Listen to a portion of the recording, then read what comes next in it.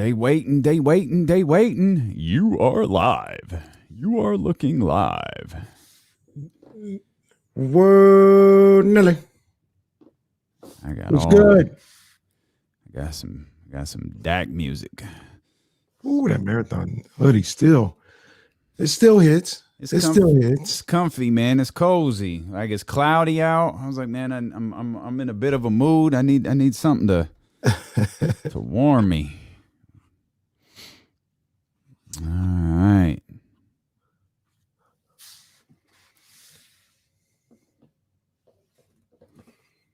All right. Topic roulette will be fun. That was a fun little bit yesterday. That was fun. That was bring that back.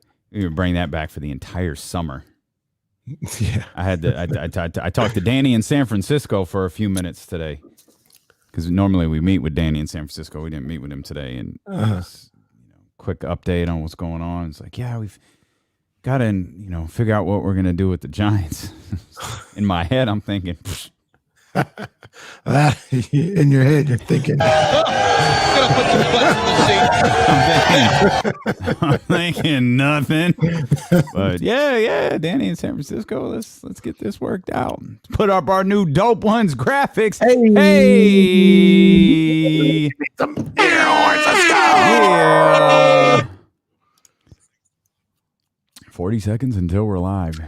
One thing about Tree the summer, City, what up, baby? Real quick. So I saw the schedule. There ain't gonna be no summer. NBA Finals supposed to end in like July 22nd. Mm-hmm. My birthday, by the way. July 22nd. Okay. And they got draft, then training, then preseason NFL. We're gonna have you host the show that day, July 22nd. Sure, I might be a little intoxicated, but sure. You know what's funny, man, is like sometimes, like on these. Oh, never mind, Danny. Jesse told us to go.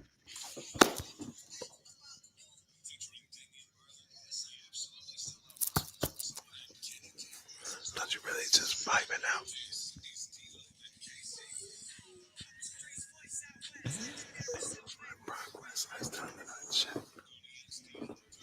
Hey, welcome in here to this Tuesday, March 9th edition of D-Lo and KC. I'm Damian Barling. He is Kenny Caraway. Yes, we sir. are thrilled that you are here with us, Dak Prescott on the line. Here comes the money. Hey, hang on. Here comes the money. Ooh, my goodness. Money. I'm sorry. Dak's online too. Oh man! But you know, Dak Prescott. This other Dak Prescott. He's a little more reserved. He's on line 3. Hey. Y'all know the greatest rapper of all time died on March 9th. Did we just lose Kenny? Did we? Kenny, I just lost you on the video. I got away. Kenny got excited, started pressing buttons. At least I didn't lose you on the show, man. I didn't mean to get y'all excited with them sound drops as we were.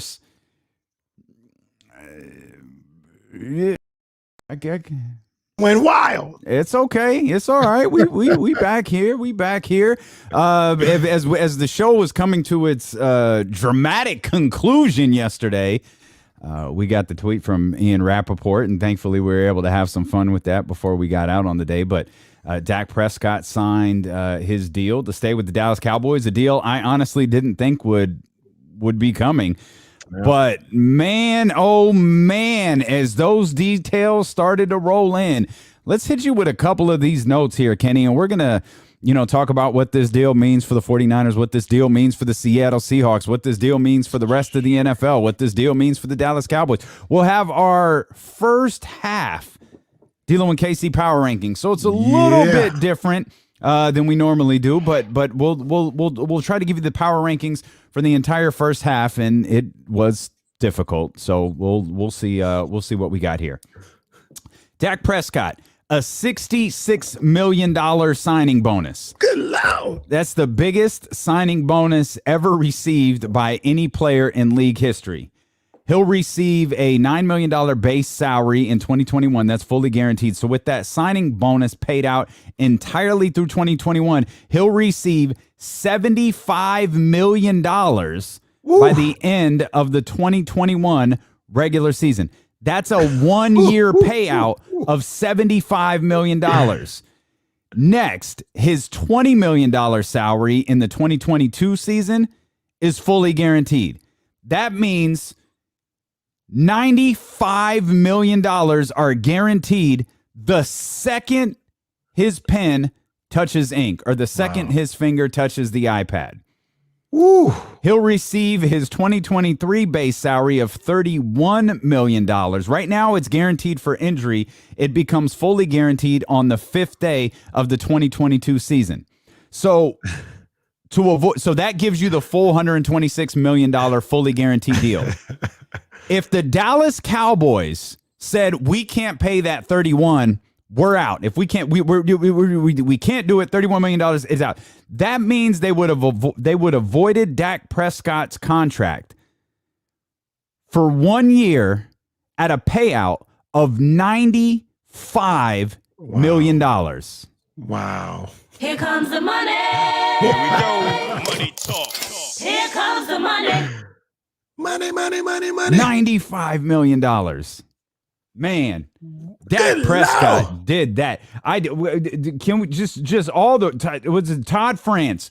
All the roses to Todd France. That's Dak Prescott's agent. He knew he had Jerry Jones exactly where he wanted him. I have never seen a deal in the history of the NFL, or at least in my time of covering the NFL, that was as player friendly as this one. That is a hell of a deal for Dak Prescott. Man. Hell of a deal for Dak Prescott. Shout out to him. Shout out to his agent. Congratulations are in order. Yeah, absolutely. Absolutely, man. This is I think very, very highly of Dak Prescott. At minimum, it's a 3-year deal. At minimum, it's a 3-year deal for $126 million. The Cowboys can't tag Dak Prescott again when his contract expires. That means he's going to be like 30 or 31 years old. 31 for the life of the deal. Man. 31 years old. And to put this in full context, like Dak got a franchise tag last year that was worth $31 million. He's made in his career $35 million. Remember, this was a third round pick, fourth round pick. He made $450,000. He made $540,000, $630,000. He was making Met 2 money. He was making Met 2 money that first year.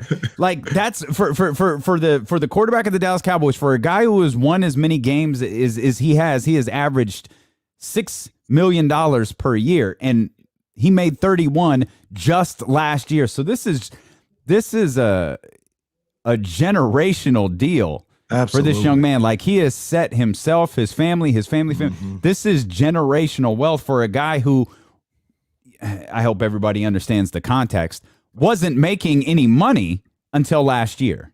Yeah. The interesting thing that I found about this is, did Patrick Mahomes take a bad deal? Because you just mentioned it right there. Dak is going to be a free agent at 31. Yeah. The way football is going, the way the quarterback position is going right now, I mean, he's got another 9 years left in his career. You know what I mean? And he's going to be up for another $100 million. So now Patrick Mahomes, the life of the contract is what, $500 million? Is that what it? Yes. Allegedly. So yes. Yeah. So I mean, will he see that? No. He may see like $230 million of that, right? So ultimately, what's going to happen, if you remember, and I only like vaguely remember Patrick Mahomes' deal. There's a it like ramps. Like there's a point, like maybe in the middle of it, the 4th year of it, maybe the 5th year of it, where it's a larger than normal number. It's like a $50 million, base salary that year. It's something extraordinary. My belief has always been that deal isn't gonna. They're not gonna make it halfway through that deal before they renegotiate it. Like, the Chiefs are gonna want to renegotiate it before the middle of that deal hits. Before that, I think there's a stretch of 2 years where it's a really, really large number. They're gonna want to redo that year. So I got you here. Okay.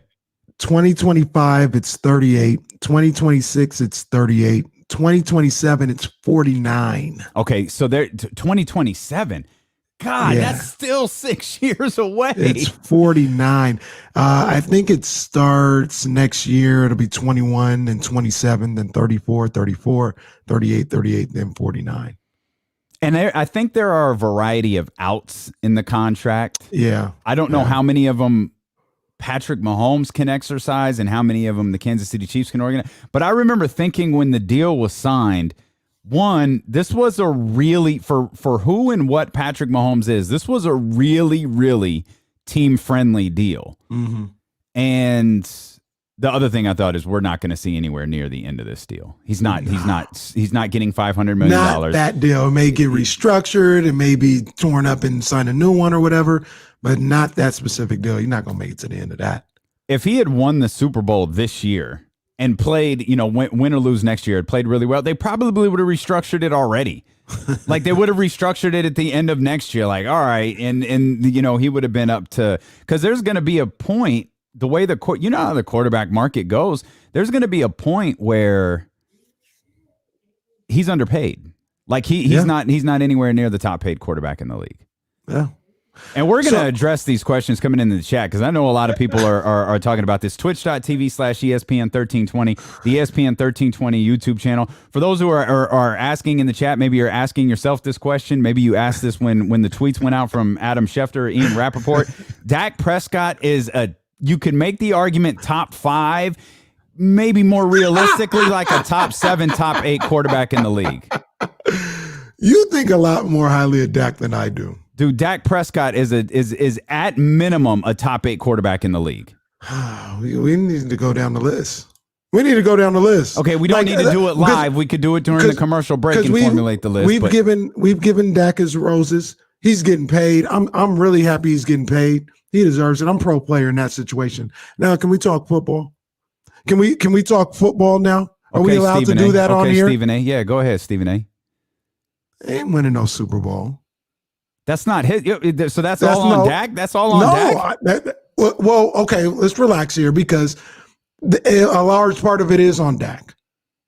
A large part of it is on Dak. We're not going just because we like Dak. Just because Tom Brady just won the Super Bowl by himself. For sure. I'm sorry, he got all the roses, right? He got all the damn credit as if there wasn't a defense out there that was great last year that only had to play exactly the same as they did last year, and they would have won the Super Bowl. That's ultimately what happened. I was trying to tell you Tom Brady was an average quarterback, and you came to me with the numbers like, nah, Tom he was Brady's a lot better not than an average average quarterback. There's a difference between being an average quarterback and a quarterback who deserves like you completely minimize the rest of his team.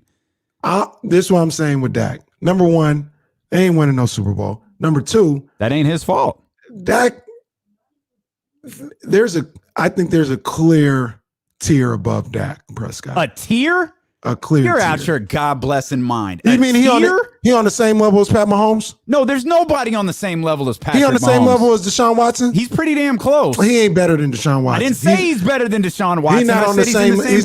He's not on the same tier. There's Patrick Mahomes, and then there's a handful of guys that are in the next tier. Patrick Mahomes is by himself. Deshaun Watson is not in Patrick Mahomes' tier. Dak better than Aaron Rodgers? No. They're in the same tier, though. They're all in the same company. It's Patrick Mahomes, and then you have... How are you going to be on the same tier and Aaron Rodgers better than him? He's not his equal. There's tier. Do you know what a tier is? He's not his equal. Do you know what a tier is? Yes, he is. He's not his equal.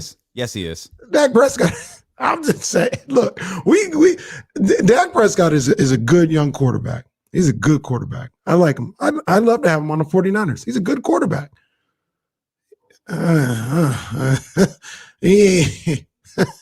So what you go? He ain't this. So what you was gonna let him walk? You was gonna let him walk? What were you gonna do? Go sign Cam?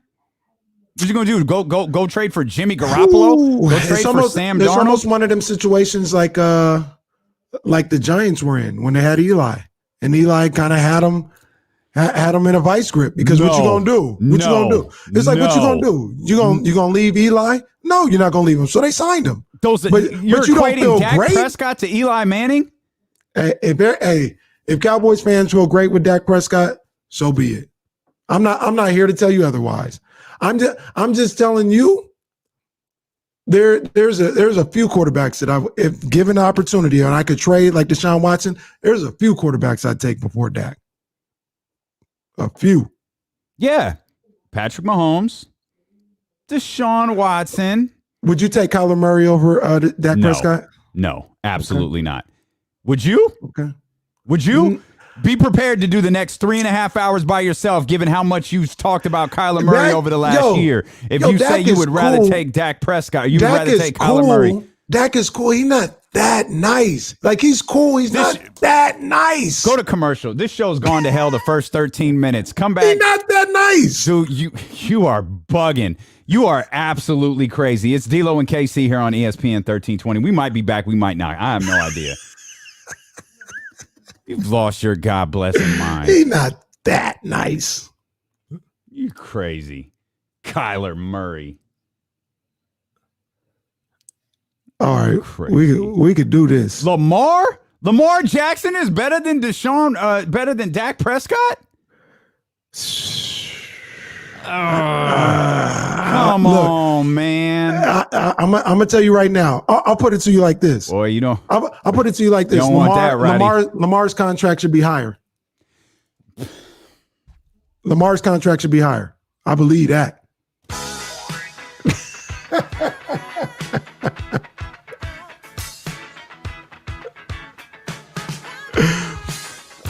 Lamar done more in 2 years than Dak ever did.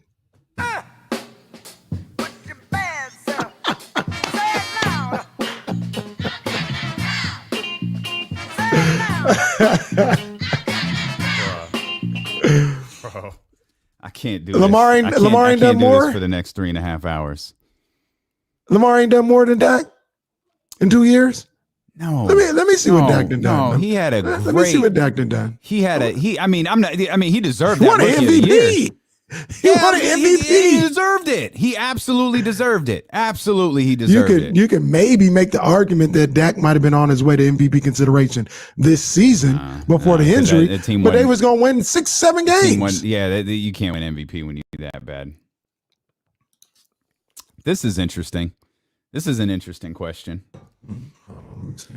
Will Josh Allen be better than Dak? I was about to ask you, Josh Allen. He's not better than Dak. He's not better than Dak now. But he's not better than Dak now. Stop it. He is not. For a dude who touts stat about winning games, Dak ain't done nothing but win games for the Dallas Cowboys prior to this year.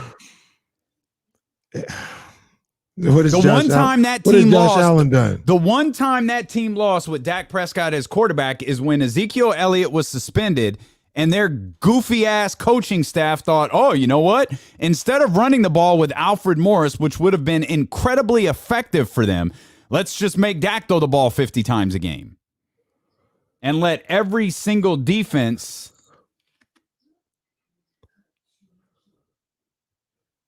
Every single defense just annihilate him. He had a monster season in 2019.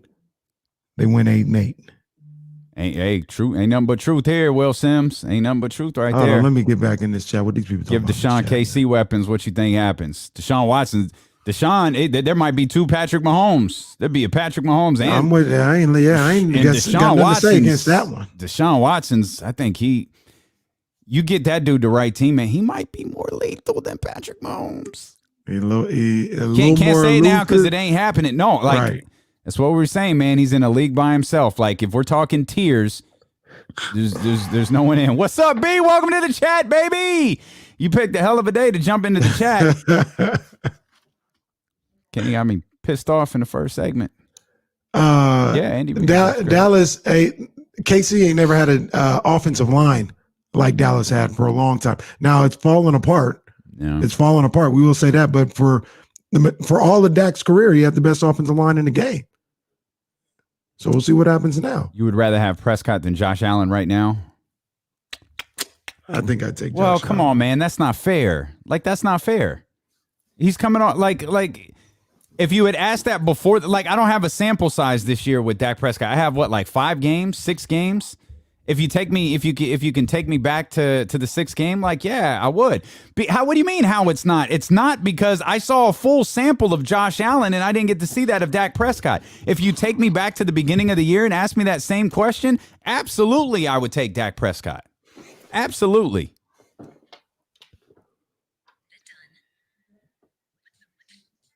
Oh.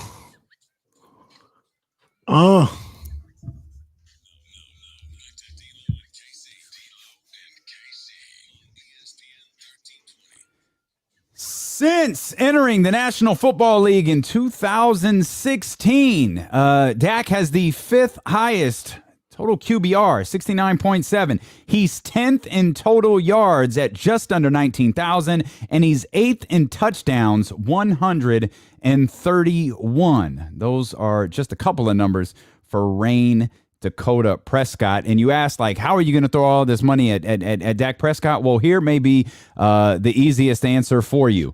The Dallas Cowboys with Dak Prescott last year, 32.6 points per game, 381.4 yards in the air, and a total QBR of 78. Without Dak Prescott in the game after his ankle turned the wrong direction on television, 21.1 points per game, 204.9 yards per game, and a total QBR of 49.2. Jerry Jones had the opportunity to pay Dak Prescott for how great Dak Prescott was before last year started. What he chose to do is pay Dak Prescott for how bad the rest of the quarterbacks he signed to his roster were last season. So Jimmy should hold out and get a new deal then, right? Because they put up 30 points a game last year when he played, and they did next to nothing when he was out. That's what he should do. Jimmy Garoppolo, hold out. Let's see what happens. It's a solid strategy. This is why you can't be an agent. You got to know the market, fam. I'm just saying that's the move. That's what we're going with, because when he was out, you can call it happened. whatever you want to. They weren't winning games when he was averaging 32.6 because the defense was giving up like 39 or something just ungodly absurd like that. Look, Dak is, once again, I'm going to say this all day. I'm going to say it multiple times a day. Dak is a good quarterback. I like Dak. If Cowboy fans are happy, then I love it. I'm going to hit you with a line. That's all I'm going to hit you with your own damn line. That's cap. You're lying. You crapped on Dak Prescott after you gave him his kudos because he got over on Jerry Jones. I love that. I give him horns for that. 2, we're always rooting for the player. Give him more horns for that. Since then, you've been crapping on him. I haven't been crapping on him. You have. I just asked. I'm just asking the questions. What question are you asking? Is he that nice? I don't want to say if he's worth it, because you're worth what they pay you. If the Cowboys felt like they had to pay you, so be it. That is what it is. But I'm just telling you, in an open market, is that how many people are going to get that before him? 32 teams in the NFL. Every quarterback is a free agent. You don't think Dak is one of the first? Like right now, today, the league is wiped clean. You don't think Dak is one of the first? He's top 6 10 quarterbacks signed? No, he ain't 6. Remember, he ain't 6. Hold on now. Remember, Aaron Rodgers is in his late 30s, 37 or 38. Remember, Tom Brady's 43 years old. You're going to start a fresh slate of a team with one of those 2 guys? Do you want me to go down the list? You've got Patrick Mahomes. You've got Deshaun Watson. If you try to throw that sorry-ass take about Lamar Jackson, and I can't believe you're making me disparage Lamar Jackson on this radio show, but Lamar Jackson is not a better quarterback than Dak Prescott. So you mean to tell me right now, Damien, I will give you 6, 7 guys. I'm not saying he's out of the top. He's top 10 quarterback, sure, if you want to do it that way. But I can give you 6, 7 guys. Give him to me. Give him to me. Deshaun, Mahomes. Yep. Josh Allen is going to go in front of him. That's Aaron Rodgers. Aaron Rodgers is going in front of him. Fine. Justin Herbert's going in front of him. Yo, get out. Russell Wilson. Get out. You just said start. You just said start a quarterback. Justin Herbert's going in front of him. Absolutely. Russell Wilson is going in front of him. Stop it. Russell Wilson ain't going in front of him. Stop it. Russell You Wilson put Russ ain't in gonna- front of him. Sure, you can put Russ in front And of him. I can guarantee you there's plenty of people. I can please, guarantee you there's plenty of people that will put Kyler ahead of him. I Kyler guarantee you Murray that. now. Now you Did put I say I Kyler Murray would? in front of Dak I just Prescott. told you there are plenty of people who would put Kyler ahead of Dak. That's a fact. What I get to 8? He's still in You top threw 10. Justin Herbert in there. Just because you said it doesn't mean it's right. Justin Herbert? Dog. Who are you? 916 Justin Herbert and Kyler Murray? 349-1320. Where's Kenny? Would you Has take- Jazz come home? would Have you you take- lost your mind with the would- Queen Bee out the house? Would you take Justin Herbert over Dak Prescott and vice versa? Let me know. Yeah, Let go me ahead. know. Call in, say Justin Herbert, and see how fast you get hung up on. Don't be bullying the audience. Don't bully the audience. 1 year. You're putting Justin Herbert in the top 8? You asked me who you would take over him. I didn't mention Tom Brady. I didn't mention that. There's plenty of guys who would take Tom Brady over him this year. You're telling me you would start a team right now with Justin Herbert instead of Dak Prescott? Think about it. Why you act like it's so crazy of a thought? What the hell has Dak Prescott ever done? What has he done? He lost a home playoff game. He lost a home playoff game. He got ran by a Rams team. And what else has he done since then? Gone 8-8. What the hell has he done in his career? You're making me go there with Dak. I was trying to give him his roses and be like, he's a cool quarterback. You haven't given him no roses. Dak. You just said there was a one-year quarterback better than him. I like Dak. He's cool. But let's not act like, once again, he threw for 4,900 yards the year before he got hurt. So it's the defense fault they went 8-8. Yes, actually it is. Have you seen the Dallas Cowboys play football? Have you seen the Dallas Cowboys play football? Is it not the defense's fault that he was able to throw for 4,800 yards, 4,900 yards? Did that help out because they were behind all the time? All they did is throw. In these games this year that he was killing. He was doing his thing. They did nothing but throw in the second half of those games. Nothing but throw. That's all he did. That's his job. He's the quarterback. That's what you do when you're a quarterback. You throw the ball. So, once again, I can make this argument. What do I say all the time? I'm not even saying I'm not even saying Jimmy's better than Dak. But if they let Jimmy throw, if they let him throw 50 times a game, and don't get me started. I watched Dak against Seattle. I watched him against Seattle on that last drive, and he was doing some dumb stuff. Like he's good when it's all good. We just slinging it out here. It's winning time. It's time to do something. He was doing some stupid stuff. No 23 timeouts. touchdowns, 4 interceptions his rookie season. 22 touchdowns, 13 interceptions. 22, 8, 30, and 11. Are you kidding me? And so we giving roses for 23 touchdowns now. That's what we do. I just want to know if that's what we're doing. This was on the team with Ezekiel Elliott.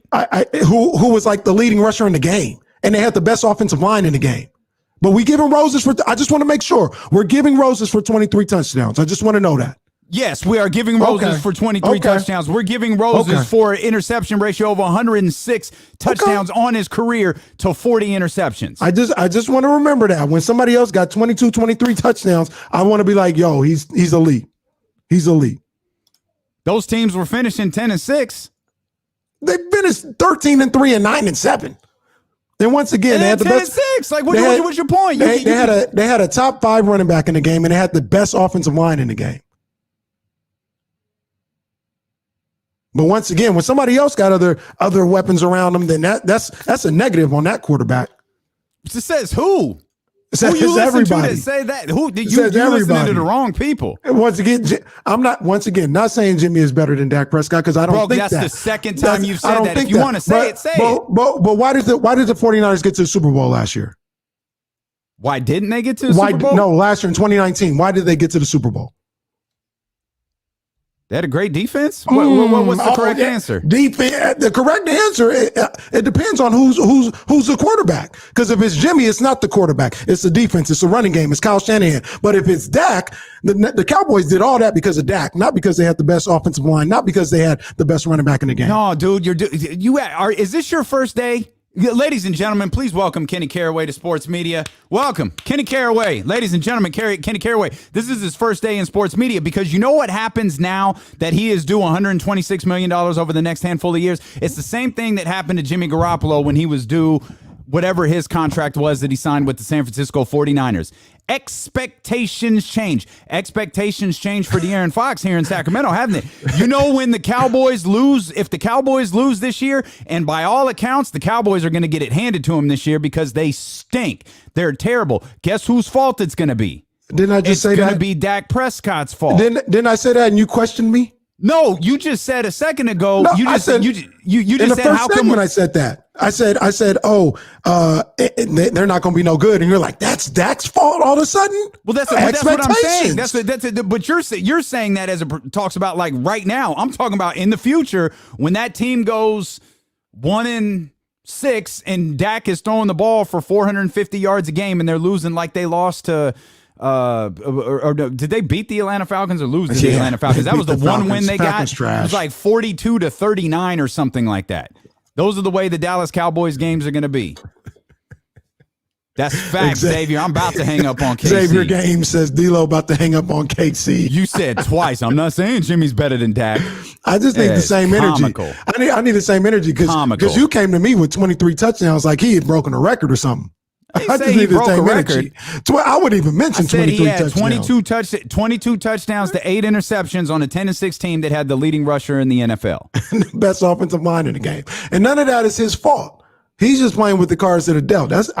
I ain't got no problem with Dak. I just asked the question. You said name 6-7 guys better than him or that the people would take ahead of him. 6-7 easy.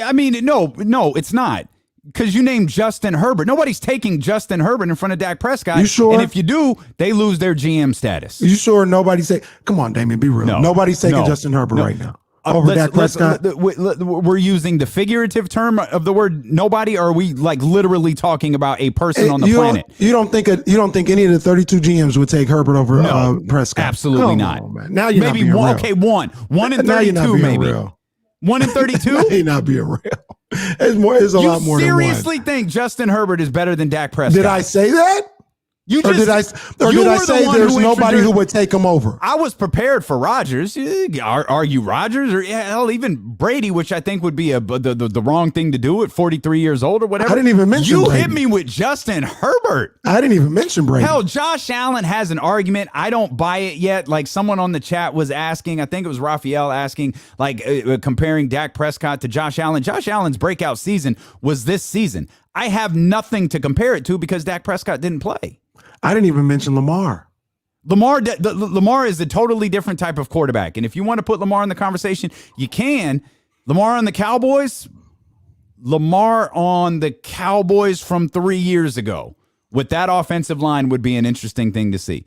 That's a perfect Lamar Jackson, Baker Mayfield, those guys deals, Josh Allen, those guys deals are coming. They're next. I'm not paying Baker more than Dak. But you're paying Lamar more than Dak. I think Dak. Yeah, he's gonna get more than Dak. Yeah. Is this how important? He's got the accolades and the talent. How important is this? Yeah, but Lamar Jackson is looked at differently. He's a different type of quarterback. So let me ask you a question.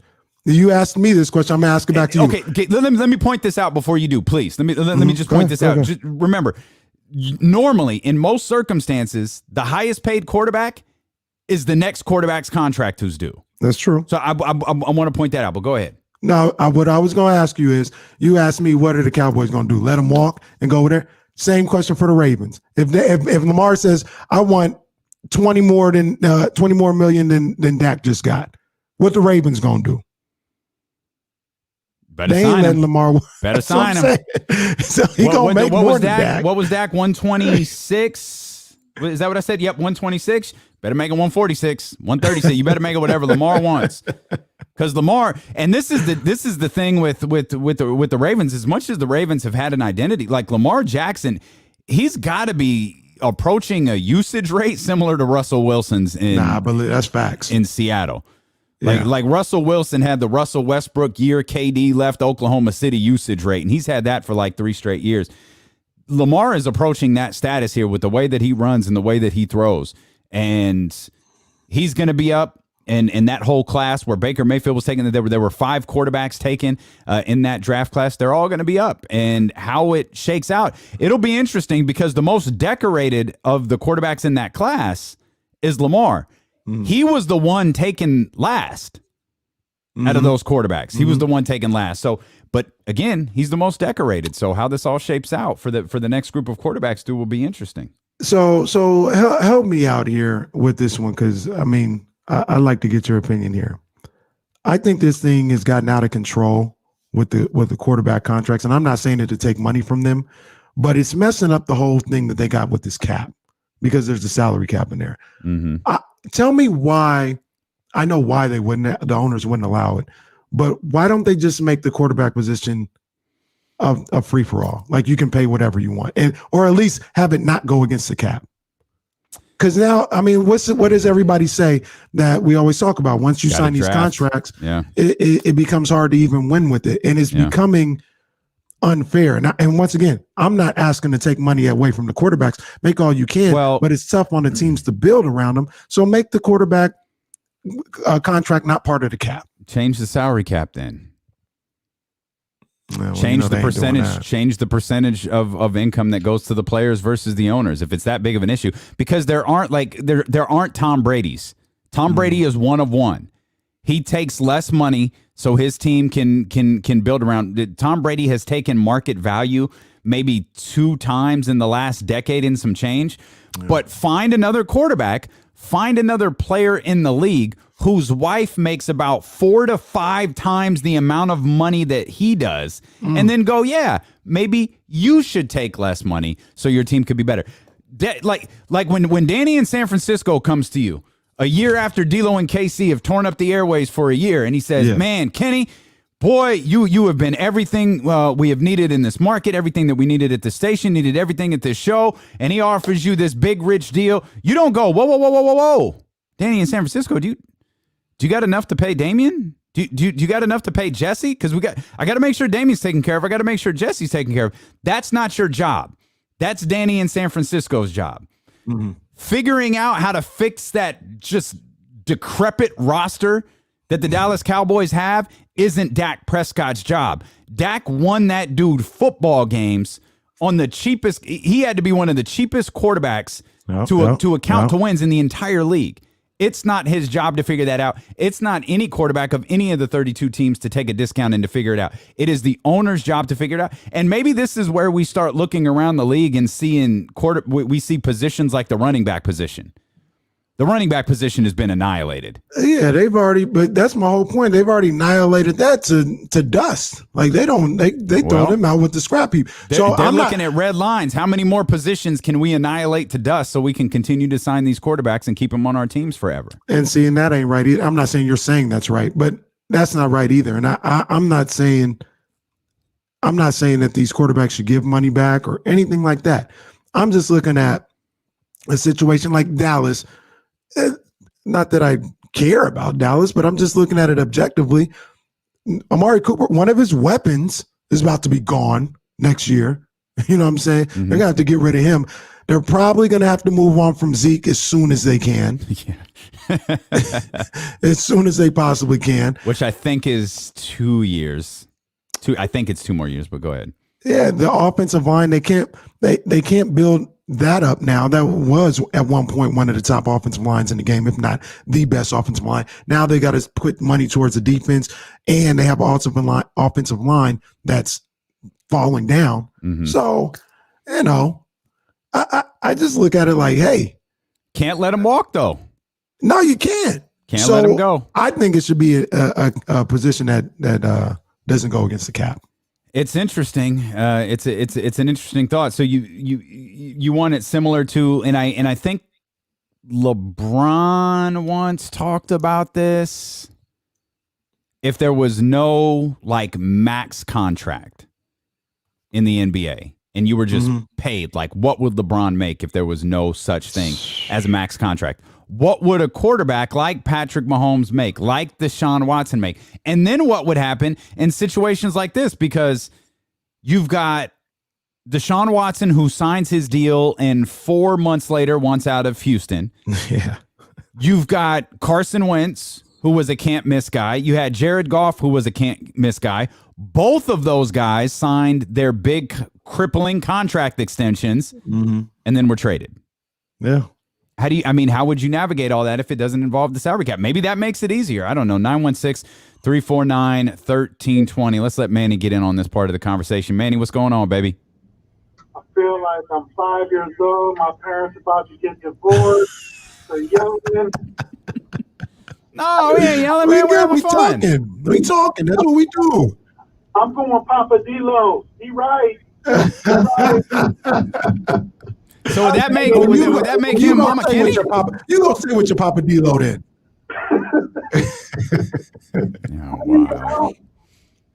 Well, he's right about what though? Because I never said Dak isn't good. I never said he shouldn't get his money. Son of him. I named 5 or 6 guys. The Cowboys, they don't have access to those guys, so they had to do what they had to do. You literally with Lamar have to build an entire. You have to go piece by piece. Like they did the right thing and built everything around him. You could put Dak on any team and he could run that offense. Hey, but listen, did they build around Lamar? I don't know that I agree with that. Yeah, They I don't know. didn't give him nothing. They didn't give him nothing. He don't have a receiver. He barely got a tight end. He don't have a running game no Name more. another Raven. Justin, you want to take a one? Like I understand the phenomenon of Justin. What is it, Hebert? Herbert. It's all right, Herbert. Manny. It's all right. But Justin. Oh, can he get some music? he had a great year. He had a great year, but Dak has put in work. Dak has put in work. I'm not saying he's not. I'm just telling you there are definitely Thank you, GMs Manny. who will take Herbert over Dak Prescott. I'll bring you some cereal from the store today. Oh, man. For those who don't know. Dak is like, look, I'll tell you this, and Damian, you know I'm telling the truth. There are GMs who would take Trevor Lawrence over Dak Prescott. You know I'm telling the truth. And I'm not sitting here saying Trevor Lawrence is better than Dak. Yeah. So Justin Herbert had 1 year of like the same thing you could say about Dak. Like Herbert was balling. That defense was terrible. Or Anthony Lynn was terrible, whatever the case may be. Hey. We don't do that here. That's what they would say. Okay. You know, I wouldn't say that about we don't do my that here. guy, Anthony Lynn. That's right. Anthony Lynn, Jim Caldwell, Lovie Smith. So we're nitpicking. Well, I'm nitpicking here a little bit because I think Dak is one of the top quarterbacks in the game. I just don't. I think he's on a different tier. Like there's a few. Rich hit us with one here in the chat at twitch.tv/ESPN1320 and the ESPN 1320 YouTube channel.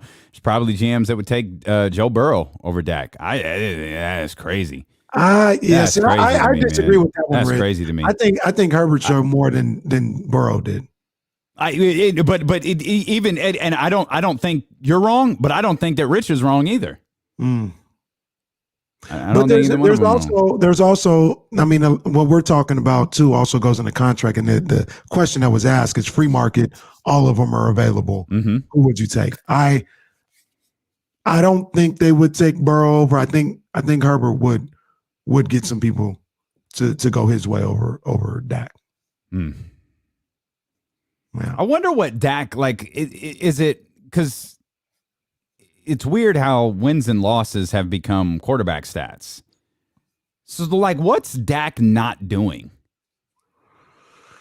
You know what I mean? Like, what, like, when you watch Dak Prescott, what do you feel like he's missing when you watch him? And again, you said it all perfectly. As much fun as we've had in the first 41 minutes of this show and as animated as this conversation has been, you said the absolute most perfect line is they can't afford to let him go, which is why, it's why this franchise time, which if it hasn't come to a conclusion yet, it's coming to the conclusion within the next couple of hours. It's why this franchise tag time was so important, because if they didn't sign him to a deal, he was essentially gone. And you don't see quarterbacks, you don't see guys who are like, if regardless of where you rank him, he's top 32 for sure. He's a franchise quarterback. Mm-hmm. You can't let those guys walk. No, you can't do it. I mean, I go back to when the Giants had to do that with Eli, and I think Dak is better than Eli. But at that time, I think Eli at least had one. He might have had both of them at the time. But it was a situation where he was up for a contract, and if you're the Giants, what are you going to do? Well, it's like Flacco. Flacco, it was the greatest hoodwink bamboozlement in the history of professional football. Absolutely. He basically got a contract for winning a Super Bowl and then never performed again. Never performed again. You asked the question. Barely performed before the Super Bowl, but he performed in that postseason, and that's all that mattered. We'll step out. We'll come back. There's lots of other areas to talk about what this Dak Prescott deal means really for the rest of the NFL. And Topic Roulette is back. We've got that coming up, plus power rankings, lots more good stuff here. As D'Lo and KC continue on twitch.tv/ESPN1320, the ESPN 1320 YouTube channel. Go follow us there. Hit the thumbs up as well. And, of course, on the radio.com app and on Sacramento's #1 sports station, ESPN 1320.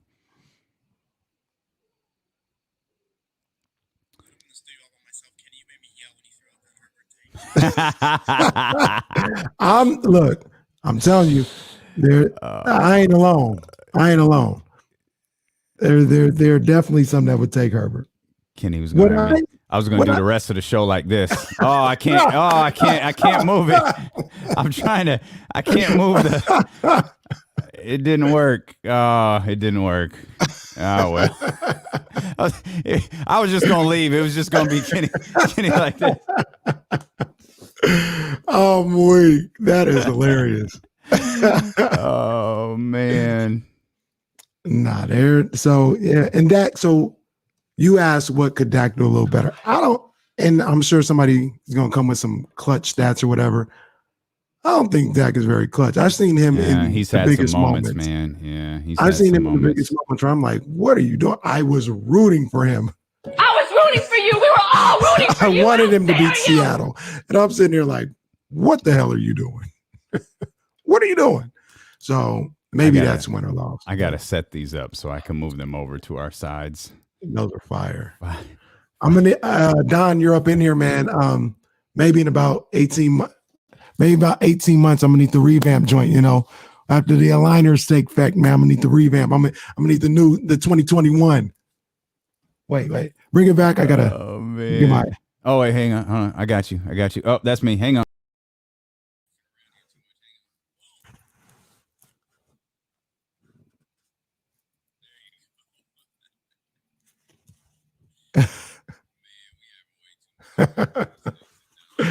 No, that is really cool. It's one of the cool things I've ever experienced. Hey, I know Bryce is in here, banning Javier from the chat again. Oh, if I saw Javier going off and talk about he played. Yeah, sometimes you just gotta go.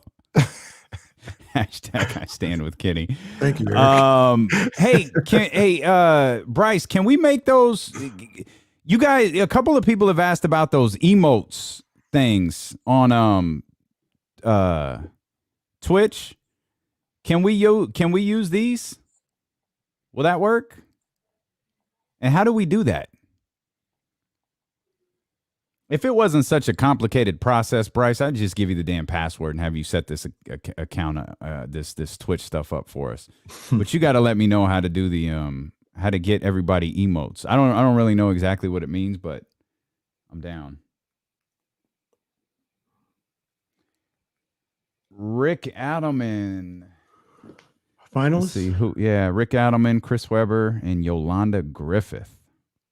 They're already doing it. They have brought that Knicks Nets game to an emergency Monday ESPN telecast. There you go.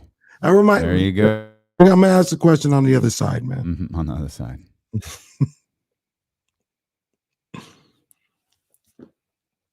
Yeah. I got to figure out how to get these. Because I know Deuce and Mo got them. Showing off. I know Deuce and Mo had them. Or not had them. They still have them. I just don't know how to Had to add him. How the hell he gonna win an MVP and his team is 6-10? I ain't never seen that before. Yeah, I don't think that's happening. I mean, I will say admire this. Their division is no good. No, the football team has their defense or whatever. True. Yep. The Giants, I think they still missing some weapons. Who knows what's going on with the Eagles? So, I mean, it's not as bare bones as it was last year, but it's there for them to win the division. Yeah, I mean, the football team, they don't have a quarterback, do they? They don't have a quarterback. Oh, yeah. Kenny got me all worked up.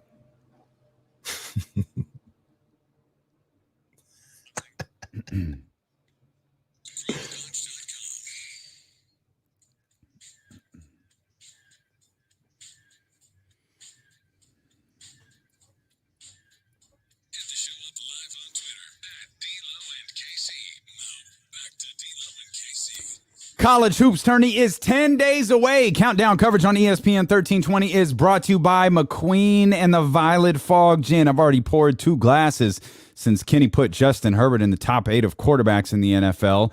That's cap. That's not cap. That's what you said. What I said. Well, okay. Well, I just mentioned here that countdown coverage on ESPN 1320 is brought to you by McQueen and the Violet Fog Gin. We don't make much, but what we do make is at Damien's house. And it's damn good. It's damn good. I'll tell you that right now. And as I said, I'm 2 glasses in once Kenny hit me with that take. You said you had you were going to bring something to the air. You were talking about a game, but I didn't know where this was going. So let's let everybody in on this before we get to our topic roulette of the day. Or of the hour, let's go topic roulette. Topic roulette? We're going to be here for a while for that one. Okay. I'm about to ask you. Okay. Let's bring in our mans in them. Jesse. Jesse spun the roulette wheel, I guess. I don't know. But what's the topic roulette question here for the 12 o'clock hour? All right, first question for today. What is your favorite Kings moment of all time? Oh, favorite Kings moment. Oh, wow. Well, off the top of my head, it's Bibby's shot. Mm-hmm. That's the first one that comes to my mind.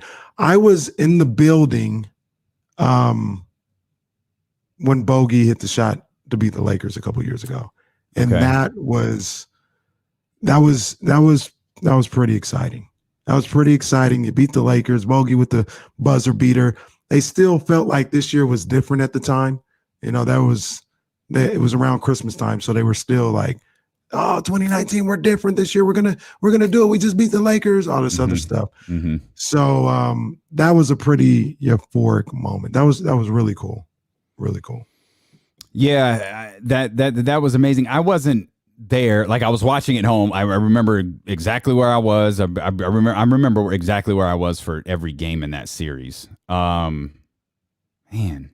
I was at the arena when Kevin Martin hit that layup. Now that was a great moment. Yeah, I against San Antonio. Yeah. Was that their last playoff win? Did they win another game against the? Yeah, they win. They pushed them to 6. Okay. So they won the next game and tied it at 2, and lost a tough one in Game 5, and then I think they got worked in Game 6. Okay, I was at that one. I mean, we joked about it the other day. Again, it's probably the Bibby moment, but like I was at the Kevin Martin one, so that one it's a cooler feel. Yeah. But I mean that DeMarcus Cousins moment we were talking about, the one that birthed, that's ridiculous. Yeah, dude, that was incredible. Where he's thrown out of the game and he comes back, and that was, I think he had some absurd stat line of like 55 and like 18 or something ridiculous like that. Yeah. And then of course it birthed the fame of that. It's getting ridiculous. It's getting really ridiculous. Like I know in the grand scheme of like King's World, that meant nothing. Right. But it was pretty great. That's a moment right there. That's great. A moment. That's all it is. Yeah, it's a moment. Another moment can tell me if I'm being prisoner of the moment, but I know how I reacted in my house when these 2 moments happened. Okay. This season, when De'Aaron with the throwdown on the Pacers and the yell afterwards, and I know maybe it's a it hits a little different because we were on the air going in. Well, I was going in on the Kings on De'Aaron before that. And I lost my mind when he dunked that. I lost my mind. That was a great moment. And then what he did against New Orleans, at New Orleans this year when he had like 18 in the fourth, hit Lonzo with the little fake pass, layup and everything. I was bouncing around in the house after that one. So it's not the greatest Kings moment, but I know how I reacted after those moments. And that was some good stuff. This is a good one from Xavier. I remember my all-time favorite moment, Kings Sonics game 4 in Sacramento. Kings were going to lose in the last 2 minutes of the game. The Sacramento crowd gave a standing ovation until the end of the game. Yeah, stuff there. Mitch got hurt that game. Didn't the arena do that for, was it John Stockton? It was John Stockton. I was going to say, I feel like they did it for an opposing, or not that specifically, but something along those lines. Yeah, they were about to knock the Jazz out in the playoffs, I think, and they gave him a little standing ovation. Poker Pro Eric, because he's a jerk, but this is funny. Favorite Kings moment, watching DeMarcus Cousins get told in his ear that he got traded while he was at the All-Star game. That was so surreal. That was absolutely, and Poker Pro Eric, for those in the chat, you already know, but for those on the radio, he's a jerk. He's a jerk. He's a smart ass, but he's funny. And like that is because he's just, oh, for real? Oh, I love New Orleans. Okay. Like I love New Orleans. New Orleans is dope, man. okay. New Orleans is dope. Like that's I think the change in the All-Star game and the trade deadline is like not technically the DeMarcus Cousins rule. Like, let's avoid situations like this where players are getting told after All-Star games that they're getting traded. Like, let's try to avoid this further and kind of shuffle some things around here. That was crazy. Yeah, that was insane. One last good Kings moment. I was at the game when the first game after they saved the team for good, and Vivek comes out and this is your team, and that was pretty electric. That was pretty cool. The last game at the arena was cool. The last game at Arco. I didn't get to that one. Yeah, no, I was. I mean, it was. Of course, I was going to be there. It was against Oklahoma City. Russell Westbrook was there. Like, of course, I was going to be there. You had your tickets 2 years before. I had my tickets. I had my press pass. I had everything I needed for that particular game. That was good stuff. Jesse, do you have any? Do you have a particular? I know you're more of a Boston Celtics guy, but do you have a Kings out for you? Yeah, it's the bogey shot against the Lakers too, because I was actually working at the Kings selling 50-50 raffle tickets and stuff. So okay. Yeah, we got to go out for the fourth quarter because we'd be done before that. Yeah, and I seen Bogey hit that shot, and that was dope. Okay. Jason, stay with me real quick. Are you throwing out the balls into the crowd? No, we're at like the kiosks and stuff like that. You buy the little 50-50 raffle tickets. That's right. Yeah, that's right. I was doing that for a little bit, for a couple of seasons. That's what's good up. stuff. Good stuff. Jesse been a hustler, man. He been a grinder. He makes it He's happen. a hustler. Keep sharing those favorite Kings moments here. We got another topic roulette question coming up at 1:47. You could get in here at 916-349-1320. Let's stick with the Kings here, at least for another minute, as the 2021 Naismith Memorial Basketball Hall of Fame finalists have been announced. We'll go over Rick Adelman on the list. Shout out to Rick Adelman. Chris Webber, still on the list. He need to make it this year. Chris Bosh is here. Michael Cooper, Tim Hardaway, Lauren Jackson, Paul Pierce, Marianne Stanley, a coach. I got to know her a little bit in Washington, D.C. She's a tremendous coach. Ben Wallace. That's an interesting one we should talk about. That is interesting. And one that to me is a no-brainer, and it's absolutely – I always shake my head sometimes, you know, knowing the women's game. I feel like I know the women's game pretty well. The fact that Yolanda Griffith isn't in the Basketball Hall of Fame is just – she was one of the league's best players when she got here. Yeah. She was one of the league's best players through her entire time here. And what people don't know is she was one of the world's best players before the WNBA started. Mm-hmm. Like, she was one of the best players in the world. So the fact that she's not in the Hall of Fame yet is a bit head scratching. But is Ruthie in the Hall of Fame? I don't think by herself. Ruthie is. I don't think so. I don't know that there's because Tisha's not in it, which again is absurd. Like, when you look at, and I don't want to disparage anybody because some of these people I really do like, but when you look at some of the women who have been put into the Hall of Fame who have been a part of the women's game, and you go like, okay, she's in, But Tisha's not, who was once the league's all-time leading assist. Like, Tisha was like 38 leading the league in assists. Like, she's ageless. She's Benjamin Button. Like, when you look at her when she first got to Sacramento, she looks older than she does today. Yolanda Griffith, like another extraordinary player. So, we talked about the difficulties of making an all-star team from Sacramento. Geez, like how difficult is it to make a Hall of Fame when you're as good as Yolanda and Tisha were and you're still not in it? Yeah, we're gonna go a little bit down a rabbit hole with this, but let's get Daniel first. Let's get Daniel. He wants to talk about his all-time Kings moment. Let's get to him first, and then I'll come back to it after that. Daniel, what you got for us, baby? What's going on, fellas? What's up, man? My best moment, I'm an old guy. So I was a kid, I believe I was 10. I was outside of the old arena, 1,333, I believe. And I was outside that place because I couldn't get any tickets. And that was when the Kings beat the Celtics. So that was the first.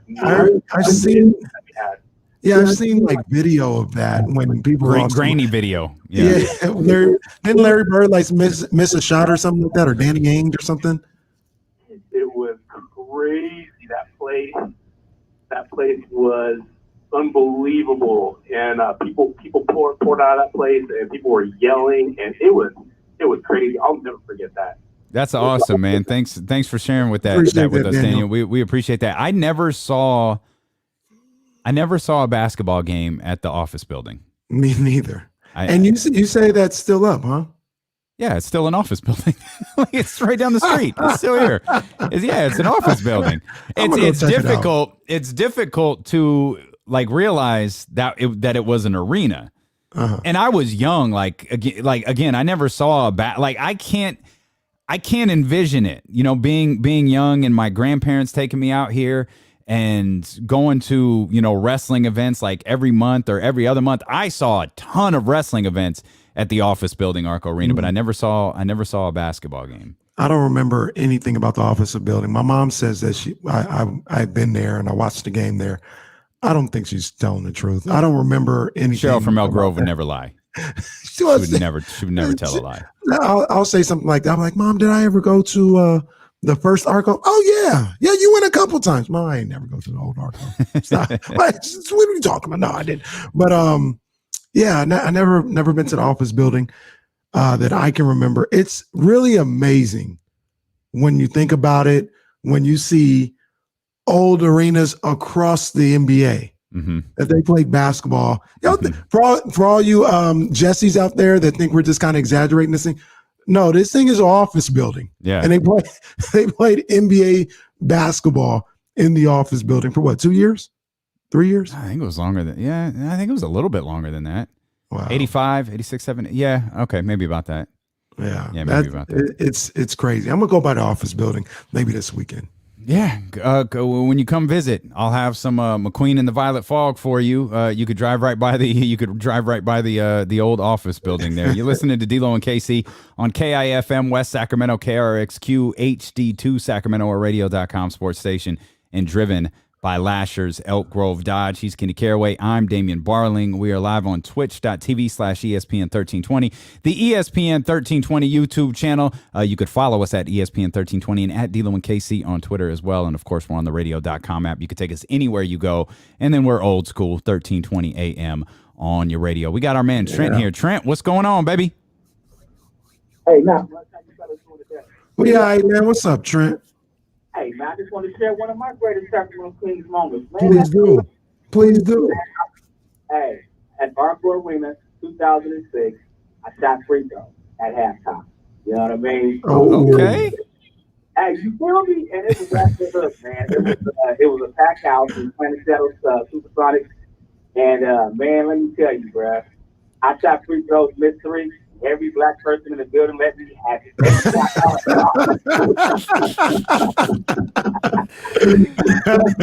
That's cool. It was a great experience. I just want to share it with everybody out there. That's all. That's dope, man. That's dope, Trent. We appreciate you, baby. Thank you, man. Appreciate you, big dog. Yeah, man. Getting on the floor. I've never been on the floor during a Kings game, but I've been after And I played at Old Arco for high school. I guess that was during the game. We played during high school in the section semifinals, and then one of these men's leagues that I played in, they rented it out. And I mean, it's the coolest thing. Being out there and being able to shoot on those rims and be on the court, like it's pretty dope. It's a pretty dope experience. I wish I could have done it during the Kings game. That would have been really cool. But I played it on the floor a couple of times. Like Adrian Ross used to have these celebrity basketball games, the Mad Backer celebrity basketball games. Yeah, I played in those a couple of times. No real memorable moments. There were two. There were two. One, I played in two different ones. One, Joey Porter fouled me. Oh my goodness. And Joey Porter, Pittsburgh Steeler, 6'5", 275.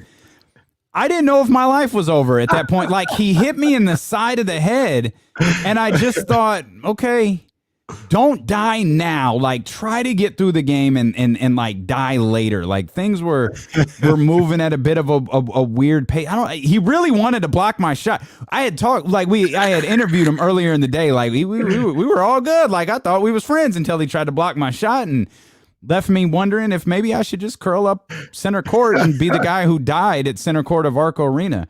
The other one was the next year.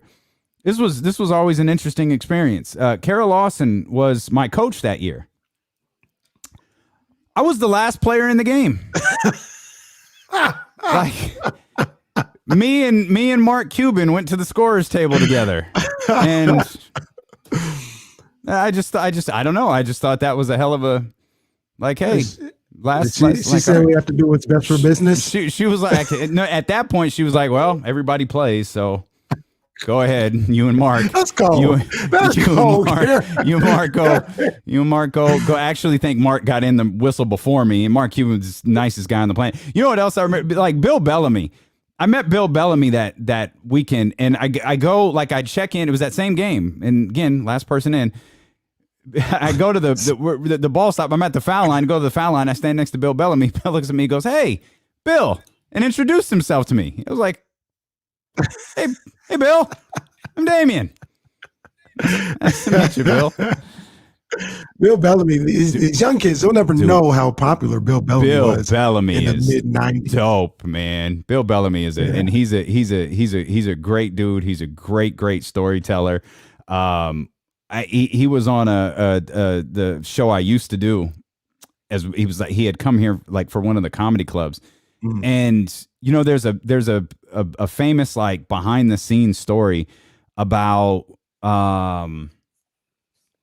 LL Cool J and Jamie Foxx. Oh yeah, and Any Given Sunday. They got into a fight on Any Given Sunday, and Bill was telling the story, and he is a masterful storyteller, and he's telling the story about how he'd been rehearsing this line. He had this big line, and you know that he's getting ready to do it, and then the fight breaks out, and he never got to do his line.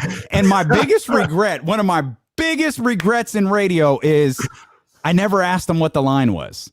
I was too caught up in the way he was telling the story about LL Cool J and Jamie Foxx fighting. I never asked him what was the line that you were so hyped up to deliver in this movie that we never got to see. Because I've seen Any Given Sunday 1,000 times. Like I really like Any Given Sunday. A lot of people like look at it kind of cheesy. I think it's a really good movie. Yeah, really good stuff. When he comes on D-Lo and KC, we're going to have to ask him. He'll be on here for sure. Whenever comedians are, whenever they're allowed to tour and do radio hits again and all that stuff, we'll definitely do that. Hey, you want to? Hey, how you feeling about that? You had a couple of things. Is Jake still on the line? Did Jake want to get in here with a King story? 916-349-1320. If you want to get in here, be a part of the conversation. It was a false alarm. I was told it's a false alarm. There's nothing to see here, everybody. Nothing to see here. False alarm. Okay. Now I did have two things, and then we can go do the power rankings after that. Rich town. You know I got to sing it every time it comes on. But number one, are you okay with these Hall of Fames. And what I mean by that is you got basketball, just Naismith Basketball Hall of Fame, not NBA Hall of Fame, Basketball Hall of Fame. Obviously, you got baseball up in the upstate New York, Cooperstown, Baseball Hall of Fame. Are we just gonna stay there with those Hall of Fames forever, huh? We're not gonna create a NBA Hall of Fame, NBA, WNBA Hall of Fame in Los Angeles. Because as much as I want to go, maybe when I'm older, I'll go up to Springfield, Mass. But I'm not going to Springfield, Mass. Why? Wait, like you don't need. If you go to LA, you're not going to the Hall of Fame. There's like 100 other. There's 100 other things to do in LA before you go to the Basketball Hall of Fame or the NBA Hall of Fame. Why are you trying to put it in San Diego? Why do I have to go? Why are you trying to ship everything to these locations that you want to go to? I'm surprised. Why don't we just have a Sports Hall of Fame in Las Vegas so Kenny can be happy? Well, they should have a Boxing Hall of Fame in Vegas. I think that's true. I won't argue that. Cattsville, New York right now. I mean, why? Why would I ever? So they need to put the Boxing Hall of Fame in Las Vegas. But I don't know. And just the way, because you kind of alluded to it, just the way these things are selected. I mean, maybe there should be an NBA Hall of Fame. An NBA? Oh, you don't need that. Why? Okay. Like, I mean, if you're going to make the NBA Hall of Fame, you're going to make the Naismith Hall of Fame. No, because there's some people who are in the Naismith Hall of Fame that wouldn't be in the NBA Hall of Fame. Well, yeah, but if you're in the NBA Hall of, like, if you're in the NBA Hall of Fame, you're going to make the Naismith Hall of Fame. Go through it again.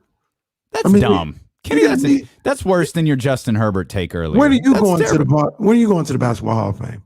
I've been there before. I used to live a couple hours. Are you going back? No, I have no intention to. It's a great place, though. Go to Springfield, Mass. What do you hate again? Okay, never mind. Don't answer that question. Don't answer that question about what you hate. Don't answer that. I actually don't have a problem with Springfield, Mass. It's just there's nothing wrong with Springfield, Mass. It's just awfully close to Boston. It's actually it's weird, dude. It's not close. It's not close. It's on a complete different side. So that's my thing. I've been to the Baseball Hall of Fame. Cooperstown is nowhere near New York. Canton, Ohio, right? That's the NFL Hall of Fame.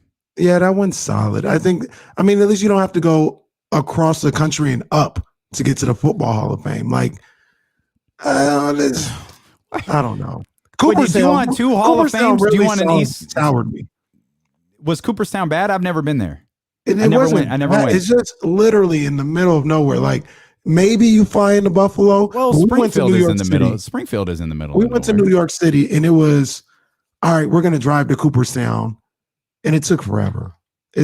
We actually stopped, slept, and then went the rest of the way the next day. It seems that you've let that go.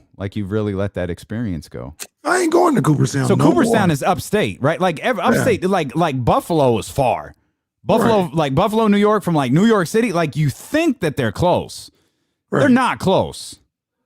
So my whole point is if I'm in California, which I plan on being, how much money do I have to spend to go to Cooperstown? Just don't go then. Why should I be deprived of the Hall of Fame? Because I don't want to go to Cooperstown. Put it in Chicago. I don't care. It don't have to be, but make it somewhere, at least somewhere where they got an airport I can get into. How about that? Let's start there. That's fair.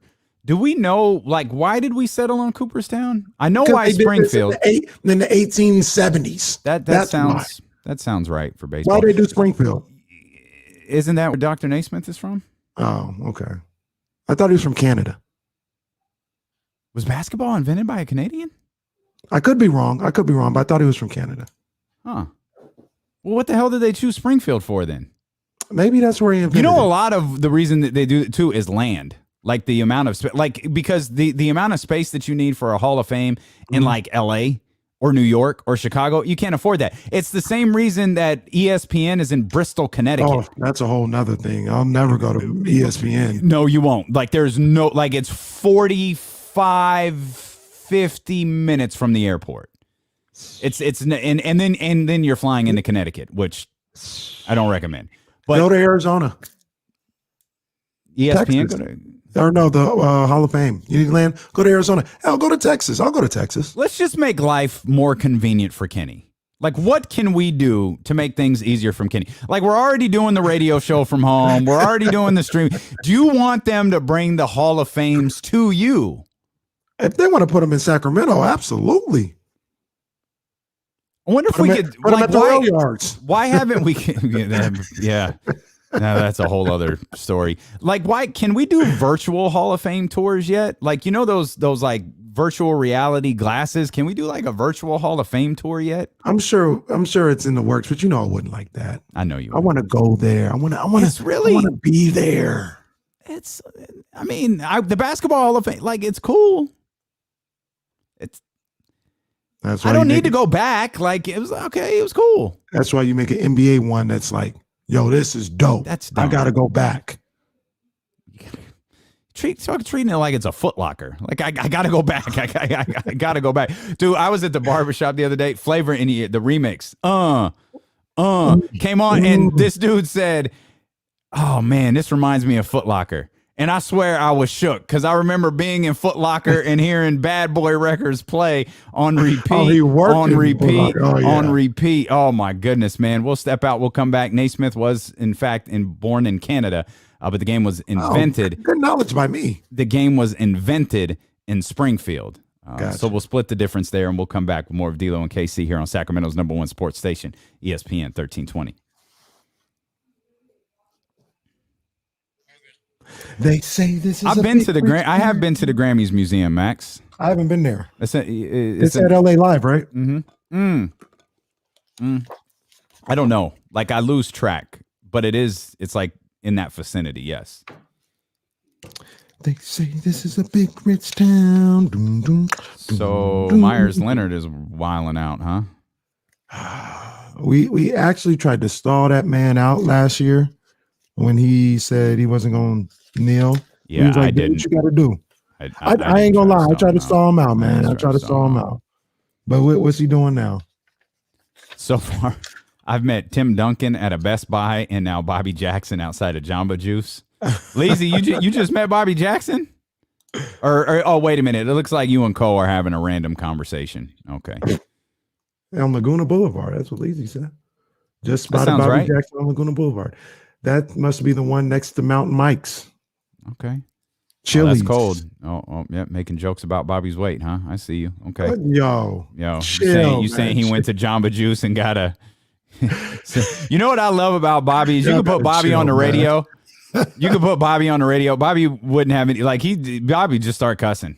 Like he wouldn't give a damn if he was on the radio or not. He just start cussing. Well, you know, if they do so Vince they've talked about this for years. Like they were originally going to do it in Florida, and that would be okay. That died. I don't. Maybe they're never going to do it. Like it kind of tours. Like when you go to WrestleMania and you have like fan access. Yeah. It like they have like there's this dope like thing where like it's an imprint of Andre's hand, which post COVID doesn't feel like a good idea. Everybody sticks their hand in this big handprint, but right. It's like they have Andre's boots and different ring gear those are pretty cool. awesome. That's pretty cool. Now I'm telling you right now, everybody, Damien don't want to go nowhere and do no shows remote. Oh, we're going to WrestleMania weekend, and on Friday we're doing our show in LA. When it's here in LA. Yeah. I don't want to go to Dallas. No interest in Dallas. Yeah.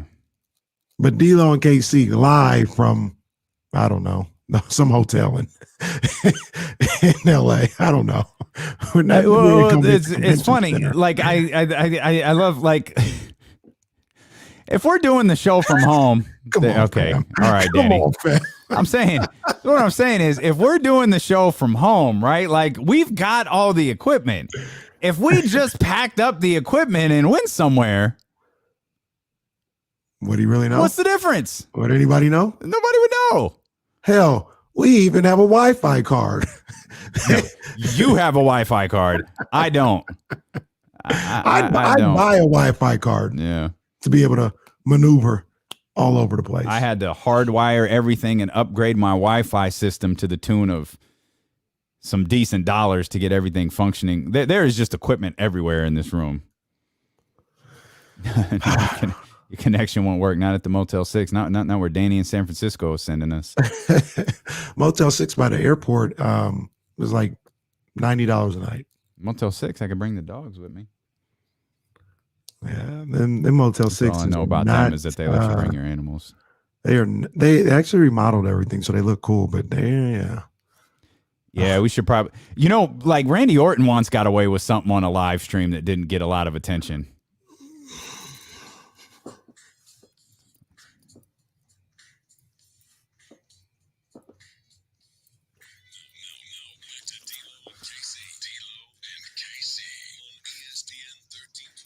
Yes, indeed. The college hoop tourney is 10 days away. Countdown coverage on ESPN 1320 is brought to you by Elk Grove Dodge in the Elk Grove Auto Mall and online at elkgrovedodge.com. I watched the longest game last night.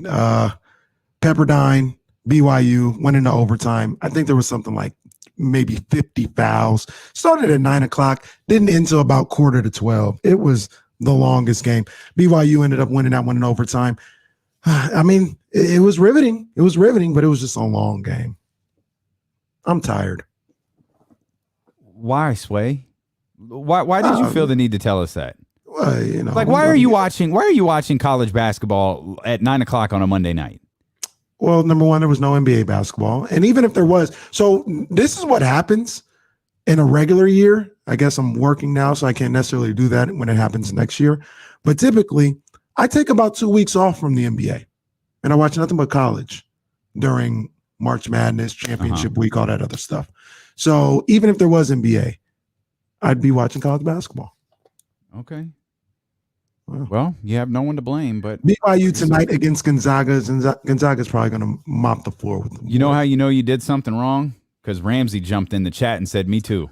No, Ramsey, I mean, they got to get that ball to Russ 2 times. That's your senior. That's one of the great players in Pepperdine history. And with the game on the line, he doesn't touch the ball twice. Now, at the end of regulation, he got that crossover, hit it, sent it to OT. They should have given him the ball to possession before. And just get up. You and Ramsey are the only 2 people who were watching Pepperdine versus. No, I take that. You, Ramsey, and Doug Christie. At least Doug has an excuse for watching Pepperdine. I don't know what you guys were doing. Doug felt when they were like, I forgot the dude's name. His last name was Ross.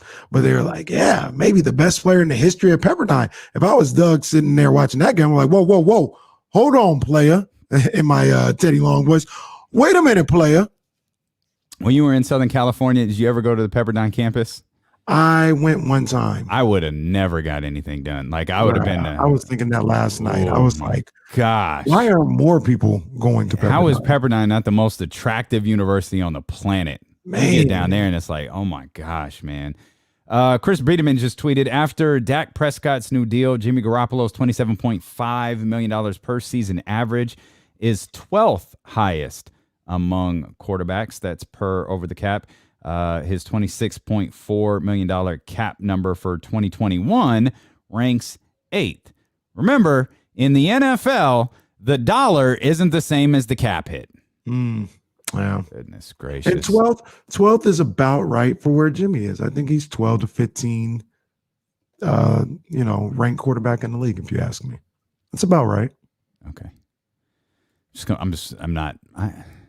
that old Tina Turner song, man. I don't care who's wrong or right. I don't really want to fight no more. So let's just keep it moving, man. Well, look, before we keep it moving, I gotta the people, they come to me for these Kings Progress. Well, they come to Brendan Nunez and Bryant Rest as well. But Ty Guy wants to know what teams are draft prospects playing for and when they play. Well, the short answer is you got Jalen Suggs. He's playing tonight against Gonzaga. You can check that out. Cade Cunningham. I think he's going to be in the Big 12 tournament. He sprained his ankle. He should be back. A lot of these guys play later in the week because they start, their tournaments Wednesday and Thursday. The guy I want, Jalen Green, he is done with his G League. In the Gubble, they're done. And then my other guy, James Bouknight, who was balling on Saturday. I think they start the Big East tournament probably Thursday. You'll see him on Thursday. I'll keep you guys up to date. Don't worry. I got you. Okay. We are the most interactive show on the radio, on Twitch, and on YouTube. We hope that you'll follow us. Just search ESPN 1320. You'll be able to connect with us. I know I had teased the, hey, now, let's hold off on that a little bit longer, because I mentioned Jimmy Garoppolo there for a second, and obviously the topic of conversations today has been quarterbacks and Dak Prescott and, the money he signed. And there's probably a lot we can get into. Thank God we've got 4 hours to do it, but the Cowboys were one of Russell Wilson's preferred destinations. You've been coming across the number of things that said, Chicago is they've called, like they're doing everything they can to get a hold of Seattle and potentially do something for Russell Wilson. They being the Chicago Bears, tagged Allen Robinson today, who suddenly has turned into an NBA reporter, I guess. But where did that come from? We've got all that stuff coming up in addition to our power rankings. But another thing that seems to keep popping up over and over and over again from a variety of different writers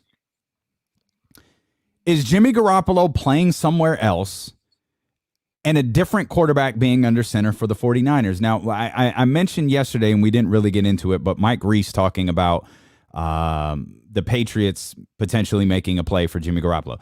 He was very clear in his writing. I'm not reporting this, but based on what I know about the New England Patriots, here's what I think can happen. Here's the direction I think they would like to go. And he put together this scenario where the Patriots go after Jimmy Garoppolo, which left the 49ers without a quarterback. What would the 49ers do in that situation? Mike Reese is one of a handful of reporters who has written about Sam Darnold winding up in a San Francisco 49ers uniform. And I think one of the things one of the prevailing conversations with Sam Darnold has been, there's been a lot of organizational dysfunction, a phrase that Sacramento Kings are all too familiar with. But a lot of organizational dysfunction has potentially stunted his development as a quarterback, that has stunted his ability to succeed. Of course, he had like a bout with like mono or something at the beginning of not the season that just ended, but I think it was the season before that. Right. And Peter King, same thing. He wrote about how he thinks Sam Darnold could end up in a San Francisco 49ers uniform. I know I just threw a lot at you. We had just mentioned Jimmy Garoppolo and his cap hit, and you've got him ranked 12 to 15th and all of that, but I just thought you share with me what you've been reading. I share with you what I've been reading.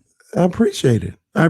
Now, when you talk about Sam Darnold, like, I don't think he's a bum, but I look at it like this. If you're going to like give up something to get Sam Darnold, just draft a quarterback. There's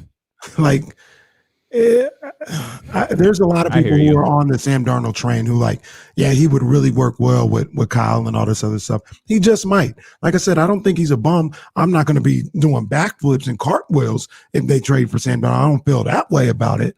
But sure, if you feel like he's salvageable, that's fine. But I wouldn't do it that way. If you're going to get somebody like Sam Darnold, you might as well just go get somebody completely brand new and mold him the way you want to. Yeah, Sam Darnold, wasn't he the number 1 overall pick? I think he was top 5. Okay, he's just a top pick, and he had moments, I think, where he was like, okay, like I get it, like I see it.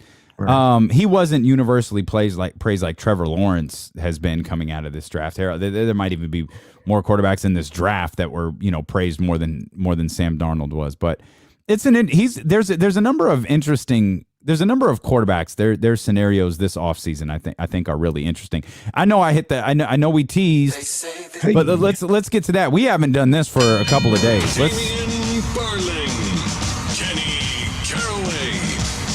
Topics, 2 arguments, no winners. One-on-one with D-Lo and KC. So Sam Darnold is in that draft class that's kind of coming up, like we talked about Baker Mayfield when we were talking about Dak Prescott and who's next in terms of contracts. Well, Baker Mayfield is in that class. Sam Darnold is in that class. You don't really have to worry about that.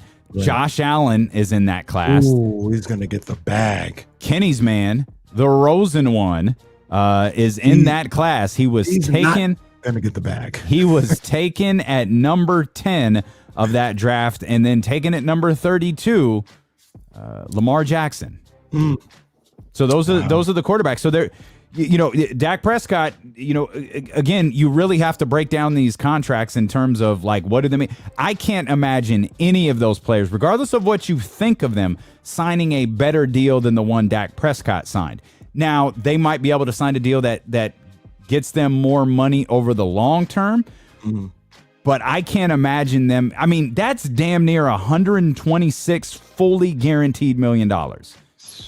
Like, that is insane. And the cost of cutting him, as we laid out earlier, is it's extraordinary. It's like a $95 million payout for 1 year.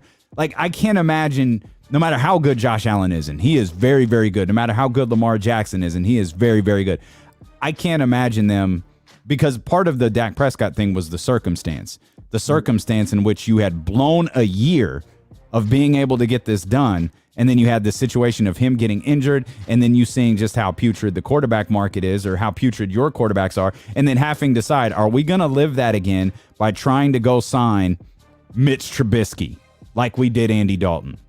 So that's and Baker's going to be fascinating. Baker's going to be, I think the most surefire in the bag quarterback, I think, is Josh Allen.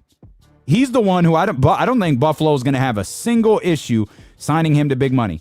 I think the Ravens might, I don't want to say they'll resist, but I think that's going to be an interesting negotiation. They'll negotiate. Yeah, I think that'll be an interesting negotiation. And Baker, what do you do with Baker if you're Cleveland? And I'm not asking you, expecting you to know the answer to that. That's a tough question. That is tough. I look at the Lamar situation, and I just think Dak has set the precedent. I mean, Dak, much like Jimmy to a certain degree. Actually, he achieved a little bit more than Jimmy did when he got paid. But I mean, now if you got any kind of accolades, if you've done anything, you're looking at the Dak contract. You're like, I need more. I need more than that. Yeah. Now, guaranteed and all this other Leverage. stuff, that's a whole nother thing. Yeah. But Dak, and this isn't a knock, I'm just really talking, like, he hasn't achieved much in this game as far as like awards, accolades, even really postseason success or anything. So I'm thinking specifically of Josh Allen and Lamar Jackson. Josh Allen and Baker Mayfield haven't. Lamar Jackson has. Obviously, he won the MVP. He just won a playoff game. Josh Allen at least can say, I got you to the AFC Championship game. Okay. He could say that.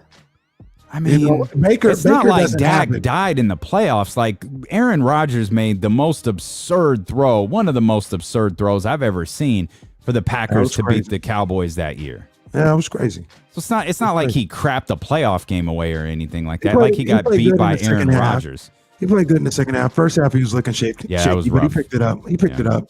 And I feel like in that particular game, from what I remember, I mean, it was whoever had the ball last. You know what I mean? Who was going to win that game? Yeah. A typical Dallas Cowboy game is what you're saying. Like, just no defense. Whoever gets the ball last, and we'll see how they can respond. This didn't have anything to do with my question, but I guess it kind of does. The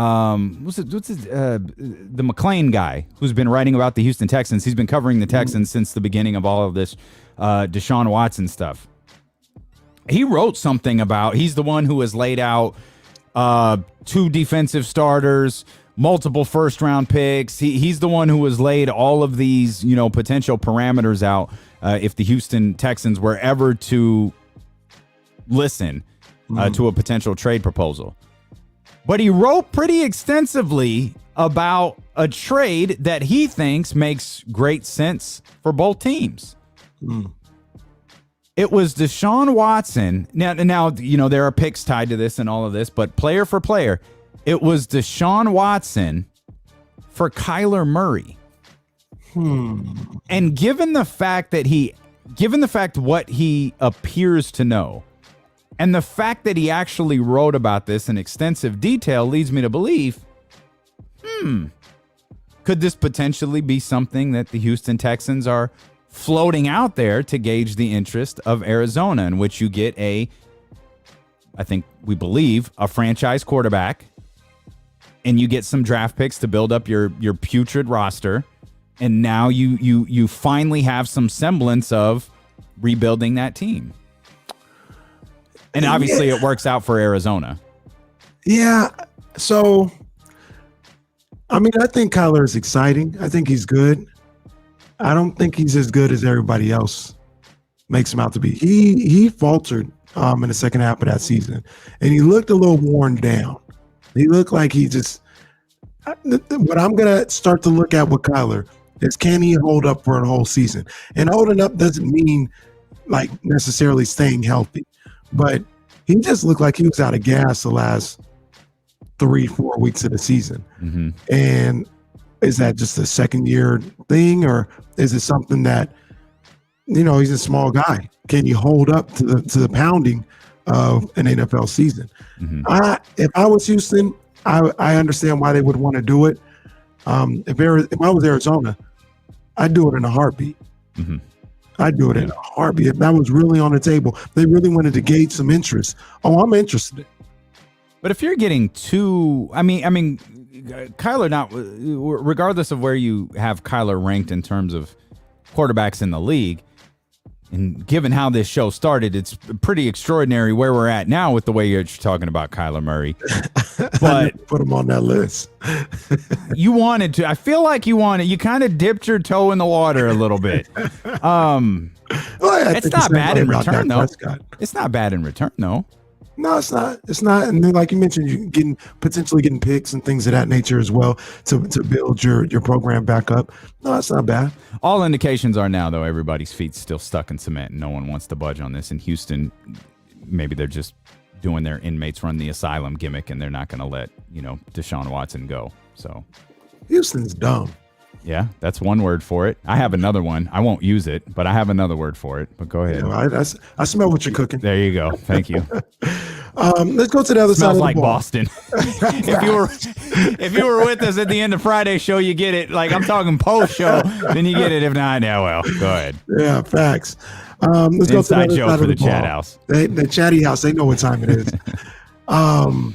There's going to be some guys on some pass rushers available due to being cut, due to not being franchised, being let go. Some have already been cut. Mm-hmm. One of them, Carlos Dunlap, was cut from Seattle the other day in an attempt to get under the cap and save some money for Seattle. I think they didn't franchise Chris Carson today either. Like, they're like, yeah, what I are heard they he was doing? gone. I heard a couple weeks ago he was. Yeah. They're not expecting him to be back. He's gone. But yeah, that's ooh. Well, if you're trying to win over Russell Wilson, you're not doing the best job of it. Maybe they ain't trying to win him over. And we'll get to that later.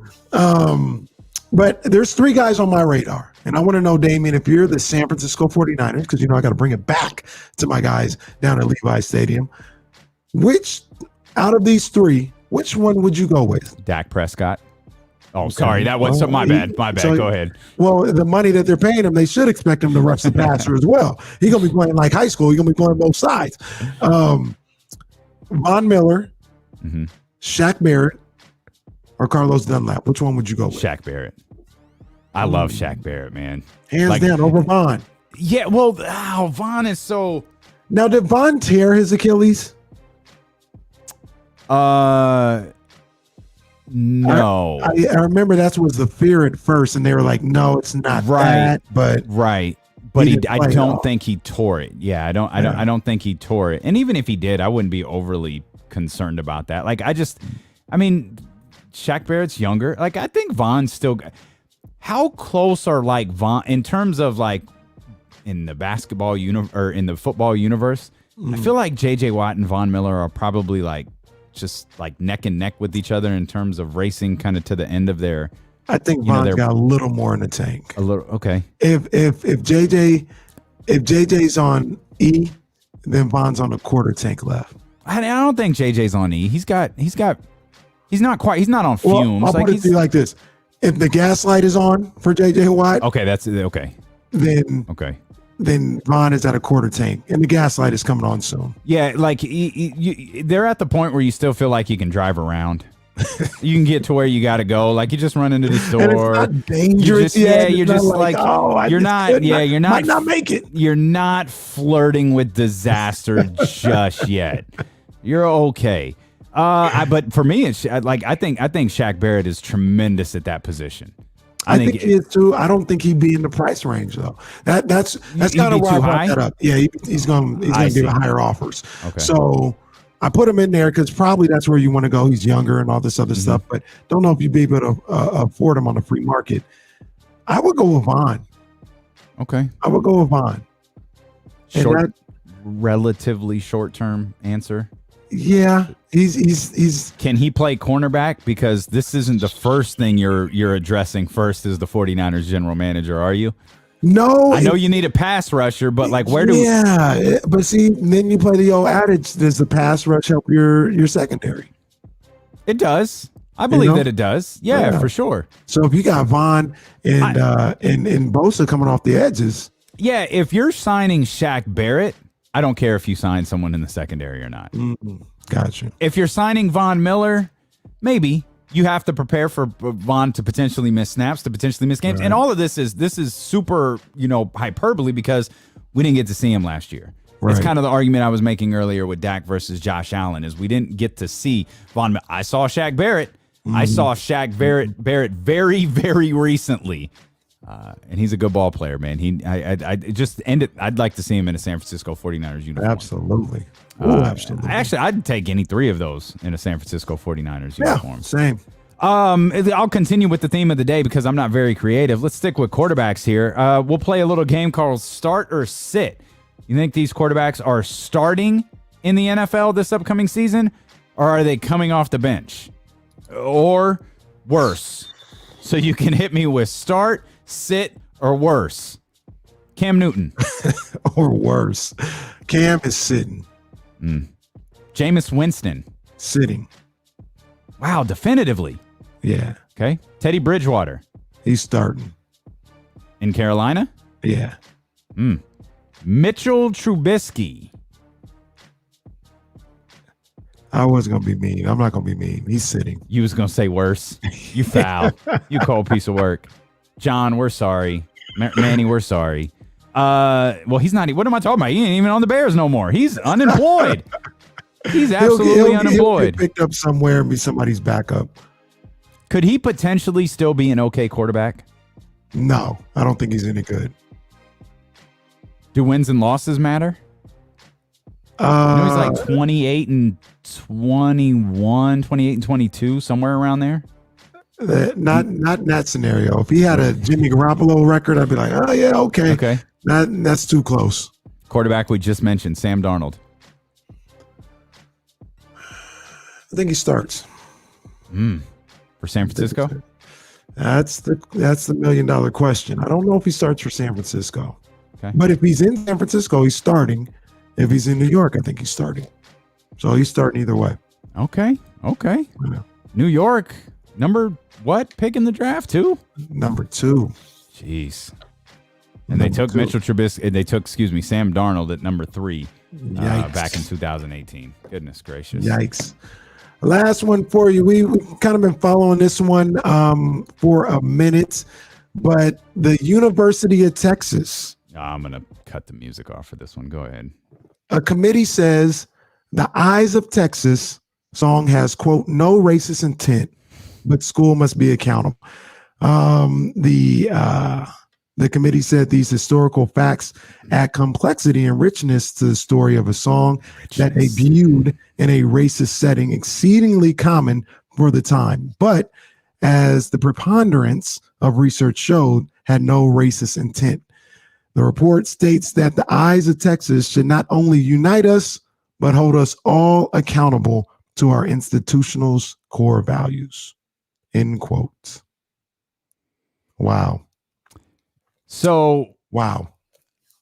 Your thoughts, Mr. Barling. The Eyes of Texas was performed in blackface. Yes. So here's what I encourage people to do, because I genuinely wonder sometimes if people truly understand what blackface is.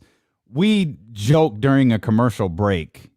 I think it might have been on the show. I have no idea. But we were talking about the time that triple like what's the group DX dressed up as the Nation of Domination. Yeah. And while X-Pac was very much in a form of blackface, like really he wasn't. And if you don't know what blackface is and you're watching on YouTube, I encourage you, go to YouTube or just open another tab. Don't leave us. Go to another tab, open YouTube, and search blackface. Look up minstrel show. Look up that. Look up Jim Crow. Look up that.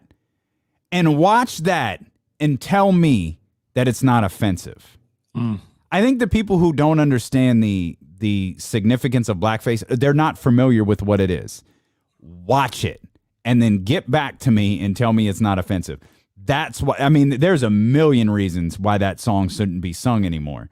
But the fact that that's how it was performed when the song was written is a major, major problem. And Damien, you said that, some of the people that don't see a problem with don't understand what it is. I think you're right. But I also think in this particular case, these people just don't care. Oh, no, 100%. You They can look don't at there have been emails leaked from boosters at the University of Texas. They stopped short of using the N-word. I mean, when I say they stopped short, I mean there's a penny in front of them, and they stopped right in front of that penny before they got to the N-word. Like, it's pretty clear. When you use terms like the blacks, when you terms about the blacks going to, different universities, that pretty much tells you all you need to know. And those are being published all over, sports media websites that are covering the story at the university all over the place that you could go read for yourself. Yeah. University of Texas should be ashamed of themselves. Let's lighten things up, man. Let's have some fun when we get back. Topic roulette. We've got that. Plus, we'll get back to Dak. We mentioned a little bit about Baker Mayfield. Lamar Jackson. We'll dive into that. There's no way we're going to forget. Hey. Yeah, plenty of show left as D-Lo and KC continue here on Sacramento's #1 sports station, ESPN 1320.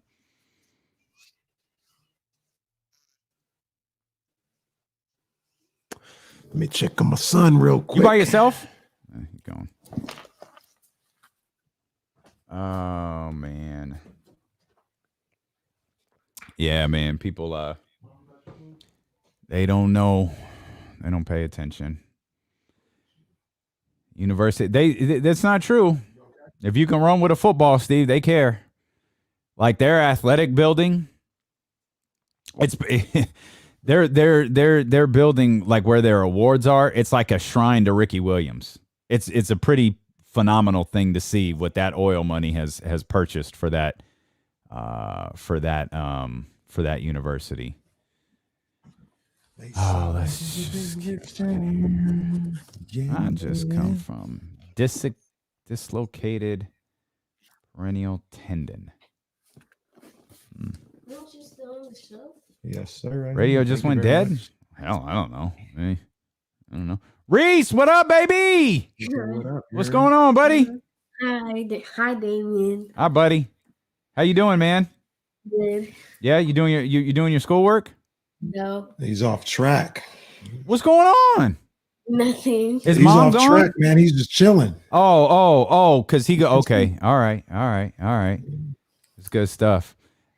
What's up? Hey, man. Look, everybody checking in to see you, man. Everybody's happy that you're here.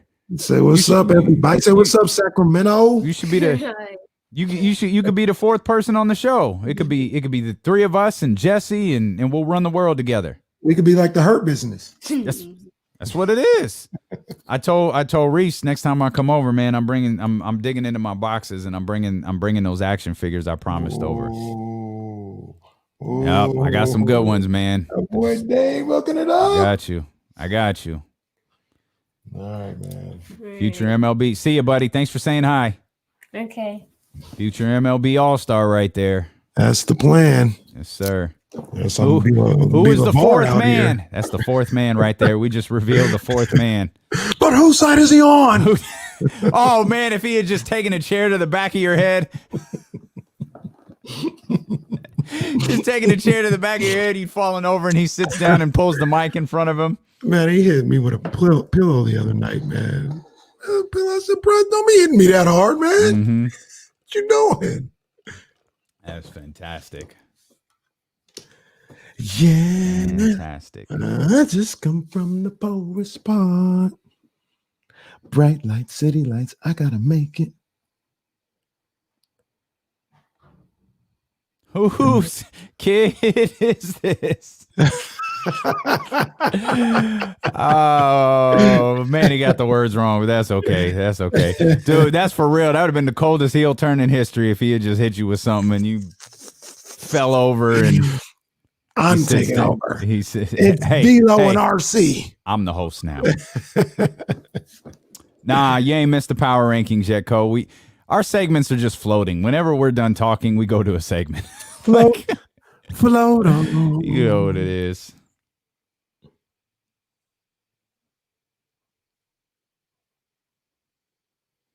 Oh wow. Okay. Well, this is a little note from Shane. I mean, not major news. Joel Embiid and Ben Simmons are required to quarantine until Friday and Saturday. I thought they were going to make it back for tomorrow. Yeah, they're supposed to make it. Or not tomorrow, Thursday. Thursday. Yeah, sorry, Thursday.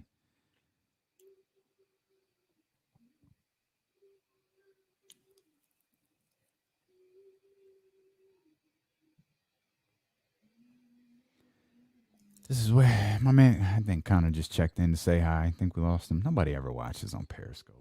I don't blame him. I wouldn't sit there and watch on my phone either. How many of y'all are watching on your phone versus like a desktop?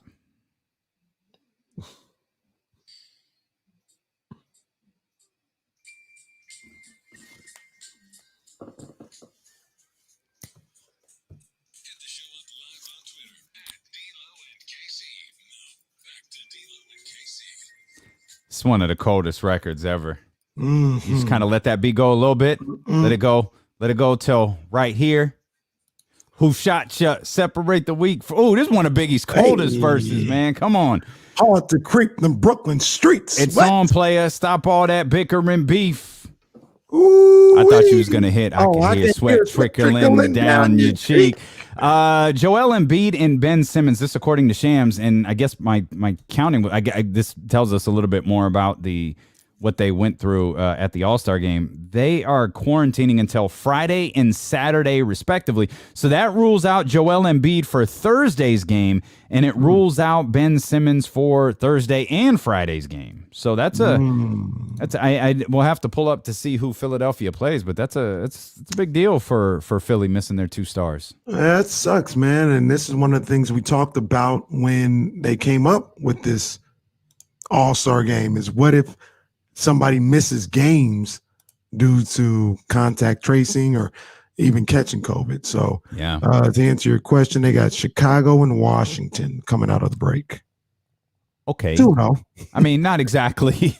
I don't know. Washington playing some good basketball. They are. And they're rested because Bradley Beal played, right? Bradley Beal was in the All-Star game. So yeah.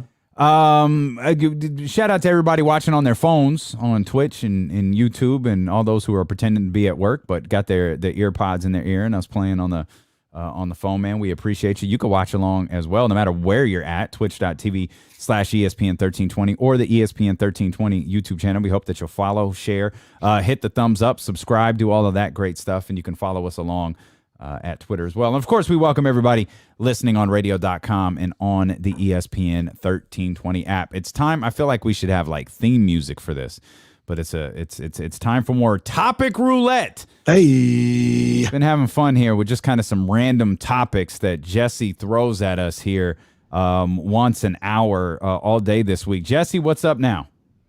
All right. So what's a sports story or event/game from the past that you would have liked to have done a show on? A sports story or event from the past that you... Is it wrong? The first thing that came to my mind was WrestleMania 3. I would have loved to have been a wrestling fan on the air for give me WrestleMania 3 all the way until is that Dave Hebner or is that Dave Hebner? No, that would have been nice. Give me that. And I absolutely that would have been legit for me. Oh, this one is this is a good one. I would There's a lot of different directions we could go here. I was gonna say, and speaking of things that we're probably not allowed to talk about, I would have said Mike Tyson losing to Buster Douglas. We're not allowed to talk about that? Well, we got what, 24-second shot clock? Oh, for talking about boxing. Dude, we Yeah, did like on the radio. 15. We did 15 minutes on boxing yesterday, and Danny in San Francisco didn't hear. So he'll never know. He'll never know. It's all right. That's an all-time moment.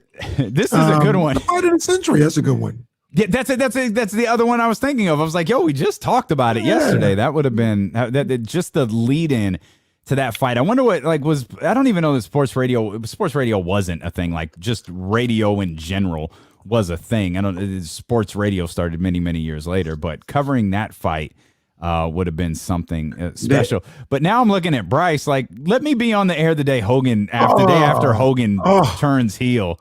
Oh man, come on now, that would have been crazy. One of the greatest payoffs to a 3-month storyline ever. But look here, good stuff. We would have been talking about the NWO. Oh my week in and gosh. week out. Like Absolutely. The lead up, like did you see what was on Nitro? The Scott Hall. Yeah, we would. Oh yeah, that's for sure.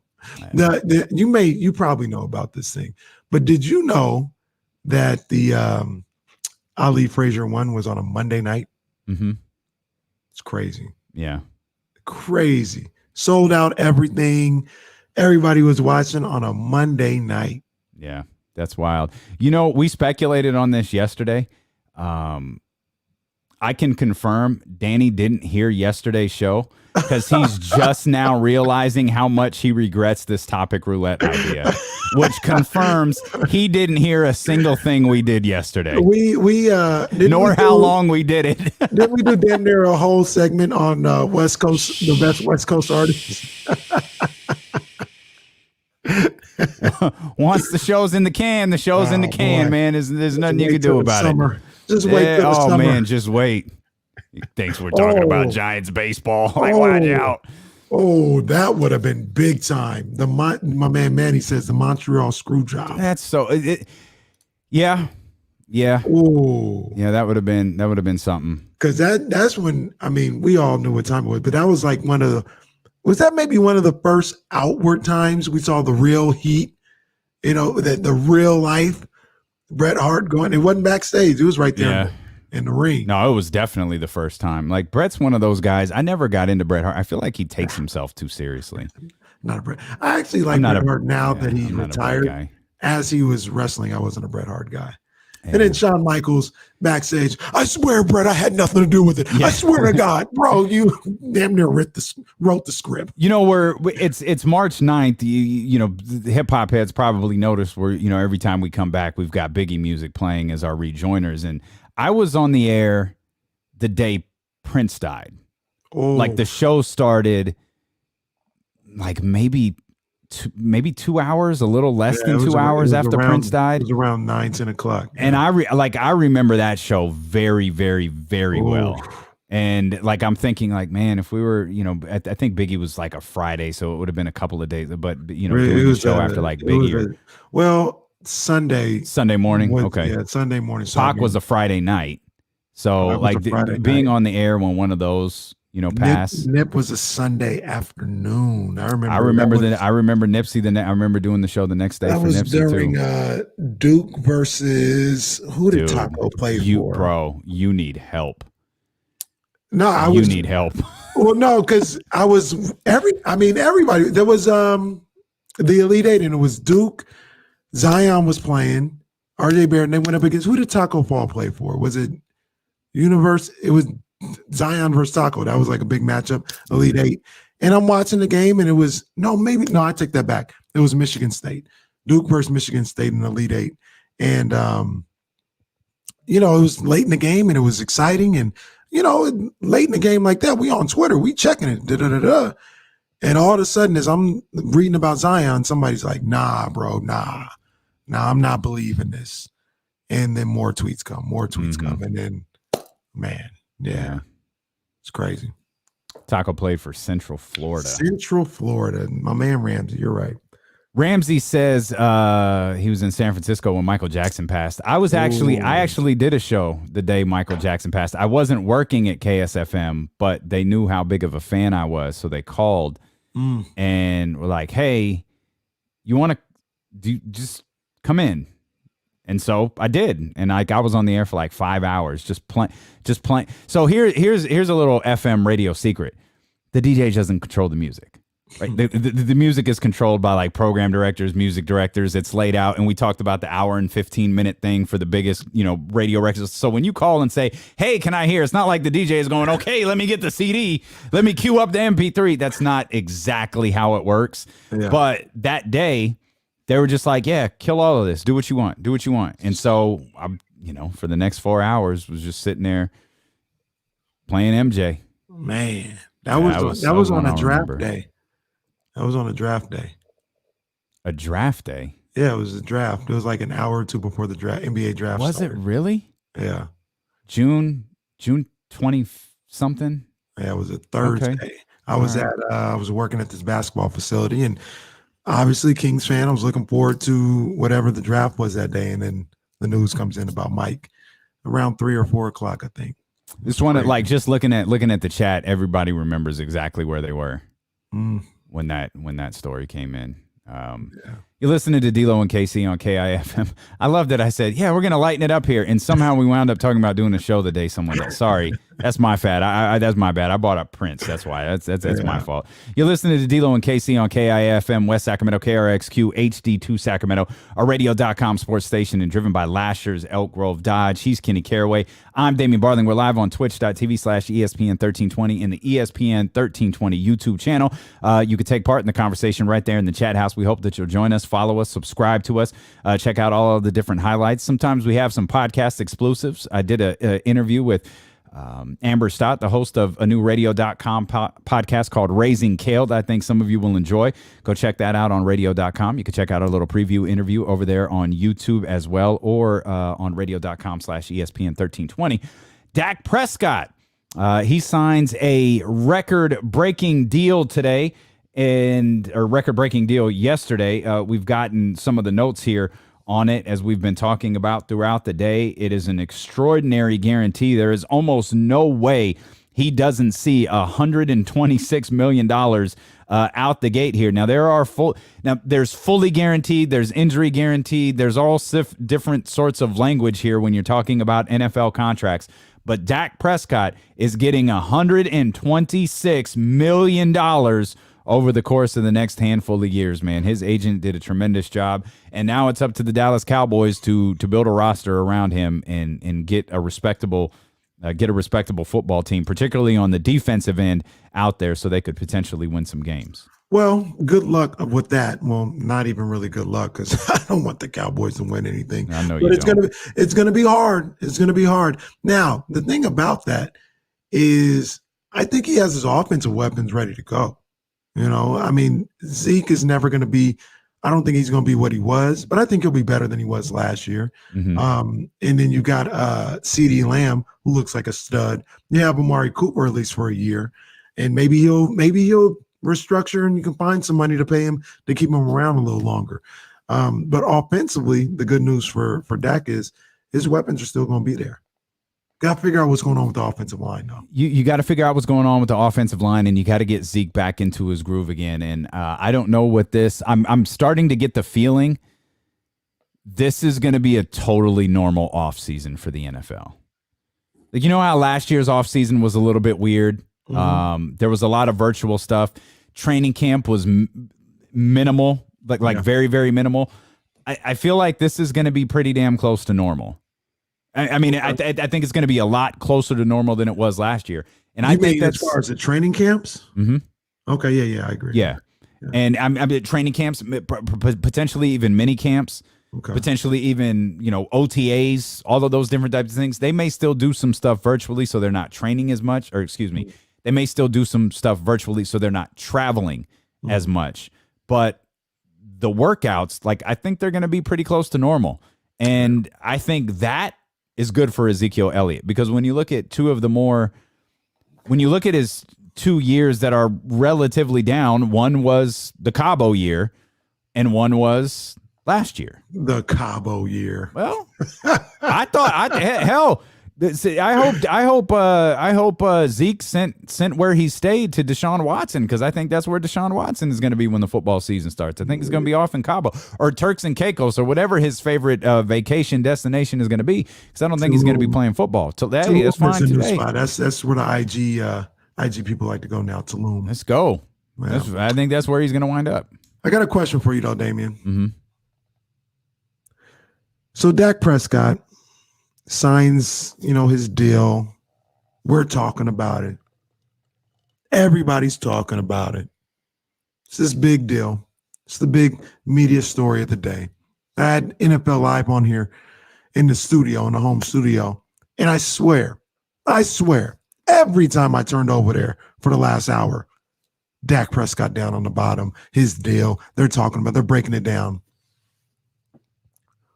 Why are we talking about this so much? We're talking about a quarterback who's good. He's a good quarterback. Very good. If you want to say that, fine. He's very good. For a team that hasn't done anything in close to 30 years, mm-hmm. They haven't even made a conference championship game, let alone won one in the last 30 seasons. Facts. They've made the playoffs maybe a handful of times made the playoffs mm-hmm. a handful of times in those 30 years. Why are we talking about this? This is no different than the Jacksonville Jaguars signing their quarterback. It's not. Football-wise, Damian, this is the same thing that you get on me about the New York Knicks about the Dallas Cowboys. Tell me I'm wrong. You're wrong. I think there's two things at play here. Whether you like it or not, and quite frankly, whether I like it or not, the Dallas Cowboys are a universal brand. They're a team that has a fan base in Sacramento, Bakersfield, Utah, Las Vegas, all over Texas, New York City. Like they're a worldwide fan base. They're one of the richest, one of the most valuable organizations in all of sports. Mm-hmm. That's part of the reason. That's a major, major part of the reason. Another part of the reason is Jerry Jones has made himself a celebrity. He's made himself a celebrity by being the only general manager, being the only owner who does news conferences and radio shows after every single football game every single year. Those all play a factor into why this is such a big deal. But the real reason, or perhaps not the real reason, because those are all real reasons, what I think is the biggest reason as to why this is a big deal, it's not the team that he plays for, it's the position that he plays. You were talking about this earlier, the quarterback position. The quarterback position shouldn't be regulated in the salary cap because of how much owners have to pay these guys and how much it takes away from the rest of the salary cap. You could argue, and you probably have a good one, it's the most important position in all of sports. So when you have, in my estimation, a very good quarterback signing a big deal, it's compounded by the fact that he's with the Dallas Cowboys, but it's when Carson Wentz signed his deal, it was a big deal. It wasn't this. When Pat Mahomes signed his deal, it wasn't this. Deshaun Watson signed his deal, it wasn't this. Well, there's other things to look at too. Timing. What else is going on right now? Pepperdine played BYU in an overtime game last night.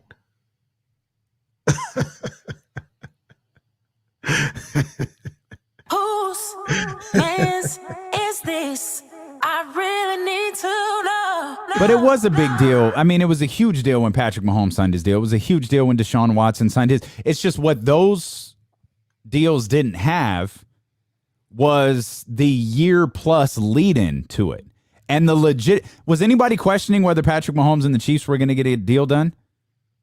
No. Nobody was questioning. Everybody knew. Like you knew it was going to get done.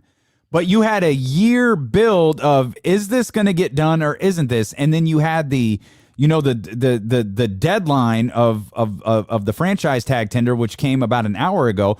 You had all of that compounding this, and then you throw in the fact it's Jerry Jones and the Dallas Cowboys. You throw in the fact it feels like a player got over on Jerry Jones.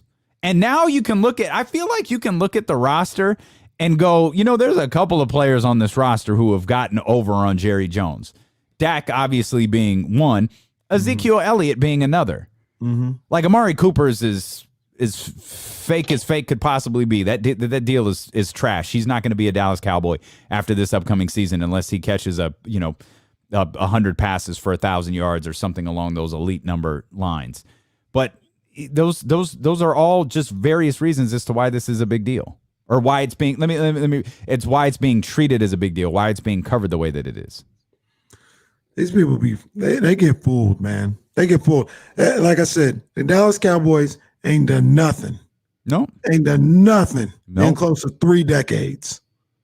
No, And they still getting covered like they somebody. it's because people are still interested in them. There's a reason that they cover Are Dak they? Prescott. I mean, so Yes. okay. Yes. I'll say this: the rating is like the Red Sox Yankees thing, right? Where people are like, well, the ratings say that they're interested in them, right? I don't think people care about the Cowboys, Dak Prescott, Dude, Yankees, you're wrong, and the Red bro. Sox. You're wrong. The way. Who are these people that are watching this? They're all over the place. They're all over the place. There's 30 million people watching a Sunday night game on a week 4 or a week 5 or whatever it may be. Like, how wasn't that a joke last season? How humiliated Jerry Jones had to be. Wasn't he flexed out of a primetime game last year? He had a Niners game. Right. It made us wake up at 8 o'clock to do game day that day because they flexed him out of a Sunday night game. And the running joke was how humiliating that had to be for Jerry Jones, knowing that 10-15 Thanksgiving, 30 million people watch that crappy football team play. Well, I wasn't one of them. But there are people out there who are. Like, they move the needle. I don't like it. Don't matter to me, but they move the needle. But I think the bigger story is the quarterback. It's the fact that he is a quarterback. If it's why, like, what are the football stories that are being regurgitated over and over again? It's not Von Miller. It's not Shaq Barrett. It's not Chris Carson or any of these running backs. It's Deshaun. And it's Russell Wilson, which as of right now is a completely fictitious situation. It's Dak Prescott. It's quarterback. Quarterback drives the league. Quarterback drives the league's coverage. Well, this all came about because I was obviously thinking about it, but I'm proving to be right here because they have flexed the Knicks into this Monday night special ESPN broadcast against the Nets next Monday. So what is this? I've never heard of this before. So ESPN is flexing games into random nights now. They've done this. This is brand new. I've done it before. They've done it before. Like typically it happens on like a Sunday night. Like on the original schedule, they don't have a game, but they'll be like, oh, on Sunday night we got Blazers, Mavs or something. They've done it before, but they don't typically do it on Monday nights, so for whatever reason. But this Monday coming up, they got a little doubleheader with the Knicks and the Nets and Lakers Warriors. Now they might have done this when they made the second half of the schedule. I'm not saying they just came up with it tonight, but they probably saw that opportunity to put that in there. And I'm telling you, get ready for Knicks. They're gonna have about y'all thought Zion was bad. Ooh, these Knicks about to be on national TV like nobody's business. Knicks tape. Okay. I don't know how accurate that is. But, they hang on to the basketball is better when the Knicks are good, which is one of the biggest loads of now crap. You sound like me. No, it is not. It's one of the biggest loads of crap I have ever heard sports media people regurgitate. I care nothing about. No, it's not. I do not care whether the New York Knicks are good or bad. Excuse me. Replace the Dallas Cowboys with the New York Knicks. Nobody. Who cares? Who cares? 30 million people don't tune in to watch the New York Knicks play basketball. Nobody cares. Well, we don't know that because they haven't been good in a while. Well, they're not turning. Well, we know that 30 million people have tuned in to watch a terrible Dallas Cowboys team play. 30 million people tune in to watch terrible football all the time. That's not true. It is. That's not true. That's not true. It is. Sunday night does virtually the same amount of numbers. So you mean to tell me if the Cowboys are in the Super Bowl, they're going to do 120 million? They'll do more than 96. They'll do whatever the number was this year, 96, 97. They'll do more than that. They'll do. And that's cute. The Cowboys in the Super Bowl. That's funny. That's the funniest thing. That's the funniest thing you've said since Justin Herbert at 12-14 today. That's funny. I mean, I wasn't wrong then. You were wrong then. I'm You wasn't wrong. now, That was I'm wild. wrong now. It was one of the most wild things you've ever said. I'm wrong now. I know that. The Cowboys ain't making the Super Bowl. No, they're definitely not. But if they did, yeah, there'd be more people watching the Super Bowl than watched the year prior. All right. And I'll tell you this. If the Knicks are in the NBA Finals, there'll be more people watching the NBA Finals this year than there were last year. If it's Knicks-Lakers. Oh, I believe you. The ratings will be crazy. I believe you. So that dispels what you're talking about where it's better. Well, it's better for the pockets, I guess. No, I mean, but if are more people going to watch if it's Knicks Lakers or than if it was Brooklyn Lakers? Yeah. No. I think so. Absolutely. I think so.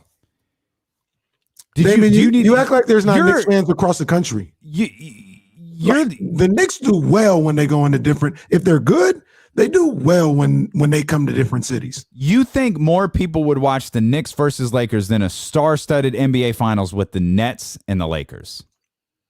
It wouldn't be drastically I think the Knicks are good. Like I respect what the Knicks are doing. They're not star-studded. It would. You need a Snickers bar. Let's more. Step out. Get a Snickers because you're not yourself when you're hungry, and then we'll come back and we've been.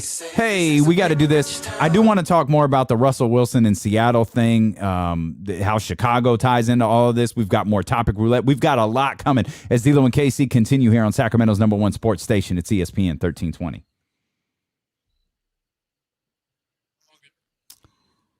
Boom, boom, boom, boom, boom. The one thing I'll tell you about the Knicks fans, just remember what Linsanity was and how they came out of nowhere and were everywhere. Yes. Remember Linsanity when he hit that game winner in Toronto and how many people Knicks fans went crazy in Toronto when he hit that shot. I'm trying to figure out how to phrase this to get my point across properly. I'm going to formulate my opinion. Okay, I have to go to the bathroom. That's the only thing I can come up with. I got to go to the The Brooklyn joint, yeah, they going to be out there. I mean, Brooklyn is with KD and all this other stuff. Yeah, it's getting played. But we've seen that before, too. We've seen KD versus Bron. We ain't seen the Knicks in the finals in 20 years.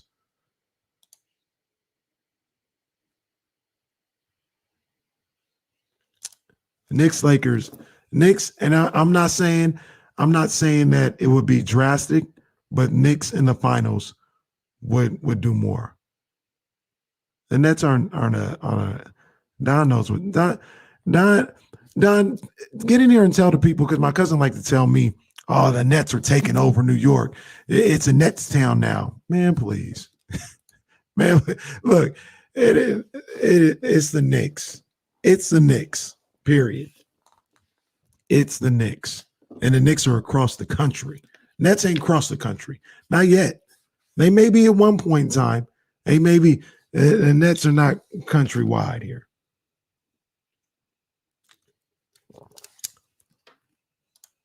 This is facts. 100% facts.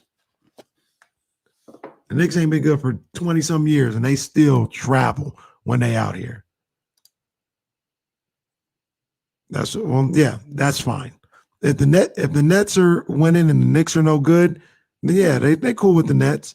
But if the Knicks start winning, bruh, please. Well, it is a Yankees town for sure, but I'm telling you, when the Knicks are winning, you guys will see.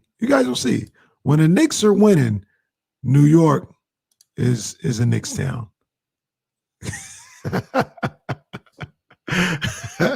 I'll tell you, I'm gonna send my cousin to you because he a Nets fan talking about we taking over New York now. Man, please, man, please. Hey, it's a Knicks town. It's the Garden. It's the Mecca. All this other stuff. You got generations of Knicks fans. Generations. You don't have generations of Nets fans. It ain't happening. I agree with that too. Man, y'all really going in on this one. I think that the Nets would do a big number, and the Knicks would do more. It wouldn't be drastically more, but they would do a bigger number than the Nets.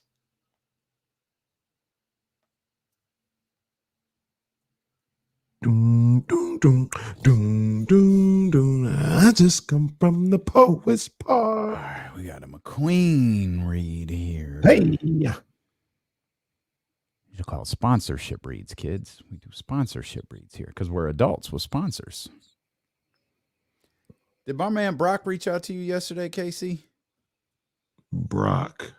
Well, you would know if he did, so. Nah. He probably will. Who's Brock?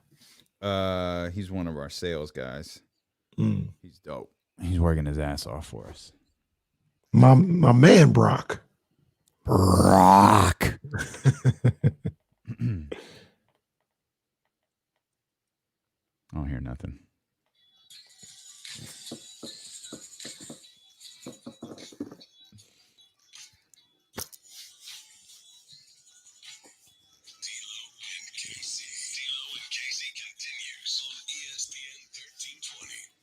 College hoops tourney is just 10 days away. Countdown coverage on ESPN 1320 is brought to you by McQueen and the Violet Fog Gin. We don't make much, but what we do make is damn good. As we keep it rolling here, you know, we've kind of messed around. Real quick, gotta ask you a question. When Notorious Thugs come on, how many times do you replay Biggie's verse? Oh, I don't even listen to the rest of the record. Yeah. I don't even listen to the rest of the record.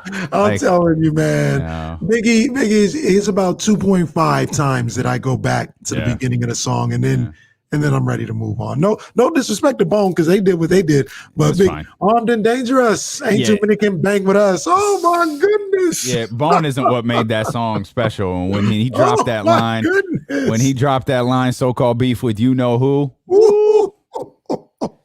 Man, ain't too many can bang with us. Straight up, we know Angel us. Label us Notorious. Let's go. Yeah, that was. I can tell you, I remember the moment when I woke up, 8, 9 o'clock that morning, whatever it was. Drove to Tower Records on Watt and El Camino. Grabbed my double disc, drove around in the car for God knows how long, and just turned that up as loud as I could to listen to that over and over again. Oh my goodness! My goodness! And that was the crazy thing. Like this what the new generation don't really realize. At the time, Biggie was flowing one way, and he got on with Bone. Like, oh, well, how are you gonna do a Bone? And he was flowing like Bone, and people were losing their mind. Like, what? Biggie, he can do that? What? Yeah. Oh, yeah, he did that.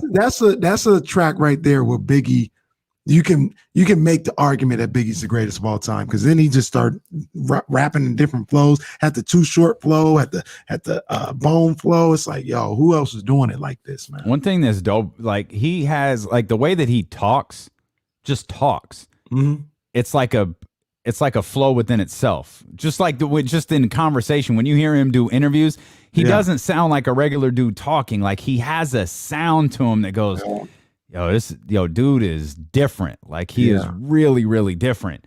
And yeah, man, he's cold.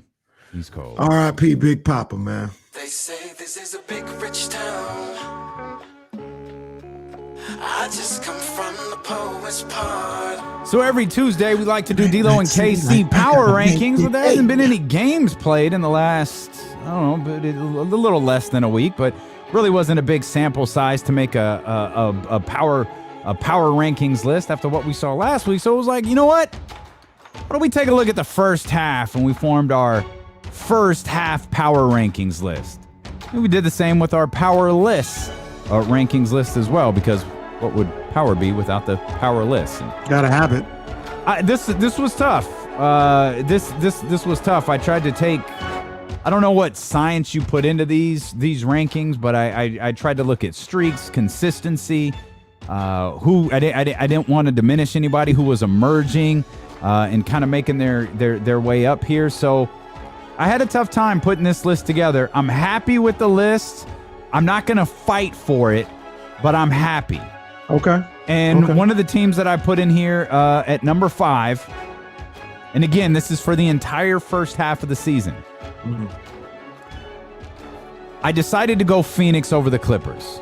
Oh. I decided to go Phoenix over the Clippers because I think I didn't want to punish them for ascending at the end of the season. Okay. The Clippers had played at the end of the first half of the season, I should say. I think the Clippers had played really well. And they're the only other team. I mean, they're the only other team in the Western Conference that was in the conversation. I had difficulty with where to put Milwaukee. Ultimately, I left Milwaukee out of it. Like, and if you push me even further, I probably would have gone 6 Clippers, 7 Milwaukee. But that was tough. So I started with Phoenix at 5. I put Los Angeles at 4. I put the Lakers at 4. You can't ignore Anthony Davis not being there and the way that they played without him. But you can't ignore the way that they played with him either. That's true. But the way Brooklyn is playing right now, and the fact that they've been doing that mostly shorthanded, without, whether it was without Kyrie, or then it was without Kevin Durant, or it was before James Harden got there. They're a team that, if we did prediction power rankings, it could look a little bit different. As a matter of fact, I think it would look a lot different. Of course, you do prediction rankings every week, so it's no prediction. It's the way the power rankings should be. So I went Phoenix at number 5, Los Angeles at number 4. I went Brooklyn at number 3. Okay. And then I went the top team in the Eastern Conference, the Philadelphia 76ers at number 2, and Utah's, they're the best team in the league. Will they be the best team in the league when the season's over, record-wise? Maybe they're just going to be the Atlanta Hawks. Maybe they're going to be the Toronto Raptors of the year before they won the title with Dwayne Casey. I'm not really sure, but I know in terms of the way that they've played through the first half of the season, they had 3 All-Stars. I've got them up there comfortably at the number 1 spot. Everything else I feel like is really close, and you could probably talk me out of, shuffling these teams around with a couple of that I didn't even name. No, I agree. I agree with you, man. This one was tough. They had some decisions that could have went either way. Mine's a little different than yours. I went Milwaukee 5. I got Milwaukee 5. Them in Phoenix is where I was going back and forth with. And really, and I just there's some. If Milwaukee, this is how I do it. If they play today in a series, I think Milwaukee's slightly better than Phoenix, but I could be wrong. I thought you were going to hit me. Really good. I thought you were going to hit me with a Phoenix. Phoenix ain't even in the top 10. I thought you was going to hit me with that, but I'm glad. What I said, David, say that again. Phoenix ain't even in the top 10. What are you doing? What are we talking about? That's how I would have said it. That's how I go. Okay. All right. That's a pretty good KC. I like that. We had to run that back. I like that. I'm just glad you were debating them. I wasn't sure you were going to be debating them, so I'm glad they made your top 6. That made me laugh. That was funny. I didn't see that one coming.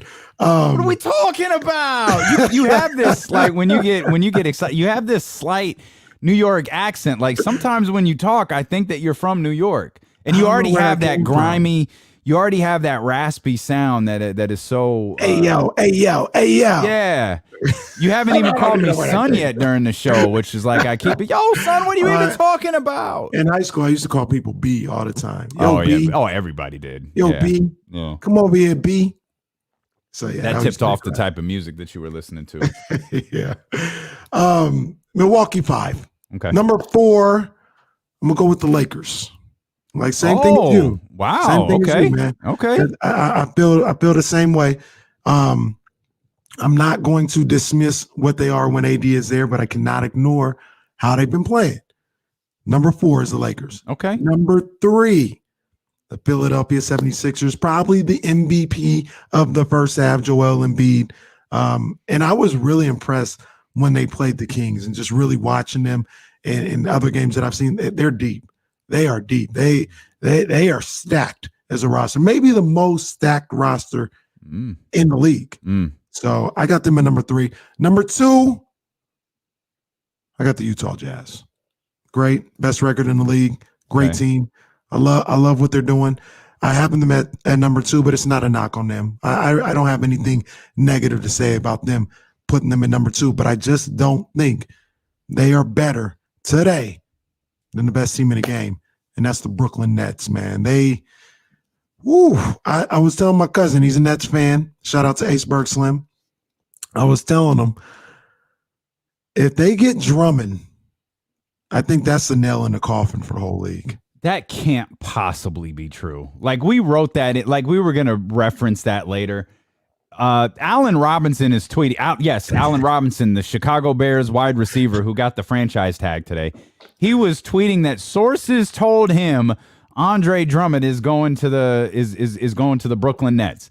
Obviously, everybody's under the assumption he's getting the buyout, but he's tweeting about Andre Drummond going to the Brooklyn Nets. That's ridiculous. I mean, it's funny if he's trolling. Like, it's funny because all eyes are on him regarding the franchise tag, and he's bait, so to speak, for a quarterback. If they can't acquire a quarterback in the trade market, they're going to have to sign. And I don't even know who the best quarterback. That could be a game for a different day. Who's actually the best quarterback available? You've got to have an Allen Robinson there to to help with whatever quarterback you're bringing in. But he's tweeting about Andre Drummond going to Brooklyn, and it's like, okay, wait a minute. First of all, what are you doing? Second of all, is he right? Like, is Andre Drummond really going to Brooklyn? So he hasn't been bought out, by the way. He's still has a contract. If that man goes to Brooklyn, I already think they can win the NBA Finals. But if they get that, it's a nail in the coffin. I'd argue it's a bigger deal. He goes to Brooklyn simply because it means he's not going to Los Angeles. Yeah, there's that element too. What it even means for Brooklyn with Blake and all, like, I have no idea. But it means he's not going to LA. And to me, that's tough. That's tough. Yeah, so they're number one. I got Brooklyn, Utah, Philly, the Lakers, and Milwaukee. I think 4 of the teams that you named, 3 of the teams that you named have better records than Brooklyn. One has the same exact record, and you put them at 4. Well, it happens. Just putting it out there. Another team that at moments seems to have had like little glimpses of, what do we got here? But not enough. I've got them at 3. And then I went with Detroit at number 2 and the hopelessly powerless team, the Minnesota Timberwolves. So that's the Cavs, the Rockets, the Magic, the Detroit Pistons, and the most powerless team in the National Basketball Association is the Minnesota Timberwolves. Well, Damien, we're not far off because I did not put the Kings in there. Oh, they were on. I was wondering. On that line, but I did not put them in there. I got the Cavs at 5. I have the Magic at 4. Okay. There's an argument they could go lower. They started the season like 6-1 or something like that. Yeah. That means they're like 7-22 in their last however many games that is. So, but I got them at number 4. Number 3. The big Vucevic. Always have problem with that name. Number 3 and falling is the Houston Rockets. I mean, it could get ugly for Houston in the second half. Yeah. Let's hope it starts on Thursday, by the way. Let's definitely hope it starts on Thursday. Just because Friday show, woo! Can you imagine?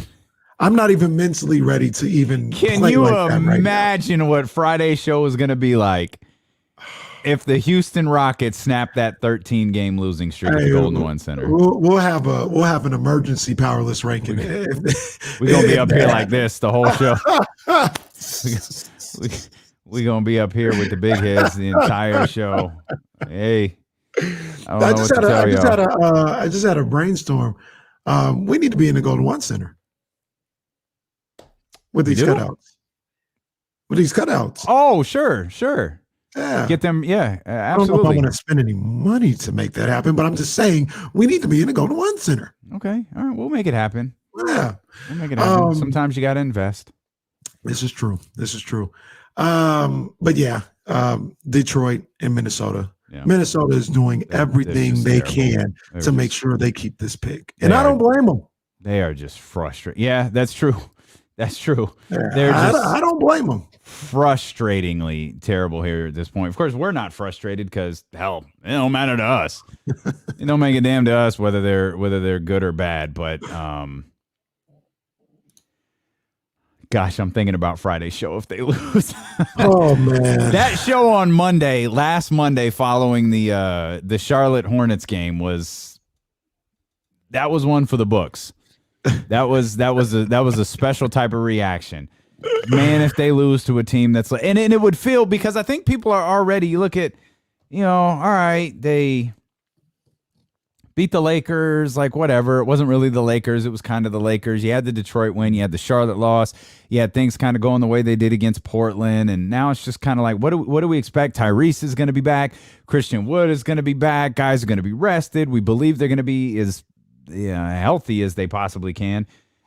To come out and lose to a team that's lost 13 straight, that's tough. That would be embarrassing. That's tough. That'd be so embarrassing. Is Houston really? I mean, Houston's not going to lose every game for the rest of the season. Well, they're not. John Wall's still on. Like, I was going to say Victor Oladipo. I don't know how long Victor. Yeah, I don't know how long Victor Oladipo is on the team. You got Christian Wood. Christian Wood has been out, I think, for all of this streak. Yep, every single game. Yeah, they got Christian Wood. They're gonna. Houston's gonna stay in that bottom three though. They're not coming out of that. No, they might not. I just don't. They're not going to lose every game for the rest of the season, though. And it's like at some point they're going to win. And now we've hit the stage where the losing streak is just so long. You don't want the team that you're a fan of to be the team that the losing streak is broken against. But Damien, it's brought on a level of added pressure for the team that's going against them. Because right. Yeah. You don't like there's pressure in not losing to this team. It's different if they would have just, we've lost 4 of our last 5. Then whatever. There ain't no pressure. Go beat the hell out of them. But now it's like, all right, they didn't lost 13 in a row. Like you said, they ain't losing the rest of the games of the season. They're gonna win at some point.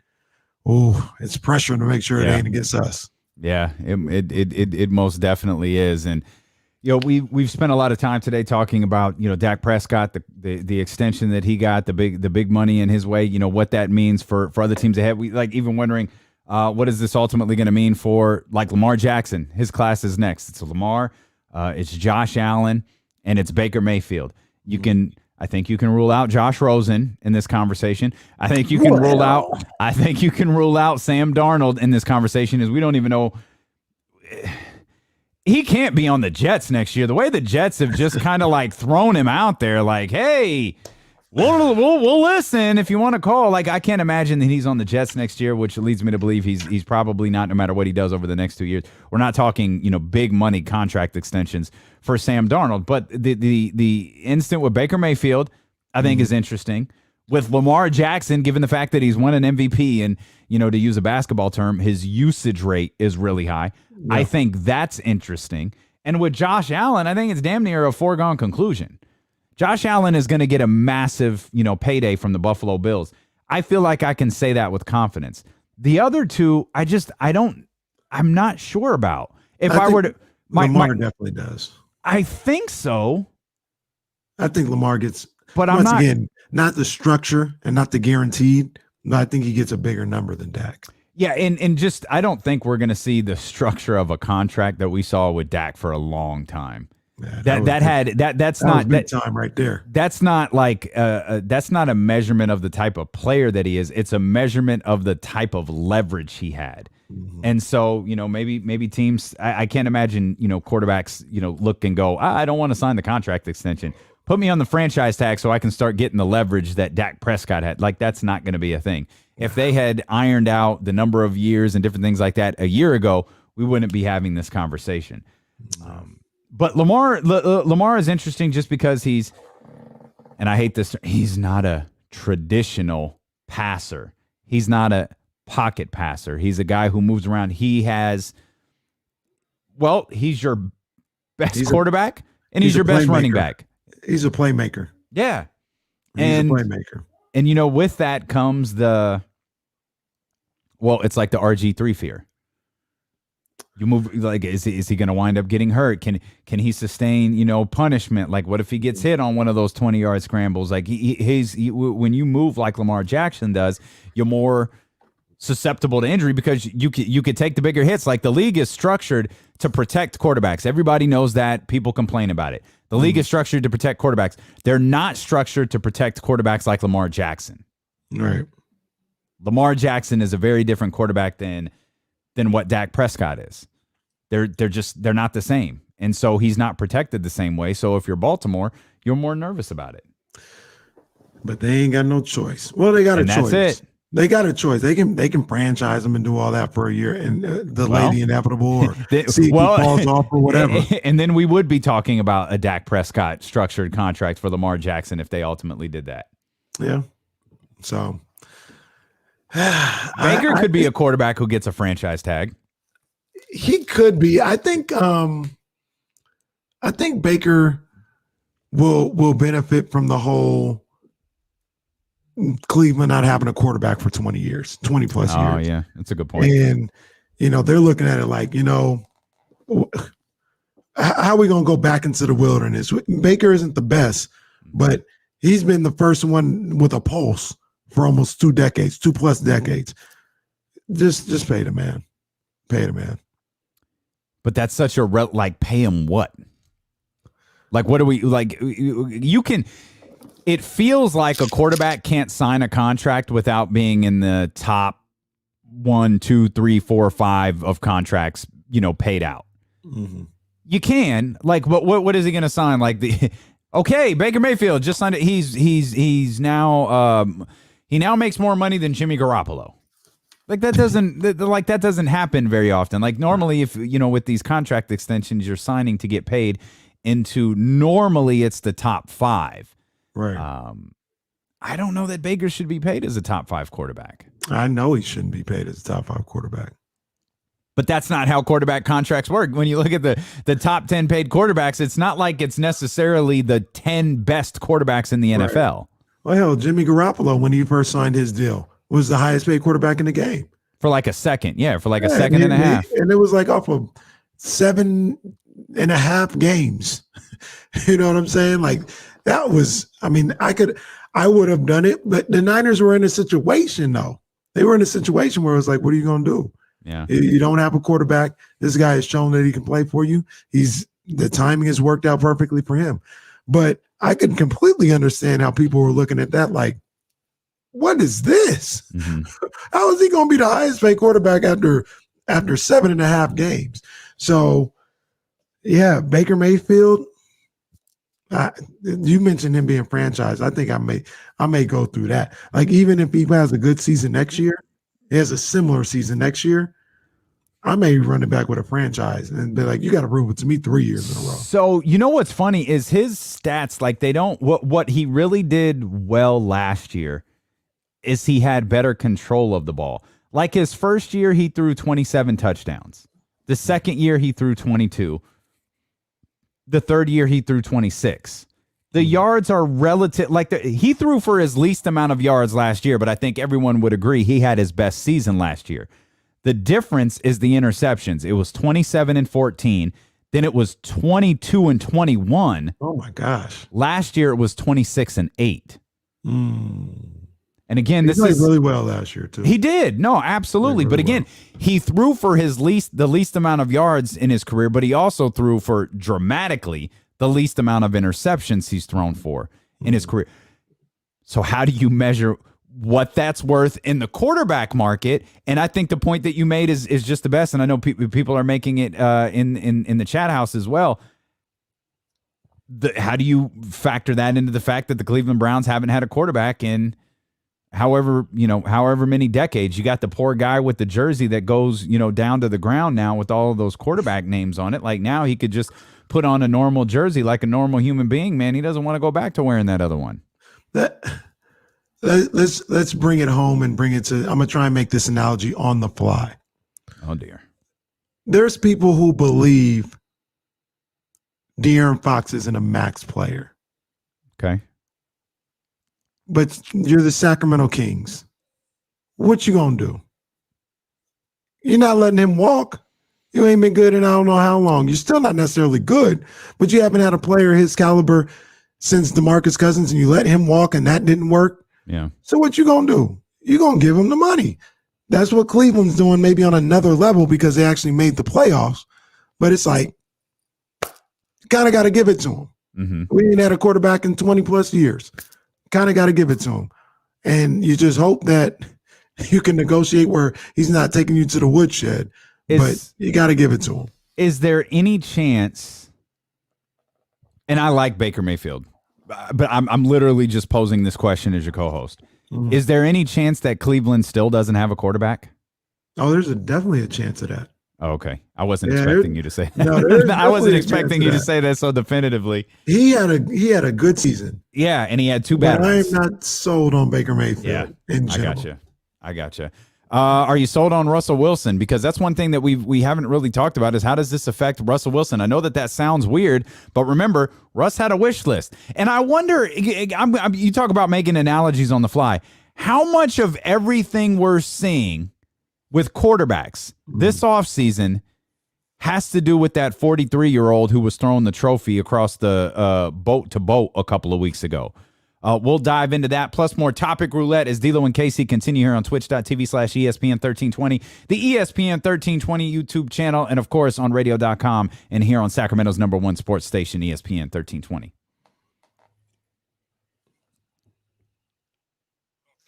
Cool. Let me check on my son. Yeah. Go ahead. I saw some questions in here. Lake Show, if you're still here. Everything that Oladipo, I don't think Oladipo was an injury question. I think there are just some people wondering if Victor Oladipo is going to, what exactly they're going to do with him and he's going to play. But we were told Christian Wood is a go. I believe everybody is a go for Houston, which is one of the reasons we've been so kind of nervous about it. Man, this is a good question. Your boy, Matty. That you can't ignore what happened. And I love Odell Beckham. But it's just weird how those two didn't seem to click. And I don't know if Baker is better without Odell, but I know that Baker played better without Odell. That's not really, you can't deny that. He did. But yeah, dude, he might be better without him. Josh Allen. So the interesting thing is I'm in your boy Matty's all your messages here, man. We appreciate you. The difference with Josh Allen is that Buffalo Bills team is good. The whole team is really good. And I think you could kind of say the same thing with Lamar. I think the Baltimore Ravens roster is good. It's mostly on the defensive end. Their hallmark has been defense for forever, decades now at this point. I think Lamar and Josh Allen both. Hell, Josh Allen, he was great this year. He was really good. Josh Allen is the one guy in those three quarterbacks, even more than Lamar, that I don't think there's going to be any question about. Absolutely none. And part of that may be like the Cleveland Browns syndrome. Who was the Buffalo Bills' last great quarterback? I'm genuinely asking that question. How tiring is doing a 4 straight hour show? It's when we're having fun. It's not really tiring. There's a lot that goes on that you guys. We tell you what's going on, but our biggest job isn't to talk for 4 hours. It's to be interesting for 4 hours. To have fun. Kenny and I look at it if we're having fun, you're probably having fun too. So as long as we're having fun, it's not very tiring. But David, let's bring this question back in the summer. Let's bring this question back when it's a little more difficult to navigate conversations. But it's pretty easy. It sometimes, where it gets tough is when we have to do something company related at 4:00. That's tough. Or when we're getting ready to go off for the weekend and pour our first drink, and Jesse goes, "Oh, you got to make promos first." Yeah, that's what I thought. I wasn't positive that the Jets the Bills' last good quarterback was Jim Kelly. I really thought there had to have been someone after him, but apparently not. Yeah, it's been a minute. Yeah, Tyrod.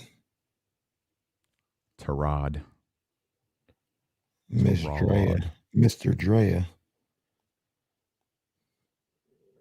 It's mostly because it's a slow week, Cole, but we'll keep it around. Like we'll have some fun with it. Yeah. What y'all think about it, man? Y'all enjoy it, or well, let us know. Yeah, I mean, some of the questions have been, heavy sports related. Some of them, aren't going to be. We've had fun with it. I hope y'all have too. Let us know. If you ever have any questions for Topic Roulette, send them to us. Please do. We'll give them to or Jesse can see all these chats. Just send them to us. Jesse told me to shut up.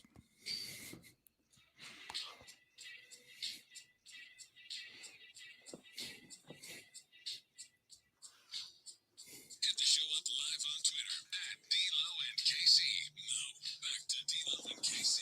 Yes, indeed. Appreciate you being here with us. If you want to tune in for the last hour in, 10 minutes or so of the broadcast, you can watch along with the show on twitch.tv/ESPN1320 and the ESPN 1320 YouTube channel. We've got our own little community there. We often refer to as the chat house.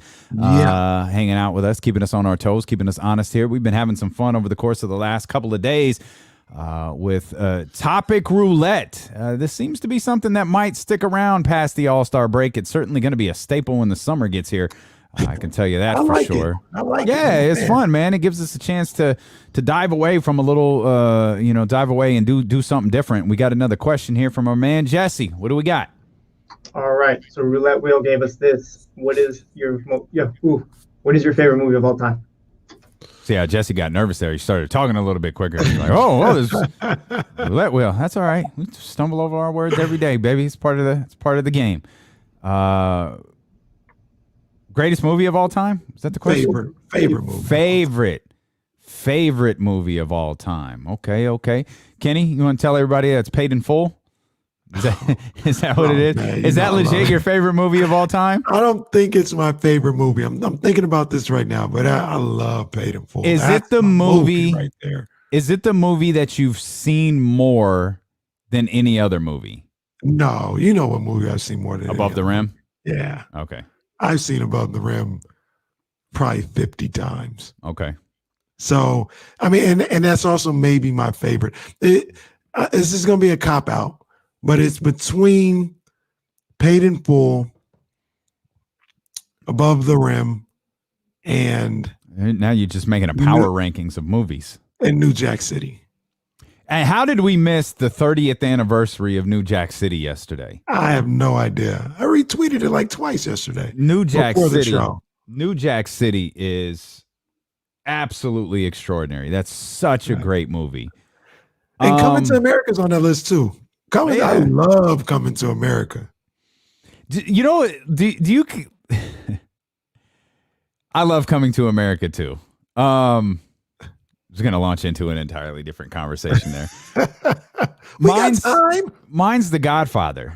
Like my favorite movie is The God. Like I was trying to think, because The Godfather isn't the movie that I watch or the movie that I've seen the most. Like that's probably something mindless, like Coming to America, Beverly Hills Cop, Trading Places. Almost certainly something with Eddie Murphy.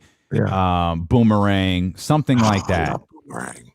But like if you said like what is your absolute favorite movie, it's The Godfather. Like I think there's probably a good argument that The Godfather for me is my favorite movie of all time and my favorite book of all time. Are they spot on? Sort of. Like, so the best thing that I did, and I think the best thing that you could do with this is if you really like The Godfather, like watch The Godfather and then read the book. So the way I was able to read the book is I was able to read it with like Al Pacino. You know what I mean? I was able to read it with the characters in my head. And so there's so much more depth in the book that the movie doesn't even touch on. Like there's a lot of, there's some stuff about Fredo and why he is the way that he is.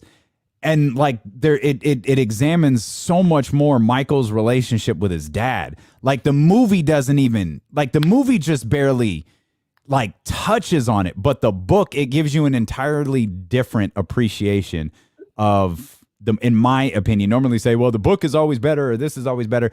The book gave me a greater appreciation for the movie. So this is a silly question as well, but the book was made before the movie, correct? Yeah.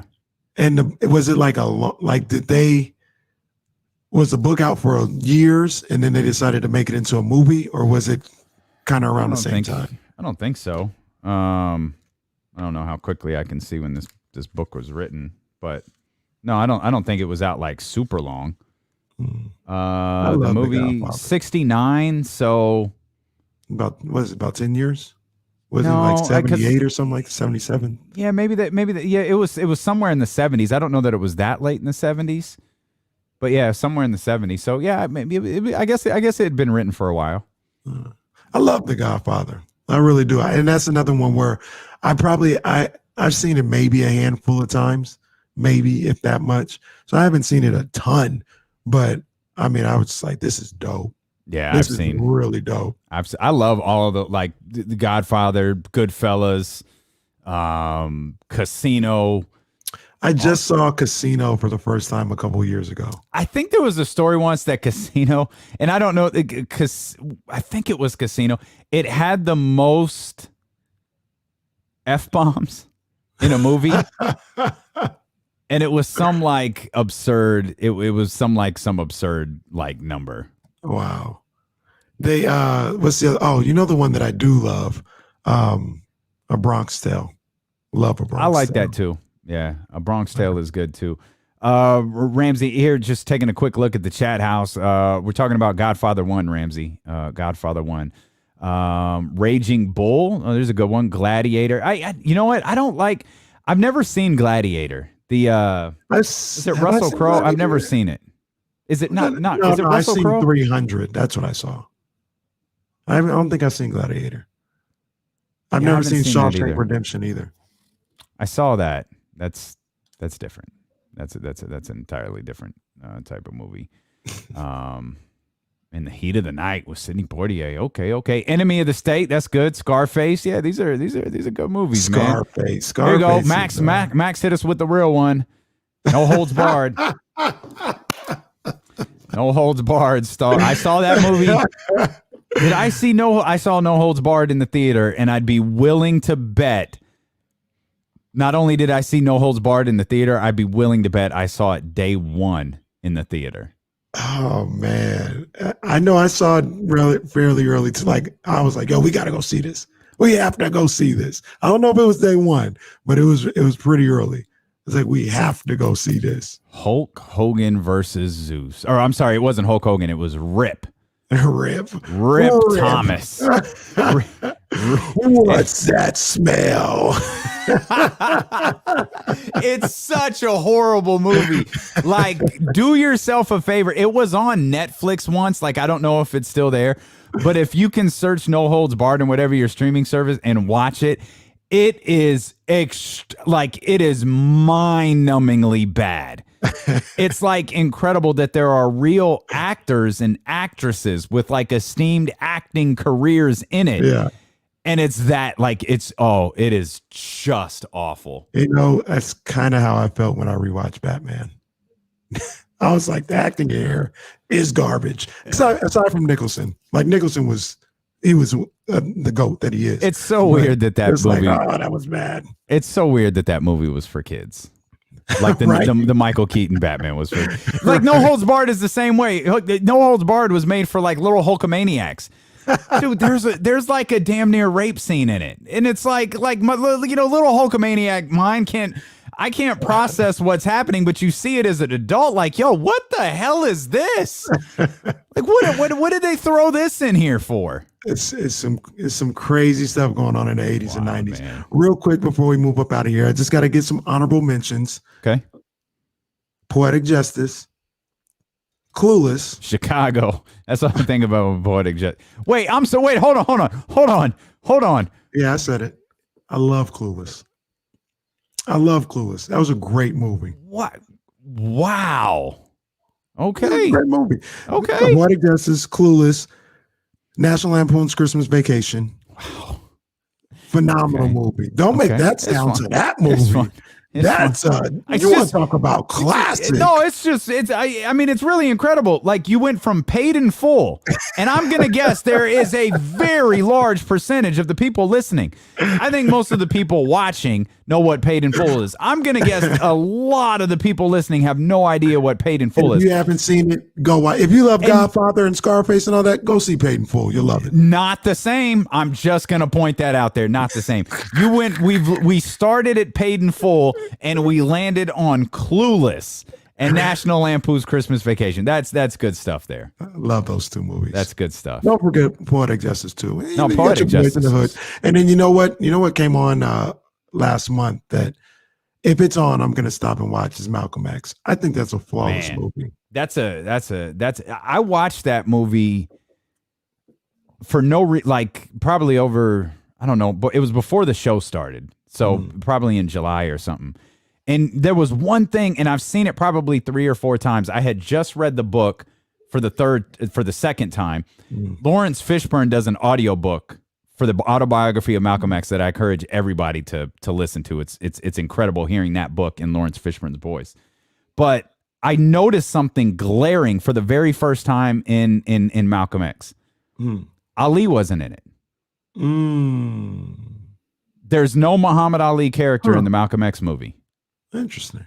And I like when I realized it, I was just fascinated by I it. wonder what that was all about. I don't know. I called my buddy Ken Rudolph, who is the Malcolm X, like his son's name is Malcolm because of Malcolm X, and he didn't know either. Like, he didn't know why he wasn't in the movie either. But I was just stuck on that point and was completely fascinated by it. You're listening to D-Lo and KC on KIFM, West Sacramento, KRXQ, HD2 Sacramento, or radio.com sports station, and driven by Lasher's Elk Grove Dodge, much to the chagrin of Danny in San Francisco. We've got more topic roulette coming up at 3:47 as we're just having some fun once an hour here on D-Lo and KC. Obviously, a lot of talk today about Dak Prescott and the contract that he has signed. You know, one more thing about, it's not necessarily, well, I guess it is kind of about Dak. One applause to Dak, who is going to be a free agent again, like when he's 31. Right. Like, he's still going to, I mean, you talk about, He did that. they handled this contract in such, I mean, flawless. Here comes the money. Money talk. Here comes the money. Dak got that bread, man, but he did eliminate one of Russell Wilson. One, he killed my dreams of Dak Prescott being the quarterback of the San Francisco 49ers. Yeah. Because I did not think Dak and Dallas were going to sign, and I thought he was going to be a free agent next year, and I thought, oh my gosh, you've got a franchise, like, has a franchise quarterback ever, like, that's not 40, ever hit the open market like this? Not that I can't think of one. I mean, Peyton was coming off off surgery, and he eliminated an entire conference. He said, I'm not playing in the NFC. Like, he just completely eliminated it. So, well, I don't know if he eliminated, because I think it was a real thing with him in the Niners. Peyton Manning? Yeah. No, it was not. Peyton Manning was not going to play in the NFC. Jim Harbaugh worked him out. I do not think that. Yeah, that was serious business. I think he really. I don't know think if so. It was on Brady's level, but Jim Harbaugh worked him out. That was after. That's cool, but I don't think he was ever signing in the NFC. I'm not going to say it was his top choice, but if Harbaugh came at him, I think that was the move. Or matter of fact, I think Harbaugh did come out and he chose the Broncos. I think Harbaugh was ready to move on him and he chose the Broncos. I think that's how the story goes. But no, it was those two. It was Denver and San Francisco. The story I always remember is he told people, I'm not playing in the NFC because I'm not doing the thing against my brother every single year. Like, they hated the circus of the Manning Bowl. They absolutely hated it. And he said, I'm not signing in the NFC.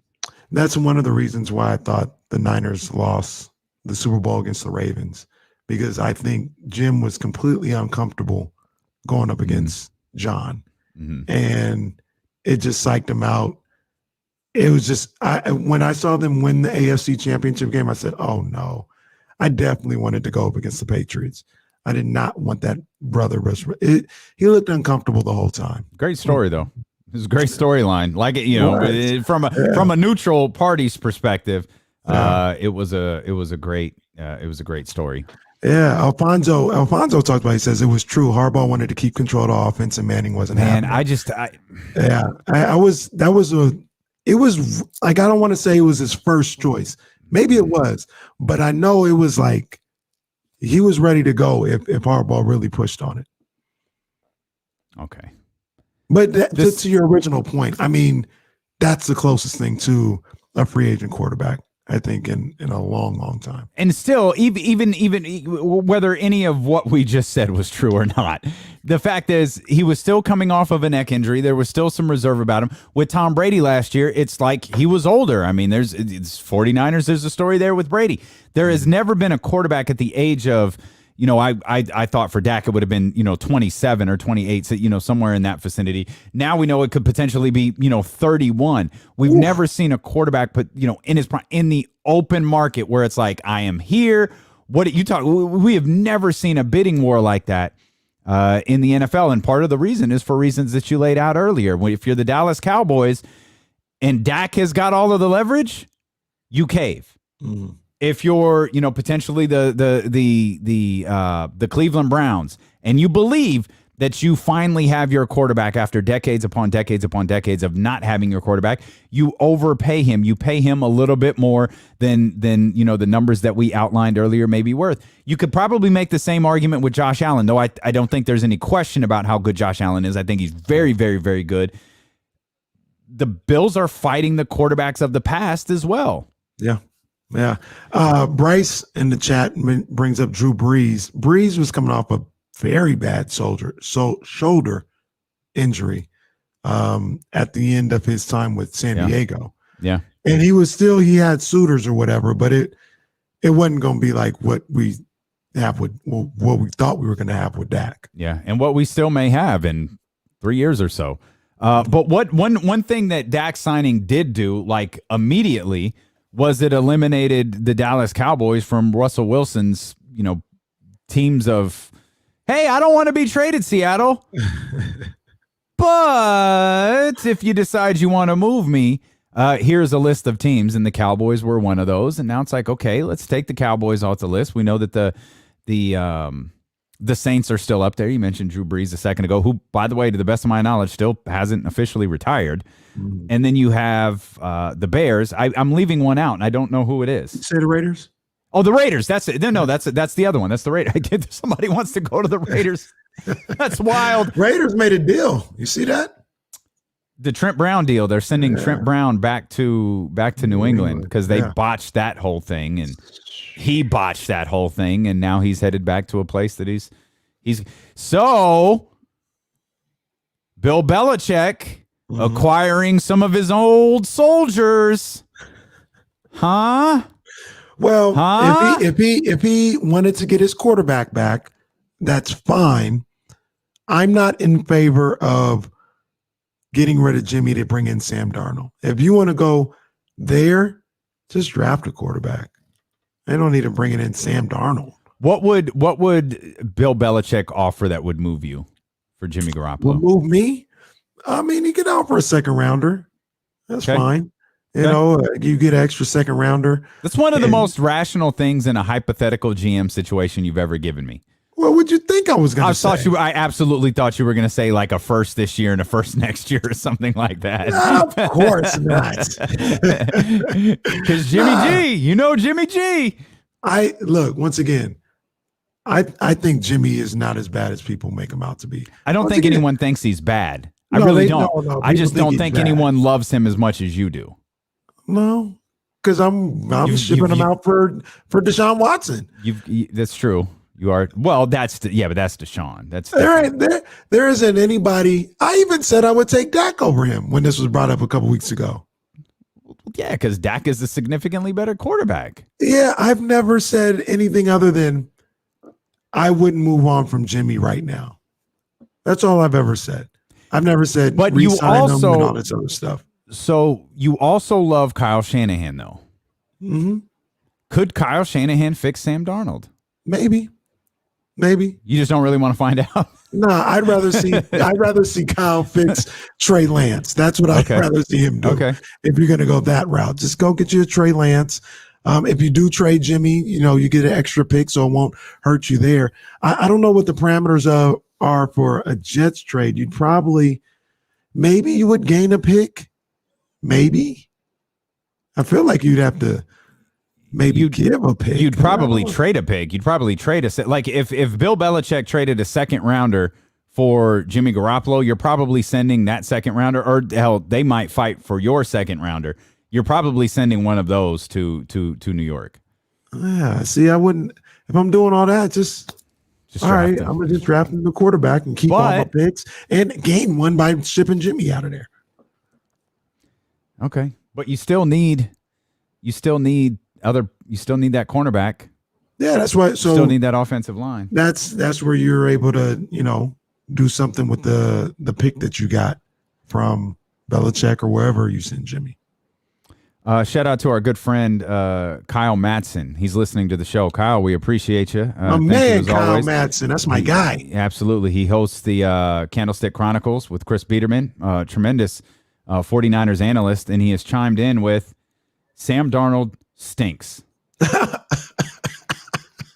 So the type of detailed analytical work that our 49ers analyst brings us. That's one of the great things about our show, because he works 10 to 2. That's great at 95.7 The Game in San Francisco. One of the great things as football season gets here is we'll be able to have Kyle on every week now, because we're on till 4. This is true, and we'll be able to have Kyle on in about a month when we're on for 20 hours. That's right.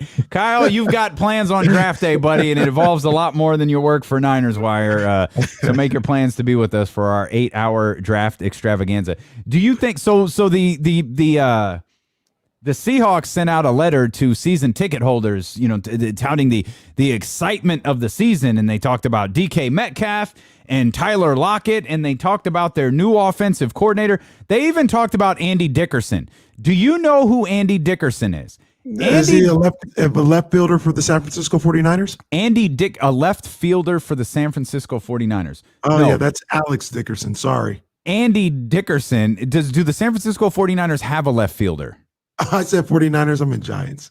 Andy Dickerson is the run game coordinator for the Seattle Seahawks. They mentioned him in this letter to season ticket holders. I'm going to give you one guess as to who they did not mention. This thing is coming to an end, bruh. I still coming to an end. I still question whether this is real. Like whether this really has a conclusion. Now I'm wondering if Seattle is sitting in the back going, get his ass out of here. Move him. Make him think we don't want to do it. Let's see if he gets mad. Let's see if we can up the value or whatever. Let's see if we can get Chicago to do something really stupid. Because if there's one thing we know, it's that Chicago is probably going to do something stupid. Well, call John Lynch and say, John, what did you do to get Chicago to trade up one spot to draft Mitchell Trubisky? Pat, what was that? Okay, because we're about to do the same thing to them. There's once again, you guys know, I always got my ear to the streets. Mm-hmm. Chicago, the people in Chicago think that, we're going to do this. We're about to go make this happen. We're about to go get Russell Wilson. By the people, you mean like Bears fans? Yeah. Oh. They're like, we're doing this. Okay. The people that sit in our seats, mm-hmm. They're like, sounds good. I don't think it's going to happen. Yeah.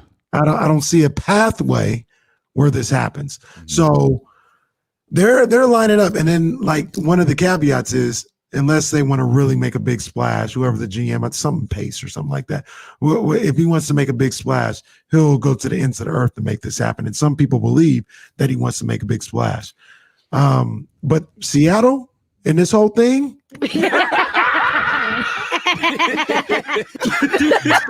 I had to play that for my man Eric. He's been asking for the last week. He said cracks him up. So shout out to my man Eric. But nah, that thing, it's over now. It's over now.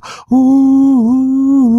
That thing done. Now I don't know if it's gonna happen this offseason. I always thought it was gonna happen next offseason. Light a candle and crack open my McQueen here if you keep singing like that. Like, hey now, hold on now. Shout out 112, man. But man, this thing might happen now. It might happen now. Yeah, I really felt like there were no legs to this, even when Dak did even when Russell Wilson did the. Yeah, I'd like to know what's going on. I'd like to have some say in what we're doing. When he did the whole interview on the Dan Patrick Show in the most that polite, was bizarre, the most Russell Wilson way imaginable. Like he go Hawks, like he did the whole gimmick, and then it just feels like everything. I didn't ask for a trade. But if they want to trade me, I have this already prepared list. And these aren't sources. These aren't leaks. This is Russell Wilson's agent. It started with Russell Wilson, and then it went to his agent. So then we'll go again to the Seahawks saying, we're not making calls, but we're answering calls. Mm-hmm. Huh? Yeah. What? Yeah. I mean, if y'all want to call and talk to us, like we're listening, and that's actually good for us also. No, what did they say? We're calling, but we're just calling to check in on people. What we did the whole thing last year. Hey, how you doing? Is everything good? Kids good? Yeah. I know we got stories out there, but don't worry about that. We good? We good? Why did you want to talk further about this? Because you have where are you drafting again? They ain't called nobody outside the top 5. I'll tell you that. We'll come back with more of D'Lo and KC next here on ESPN 1320.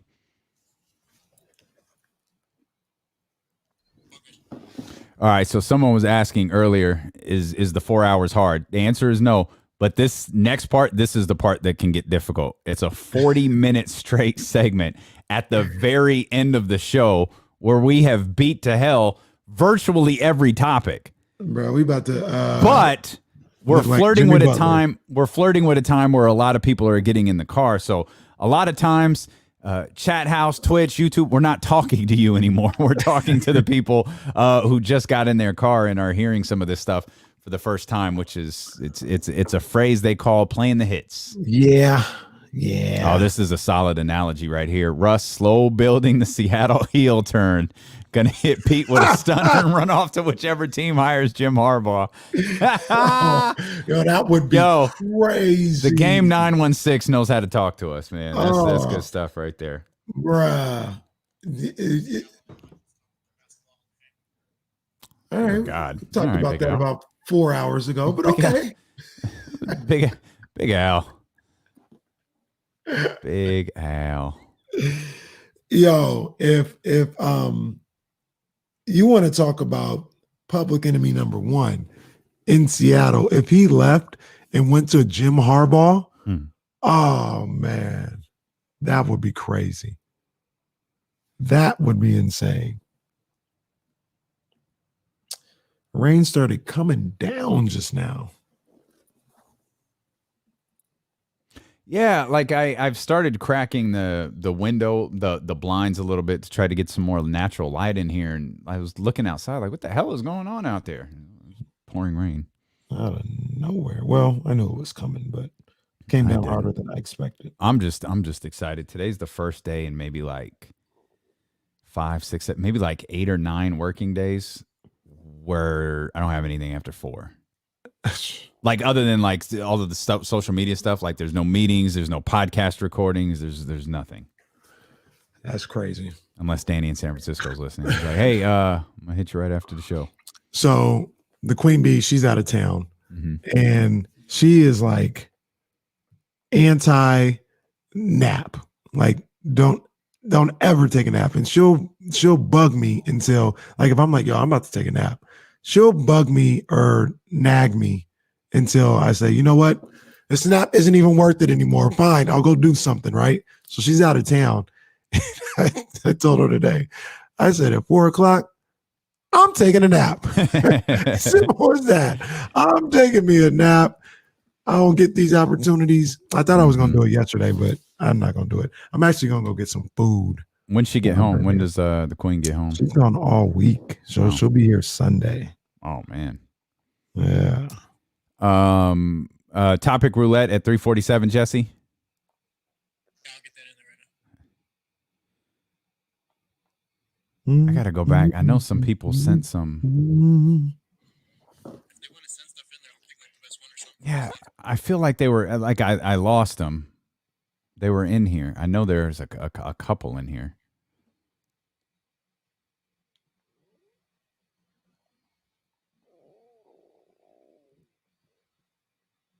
No, right. I'm just getting back to some of these movies. You guys are wild with some of this stuff. Poker Pro, Eric, I don't know if you're still in here, but for the first time, you and I agree on something. Godfather 3 is terribly underrated. I've never seen Godfather 3. It's underrated. There's a new version that came out a couple of months ago, where a couple of scenes are moved around. I can't remember what it's called. It has a specific name. Watch that version. It's a little easier to watch. Godfather 3? Of Godfather 3, yeah. Soul Plane is trash. There's people who like Soul Plane. Bro, I saw Soul Plane like 3 years before it came out in the theaters. That was like the original bootleg.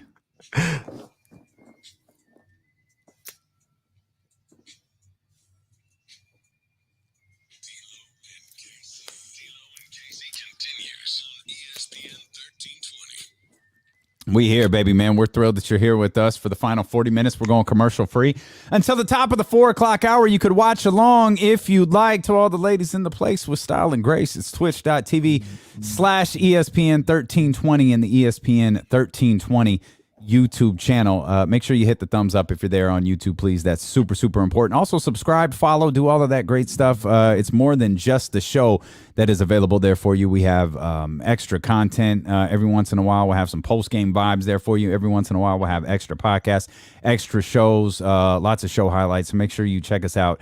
Again, that's twitch.tv/ESPN 1320 and the ESPN 1320 YouTube channel. If you want to get in for the final 40 minutes or so, you can. 916-349-1320. And I believe we've got our man, Big Al, here with us. Big Al, what's going on, baby? I love your NFL, but it would be wrong not to acknowledge your hard-working call.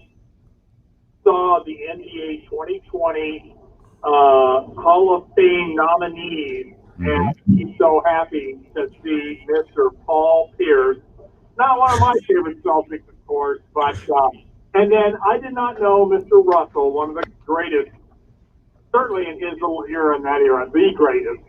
And he was not ever brought in as the coach for the Celtics. You know, these young folks, they don't get the fact that there were player coaches in the day. Yeah. He's certainly the best of all time. That's Bill Russell, Sacramento Kings coach. That's right. Yeah, he was your Sacramento Kings coach. There was not quite as... That doesn't matter. Doesn't matter. That's right. You know what? You're so in need, and I'm loving you. I'm telling you, you're so in need. You can put anybody you want to put in those rafters. Thank you. Oh, thank you. Have pictures of yourselves up there. That would be absolutely awesome. We talked about that already. We're working on it. We're planning on that for when we can return to the Golden One Center. As to your Seattle, wouldn't you not say, I didn't hear all of it, but I think Seattle would be delighted if they could somehow get out of his contract. I mean, he's a very good, great quarterback, but he's more on the downside now. And why get stuck with that? Because they have lots of work to do to rebuild that Seahawks team. What do you think? Yeah, no, I think that's the case. Yeah, I think Schneider, I think that's how you say his name, John Schneider. I think secretly he wants to move on from Russell Wilson. I think he does. Not because he doesn't like him, but the money. Can't they get out next year? Isn't there an out next year?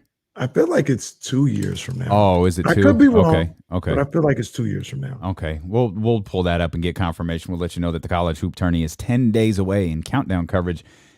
ESPN 1320 is brought to you by Elk Grove Dodge in the Elk Grove Auto Mall and online at elkgrovedodge.com. I really didn't think this was going anywhere with Russell Wilson at all. And now it feels like it's just gaining more steam. It's gaining more steam with, that was one of the first thing that was brought up. It was like, Dak. Look at Dak's money. And it was like, oh, wait a minute. The Cowboys were one of Russell Wilson's teams. Okay, and then you start hearing the stories about Chicago. Then you start hearing the stories, coming out of Seattle. Maybe this is maybe just because Russell Wilson is just such a a Go Hawks guy, it's hard to die. But this, I did not, when this story first broke, feel like this thing was coming to an end. Now I'm starting to lean very much towards the camp that it is. Yeah. Well, first of all, Damien, you're right. He does have an out after next season. Okay. He's got a potential out. If I'm reading that right, it's either next season. I'm on Spot Track. I don't know if I'm reading it right. It says potential out 2022. I'm assuming that means before the 2022 season. By the way, it's put into the graph. Sure. So that's either here nor there. But I kind of felt the same way when I heard the rumblings and I heard all that. I was like, nah, it's whatever. That's not gonna amount to anything. Russ 31. Is that how old he is right now, or 32? Like, because one way or another, Russ is 32. Even if it's not this thing is coming to an end. Oh yeah. If it's not this year, it's next year, and I think that's where you were a couple of weeks ago when this story first broke. Is this thing with Russell Wilson is coming to an end? It might not be this year, but it's next year. Now knowing that there's that out next year, and I think that's more of a team out than it is a. I don't really know how that works. It's almost always a team out. I've never heard of a player option before in the NFL, but yeah, this thing could be over. It could be over, and I'd be heartbroken about it. Hallelujah! And I won't. Hallelujah. I was being sarcastic. Get this man out of here. I love me some Russell Wilson, though. I love Russell Wilson. I hope he lands somewhere. If it does wind up happening, is Chicago good? Like, I mean, we keep trying to put a marquee quarterback there. I know Khalil Mack there is on the defensive end. I know there have been criticisms of the offense that have rubbed off on the defense. Like, are we positive that defense is still great? Are we positive that Chicago Bears team is good? Like, doesn't Matt Nagy stink? Didn't we establish that last year? Yeah, that's for sure. That defense is solid. That defense is a solid defense, a good defense. But Matt Nagy making the play calls, I think is more than just him needing a quarterback. I just don't think he's very good. So that's going to be an issue for anybody that comes into there under center. Yeah. Well, it'll be a fun story to follow over the course of the next few weeks. We had joked about Allen Robinson, the wide receiver for the Chicago Bears, who was tweeting today. He was franchised today, by the way, by Chicago. So he is staying with the Bears for next season under the franchise tag. That was after, the story with Dak broke yesterday. Mm-hmm. That was one of the, other pretty big names people were looking at. Is he going to be is there going to be a big name wide receiver out there on the market? But he wrote, so while all this is happening, he's tweeting, sources tell me Andre Drummond is signing with the Brooklyn Nets. And you and I are laughing about this. Like, wait a minute. Like, what? Allen Robinson is tweeting about? Like, Andre Drummond hasn't been bought out yet. We're all under the belief he's going to. There was the story yesterday that he's going to wind up with the Los Angeles Lakers, which for me, that puts – I think when you talk about some of these buyout markets or some of these guys on the buyout market, and we spent a lot of time talking about that yesterday coming off the heels of Blake Griffin winding up in Brooklyn, and the same thing is going to happen eventually at some point here with Andre Drummond. It might just be a question of, before the trade deadline or after. Mm-hmm. But the team that lands him, one of their biggest advantages, in my estimation, is that he doesn't land with the other team. So when we get to the buyout market, Casey, we're not talking about the Sacramentos. We're not talking about the Houstons. We're not talking about the powerless teams. We might not even be talking about an upcoming team like Phoenix or New Orleans. We're talking about teams that have an opportunity, like a real opportunity to win a championship this year. So if Andre Drummond winds up with the Brooklyn Nets, that's a huge win for him, or that's a huge win for them, simply because they kept him off of the Los Angeles Lakers. Absolutely. I think he's more valuable to the Los Angeles Lakers in terms of the player he is on the floor, and we all know that the Lakers need a big man, as the rumors have been, Hassan Whiteside here for the last couple of weeks. But that's a twofold victory for them, and then they get something that they really need, and they're also keeping him out of Brooklyn. Yeah, I wonder how much he would play. Would he start? I think he would. I think Anthony in LA. Would be, yeah. Well, I say that because they've done a really good job of converting Anthony Davis into being a center, or at least being open to playing center last year. And I haven't really checked what's going on with the rotations and the starting rotation. If he went back to like a power forward, Marcus Gasol was starting. I think that's kind of how it was going. So if you get Drummond, yeah, you got him at center, but I feel like he could do real damage with Brooklyn. Like I think on the court, not only I agree with you, like keeping him away from the Lakers is just as big as anything. But I think on the court, with somebody like Harden out there and, Kyrie and them being able to penetrate to the hole and finish. And if the guy steps up, they're good with the little touch alley-oops. Think Clint Capella and what he was able to do with James Harden. You put Andre Drummond at that position. Oh, wait a minute. That was Clint Capella with Chris Paul. He did. I'm not going to give you that. I'm not going to give you that. That was Clint Capella and Chris Paul. James had a lot to do with that too, though. James had a lot to do with that. Okay. That's what isn't he the league leader in assists? I think I'm not going to diminish like James Harden's ability to find guys around the rim. I think we've seen Chris Paul do it with Clint Capella. We saw him do it with DeAndre Jordan. We saw him do it to a certain degree with Blake Griffin as well. Like he knows how to find guys around the rim. Yeah, and the Clint Capella was doing nothing but catching lobs. James Harden. Jordan, that's just a read and react. That's not even really creating. Like, I'm gonna attack if this guy steps up. I'm gonna throw a lob. If he doesn't, I'm going in for the layup. So, Clint Capella didn't have any offensive game whatsoever. Now you bring somebody like Drummond, who can even if it's not let me hit him with the entry pass. He can one step jump hook, whatever the case may be. I mean, it's a nail in the coffin. If Brooklyn is able to get Drummond because of what you talked about, keeping him away from LA, but I also think on the basketball court, it's the nail in the coffin if they can get Andre Drummond. I hear you and can sense your enthusiasm over this particular this possible move. Is this was a team that you liked before they got James Harden, before they got Blake Griffin, before there was a conversation or a report from NBA insider Allen Robinson of the Chicago Bears that he was going to wind up in Brooklyn. Robinson. I love it. I love it. It's fun. Why not? It's not like the dude's not connected, for goodness sakes, but he could just be having some fun on Twitter. Who knows? I'm sure we'll find out pretty soon. Here's the one team, and I don't think I really recognized this until I said it out loud on the show a couple of days ago. I think the best challenge for the Los Angeles Lakers, I think the most difficult challenge for the Los Angeles Lakers is Philadelphia, which draws me to the conclusion that the most difficult challenge for the Brooklyn Nets is also Philadelphia, because Andre Drummond's presence doesn't mean a lot against Philadelphia. It does in terms that it's a body who can play minutes and who can bang and can make Joel work, but he's not, unless he's going to revert to the 2020 Andre Drummond, not year, stat Andre Drummond that we have seen in the past.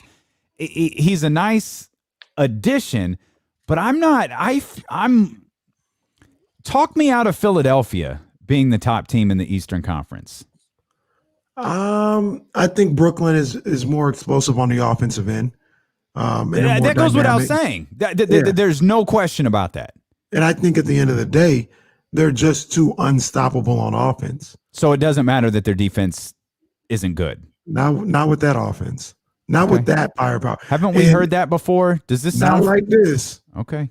We ain't heard it like this. I know what you mean. We ain't heard it like this. Biggest difference is Kevin Durant, because whether the team can play defense or not, Kevin Durant can. Like we know Kevin Durant can play defense. We know that he can and will play defense at the highest levels. When do you think we've heard it like this before? Where defense doesn't really matter. They're explosive on offense. Houston, like every year with Houston for the last before this year, for the last 4 or 5 years. Okay.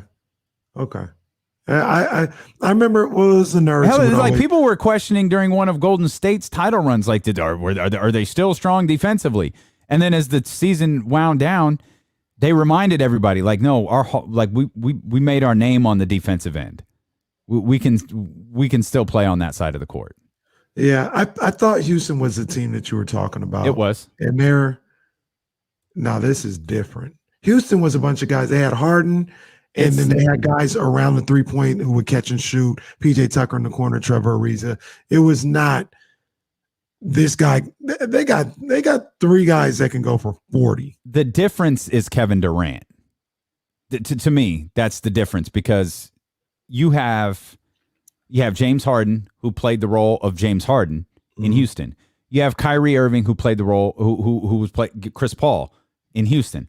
The different, and I know Kyrie is a more explosive scorer than Chris Paul. I understand, but Kevin Durant is Kevin Durant playing 82 games or playing 80 games or 76 games in a season would have to work really hard to not be top 3 in the MVP conversation. The only thing that keeps him out of that conversation right now is it doesn't feel like he plays that amount of games anymore. No, you're 100% correct. Kevin Durant is the X factor here. And even with all that said about Houston, Chris Paul's hamstring doesn't explode. They probably win an NBA championship. See, we could do that all day. Like you might, probably could, perhaps, but they didn't. Here's the deal.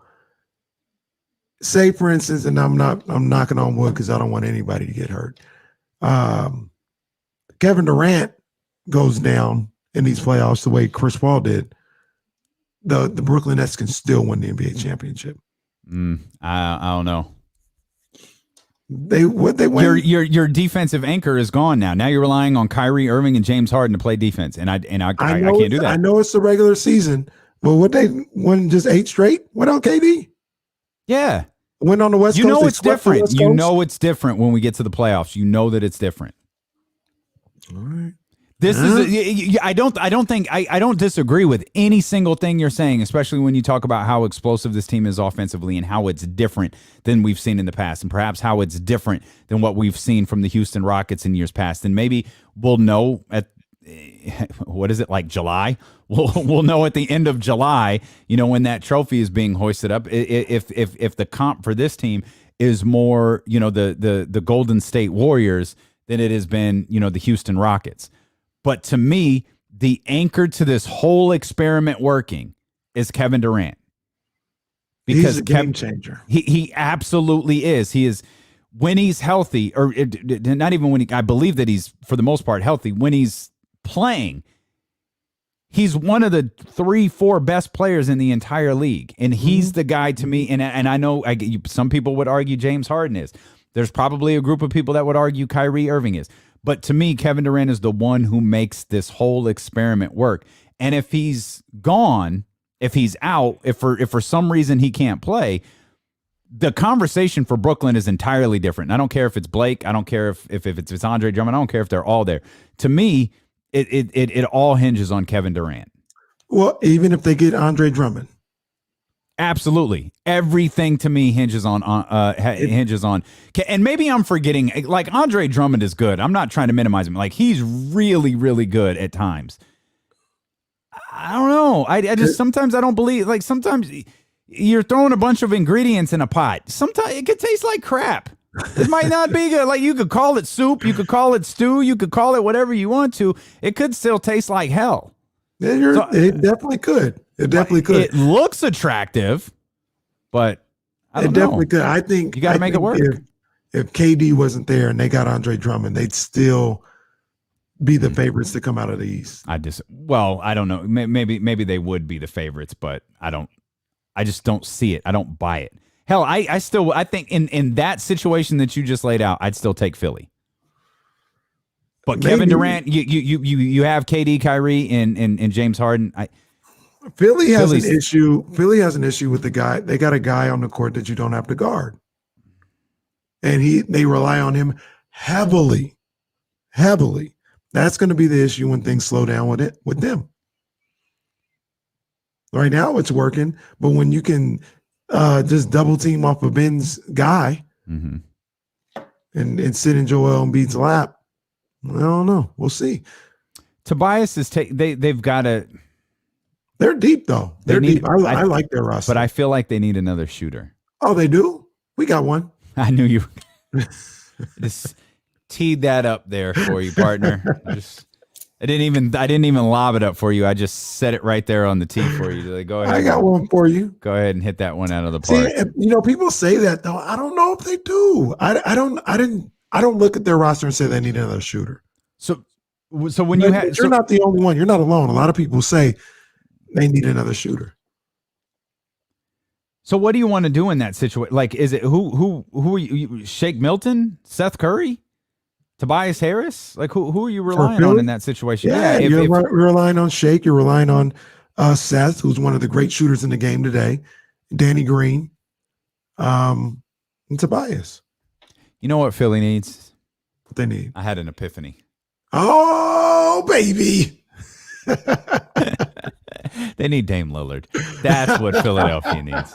Philadelphia needs Dame Lillard. Like it just came to me like a vision in the night. That's what they need. Man, it's going around. You know that epiphany's those going epiphanies, around. Yeah. It's the whole new pandemic here broke out is the epiphany pandemic, and it all involves Dame Lillard, and hell, even Paul George is showing Dame Lillard love now.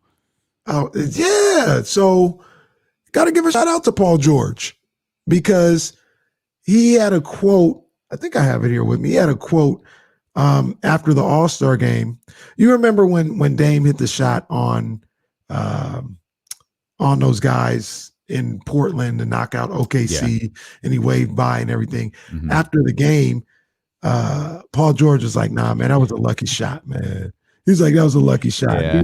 People were kind of on his head about that. They're like, "Bro, stop! You sound sour." Not the time for that. Yeah, nobody was trying to hear that. But he came back after the All-Star game, and I was looking for the quote. I don't have it in front of me, but he essentially said, "Dame, that I was wrong. He proved me wrong. That's not a lucky shot. That's clearly something that he works on, and that's part of his arsenal. So I was wrong.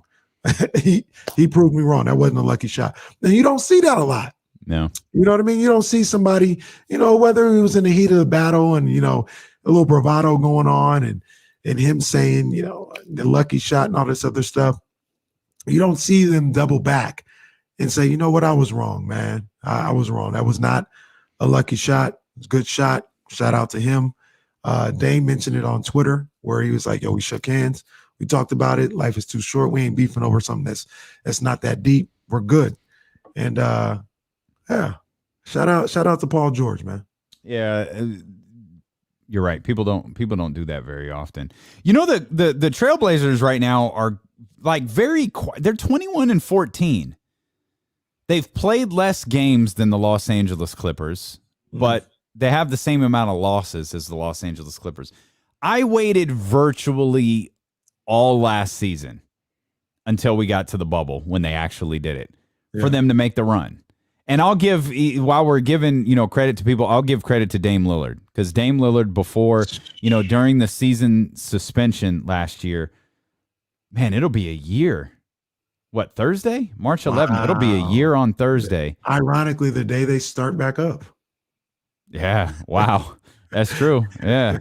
It'll be a year ago. And and then it was 2 days later that I think the world collectively shut down. Like I know California shut down that Friday. I feel like everywhere. It had to be down. 2 days. I think that was a Tuesday. And I remember because my son had a little league game and he didn't play no more after that. So it was probably a couple of days later after that. Sorry, that was not the point of where I was going. It was just an observation here. But Dame said during the suspension, and there had been talks of, the bubble and all of these different things where he's just, I don't want to go if we don't have a real chance to get into the playoffs. I don't want to go if we're just going to warm up the playoff teams. There's no point in that. Right. But if we have a real chance and you give us an opportunity to get, we'll be there and we'll make our run. And damn, that's exactly what they did. Yeah. They came into the bubble healthy, the healthiest they've been all year. They made that run, and they haven't been healthy this year, but they're not in the hole that they were last year either. They're sitting at 21-14 now, and if you start to look into this second half of the season, if you can manage to a certain degree Yusuf Nurkic, if you can manage to a certain degree CJ McCollum, could Portland make a run at say a conference finals? No. Could it be Portland over the Los Angeles Clippers? No. Okay. Nah, I did a deadpan. Thought the conversation would take us further, but for effect. But no, they can't because they don't play defense. They're atrocious. They're an abomination on a Well, defense. Brooklyn doesn't either. That's your favorite team on the planet. Yeah, they don't have the firepower offensively, individually. Wow, Kenny Caraway takes a shot at one of the greatest backcourts of all time. They don't have the fire. That's only 2. Brooklyn That's got true. 3. Well, you've got. Yeah, I know it's not a backcourt, but you do don't forget Yusuf Nurkic is down there. He's a game changer when he's healthy. I'm not even talking about the finals. I'm talking about the conference finals. I'm talking about getting in there and taking on. Could they beat the Clippers in a 7-game series? They could. I wouldn't. Wait, did they? bet on Did they them beat to. the Clippers? Who beat the Clippers last year? The Nuggets? Oh, The it was the Blazers, Nuggets. Blazers won game 1 and got destroyed the next 4 games by the Lakers. By the way, is anybody talking about the Denver Nuggets anymore? Are they just old? Are they just old news at this point? They are old news. Look, I can make so this is what I tried to say like last year, or maybe it was in the offseason or whatever. Denver, all respect to what they did, they should have been gone in the first round in like 6 games max. Utah choked that away. And we're seeing kind of what's real this year.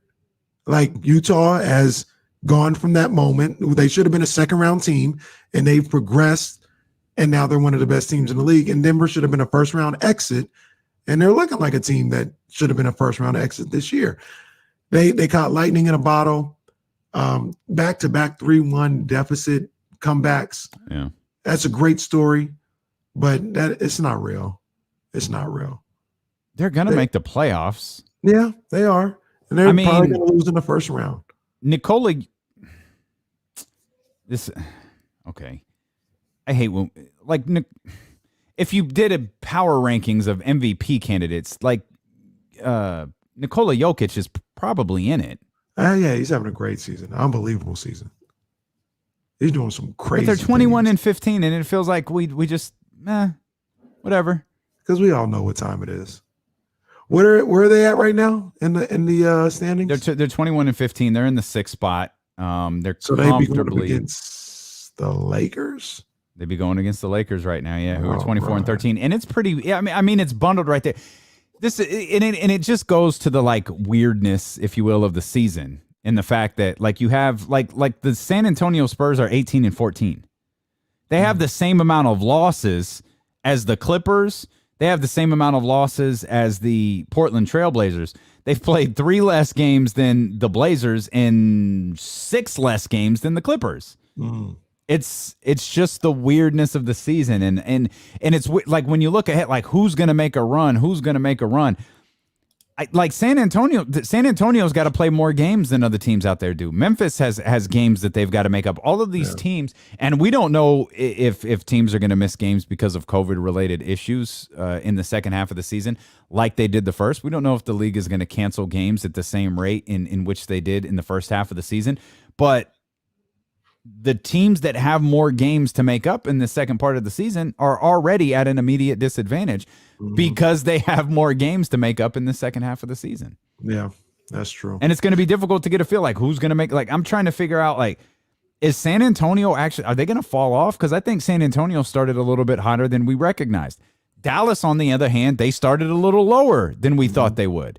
Yeah, they rebounded. So what are they though? Are they the team that rebounded, or are they the team that struggled at the beginning? And that's another team that's going to have not as many, but a couple of games to make up as well. Yeah, bringing it back home. I know everybody wants to think the season is over. I know that's what people want to put out there. I don't think it's over yet. That's a tease for Friday's show. Be here Friday at 12 o'clock should things go south on Thursday night at the Golden One Center. It's a good tease, partner. I'm working on it. Did I hear somewhere that the Kings had the toughest schedule in the game in the first half of the season? Yeah. Okay. I'm just saying. I mean, they had the toughest schedule in the league. It's got to ease up a little bit. What does that mean? Like, what does toughest schedule in the league mean? They play like they ain't played none of the bad teams.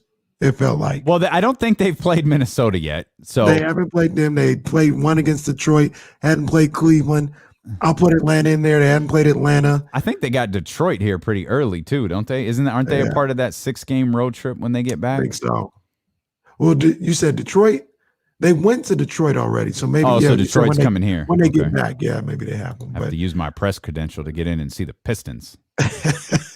I'm lying. That's made up. I'm not doing that.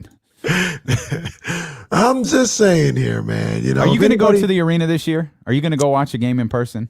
I think I am. I don't know when it's going to be. It's not going to be in March. Probably won't be in April. Maybe in May. Okay. You don't even carving off games. You're just carving off months. I ain't gonna do it this month. I ain't going in March. I'll tell you that. It's a little too soon. Maybe April. Maybe the end of April. Okay. You can let me know how it is. You're out for the whole year? I'm not going. No. There's no need to. There's no need for me to go. Yeah. I think that creates an inconvenience for everybody. Like I don't need to be there. I can relay the exact same information watching at home on television than I can at the Golden One Center. Don't tell these people that, because then that's the dirty little secret of the media. No, the media Nowadays. like it becomes like again, I haven't been there this year. I don't intend to go.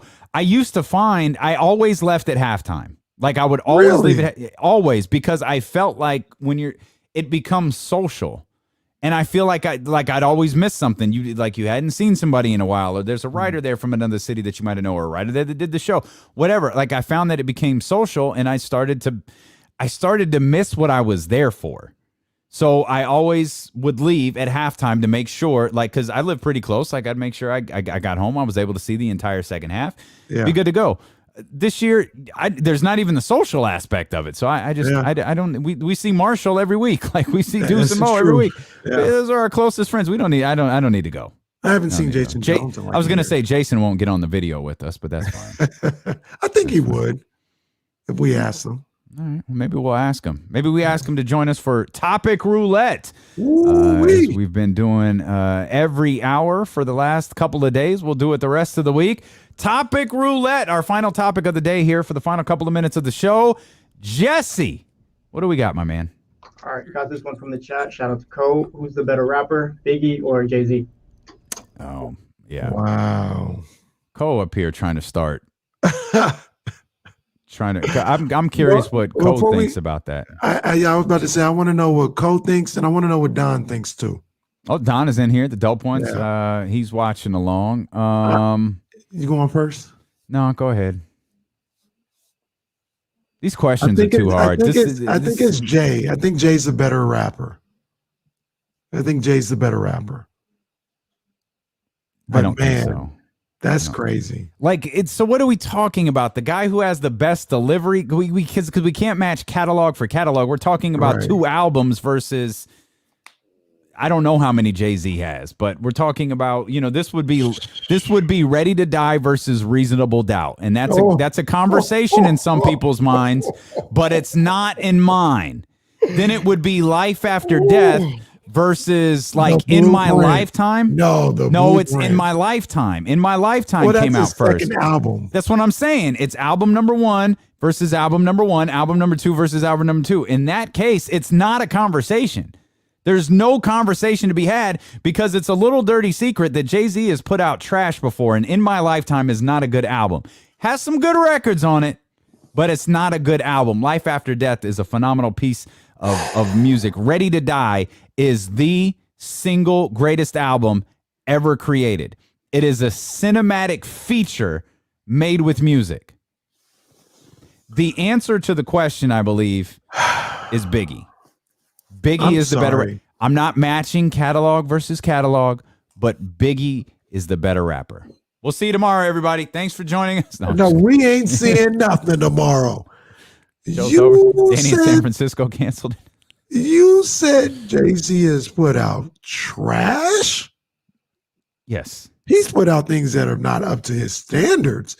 But to say trash, that's false. And definitely to say, In My Lifetime was trash? Come on, man. Come on. In My Lifetime was not good. No, it was good. It was not good. It wasn't great. It was good, though. Kingdom Come was terrible. Kingdom Come wasn't terrible. It wasn't up to his standards. It was terrible. No, it was not terrible, Damien. Okay. All right. Fine. What you mean terrible? What did I say? Like, can we get the definition of terrible pulled up and put in the chat? Like, it was terrible. Kingdom Come. I know that. In fact, when you look up terrible in the dictionary, there's the cover art for the Kingdom Come album. It's awful. For me, though, Big only made 2 albums. That's it. He made Ready to Die and he made Life After Death. Everything that came after that was absolute trash. Like duets. Never listened to it. I never listened to duets. Born Again. I guess I don't count Born Again. I don't count it either. It wasn't good. The duets had some good moments. The Nasty Girl with Jagged Edge and Elliot. That was not good. No, watch your mouth. It wasn't good. Watch your mouth. That was a smash. It wasn't, but see, it's always, but it's tough to do because you can't. I think we talked about it yesterday. The best 1-2 punch in hip hop history. Obviously, Biggie has that, and along with maybe Outkast. But bro, come on, the blueprint. The blueprint in my lifetime is awful. In my life, no, absolutely. Wait a minute, hold on. I didn't say anything about the blueprint. I didn't say anything about the blueprint 1 or the blueprint 2. I can make the argument the blueprint. I'm not going to agree with it, but I can make the argument the blueprint is bigger than Ready to Die or you're way too smart to make that argument. That's why your Invisaligns nearly popped out of your mouth when you said it, because your Invisalign trays were trying to run away from your mouth as that terrible take was coming out. The city is mine. Garbage. Garbage. Watching, friend or foe. Wow. Who you with? Trash. It's not good. It's not good. Where I'm from? The only album that Jay-Z made that can compare to Ready to Die is the Black Album. The Black Album. Cap. The Blueprint is his best. Reasonable Doubt, first of all. Don't get it twisted. Reasonable Doubt is like the Blueprint is, to me, is better than the Black Album. I don't think so. I disagree. I think the Black Album is Jay-Z's greatest album. But you want to talk about holes? Go through some of them tracks on the Black Album. There's holes on that album. Change Clothes. Why you hate Pharrell? Like what's wrong with Change Clothes? What's wrong with Change Clothes? That was built. The Black Album, you could argue, was built like Ready to Die. Like it was built like a cinematic feature. Ready to Die is the greatest album ever made. If you want Ready to Die today, I love Ready to Die. It's perfect. And then there isn't a bad song on Ready to Die. But when Warning hits, oof. I always envisioned I've always wanted to do a freestyle over Warning, where I like come out hella prepared and throw the mic out the way and start rapping into the phone. Like that's just the fact that he go, and then the fact that Give Me the Loot sounds like two different. It sounds like 2 different rappers, but it's just him. Paging me at 5:46 in the morning. See, you know who it is, man. It's B.I.G. We appreciate you for being with us. If you missed any part of today's show, you can subscribe to the podcast on Apple, Spotify, Google Play. Wherever you get podcasts from, you can get it on the radio.com app. You can check out the show on twitch.tv/ESPN1320 or on the ESPN 1320 YouTube channel. Wherever you watch, wherever you listen, we hope that you are back here with us tomorrow at noon.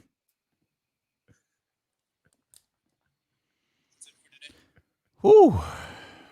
Man, I didn't even say holla. I was reading with people. They Bryce talking about who's man's. What you mean? Who's man's who? Me or Damien? Talking about where did Don got you belong to the city. The city is mine. That's blasphemy in my life. Oh no. Oh, is a better rapper by virtue of stop Don, stop using words like mental dexterity and content. Knock it off.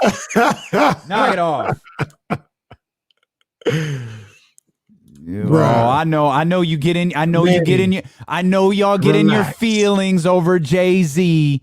That's fine. Our precious little Jay-Z.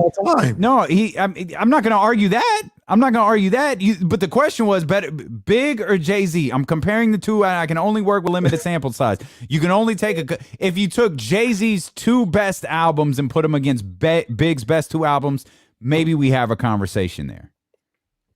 Change Clothes. Jay-Z had a winner's mentality. You guys are assholes. You guys are assholes for that. You guys need to calm down. So look, Black Album is great. Change clothes. Man, you doing Dirt a off lot. your shoulders is. I like the song, so I'm not gonna go too hard on it. But that gets a little. Dirt Threat, off your shoulders is. Oh my gosh, that is fire. Threat is suspect. Justify my thug. Oh, I don't know. Blueprint ain't got no songs like that. Well, actually, I take that back. Okay. Jigga, that Jigga. That was Careful. Yeah. meh. So Jigga that Jigga. Take Um, I mean, the blueprint is the great. blueprint's Blueprint is crazy. great. The blueprint is But crazy. no one said the blueprint is bad. That's the part I don't It's get. better than the Like, Black Album. It's better than the Black Album. Blueprint better than the Black Album. I don't think so. I could hit you with a. Volume 2 had all the hits. No. Carter was born Come on, man. What are we talking about? Yo. This. Don't even. Wait a minute. Recollection of history in the making Wait a during minute. our generation. Bruh. Allow me to reintroduce myself. My name is Hov. H to the OV. I used to man. move snowflakes by the OZ. Talking about. I guess even back then you could call me CEO of the ROC Ho. I got a dope version of that album. Did you have the Yo. the Linkin Park version? Yeah, come on, man. Don't talk down to me like that. I got you, Danny from San Francisco. Don't worry. I got you, Danny from San Francisco. Don't worry. You gotta hear this. See, Danny's got me all like concerned now. But y'all gotta hear this. This is called the Purple Album. Rap critics to save money, cash holes. I'm from the hood, stupid. What type of facts it up? So someone took, you know how Jay-Z released an a cappella version of this album? Yeah, and they did a bunch of mixes with They that did the Gray album where they mixed it with like the Beatles. That was the Purple album. Yeah. Where they mixed it with Purple Rain. Yeah. So That was a every track from the Black album is mixed with Purple Rain. There's some nasty ones on here. Let's go Nasty. crazy. Nah, Jay, Black Album, he had about 3 or 4 that Jay's shouldn't an have been there. icon. Jay-Z is an icon. I've been thinking about getting that hoodie that Don's got with the Nipsey and Yeah, I got to cop that one with off the that's- what it feel like shirt. that one is I saw that. I was like, ooh, okay. That's cold. I told Don I'm copping that one. I told him I got to cop that. That's a must. All right, let's okay, people. All right, bringing up Drake's now. Drake's name here in the conversation. Come on, man. Hey, right. Buddha, they don't want to have that conversation, man. Because I've already said it. Now, It's not time for it. I don't think it's They time don't have for it. that It's not time for conversation. it. It's not time for it. It's It's not time for it. That boy There'll Drake be- about to have another number one. What's next is about to be number one at the end of this week. Is it? You got the- me. You had said it's me. on track to be another number one.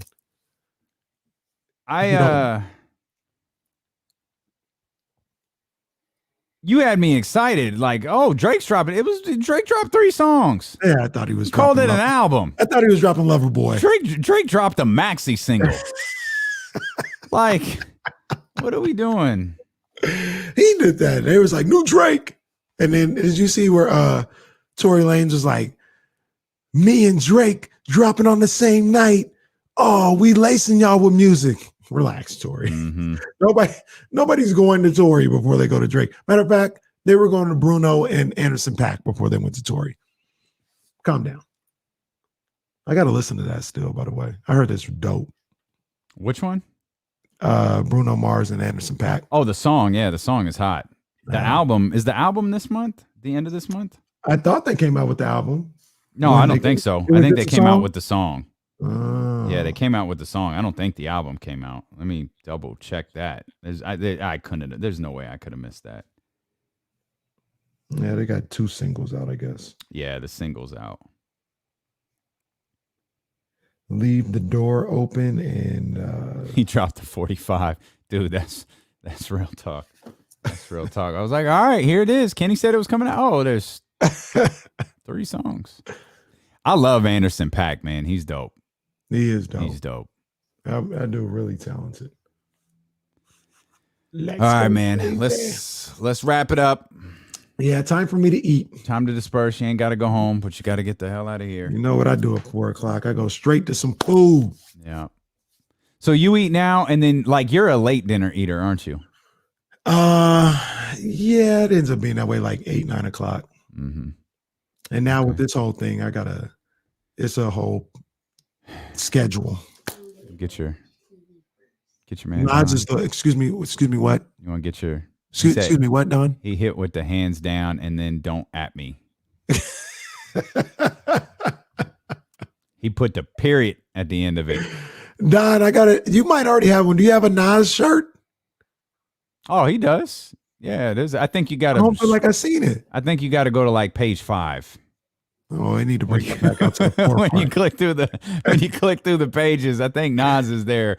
Like Don posted some yesterday, some of his graphics that I never. He had one of like Angela Davis joint, man. I want the one where I'm not asking for. I'm paying because my man put in work. I got to help my brother out. You don't help him out by getting the handouts. I'm going to pay for it. But I want the Coming to America joint where they had the tourist joint where they had the jacket on and everything. Yeah, I definitely want that one. Yeah, that's dope. That's good stuff. Yeah, he's got a couple there on the dope ones that we got to go dig in. Bryce, what did you say about the Rockers?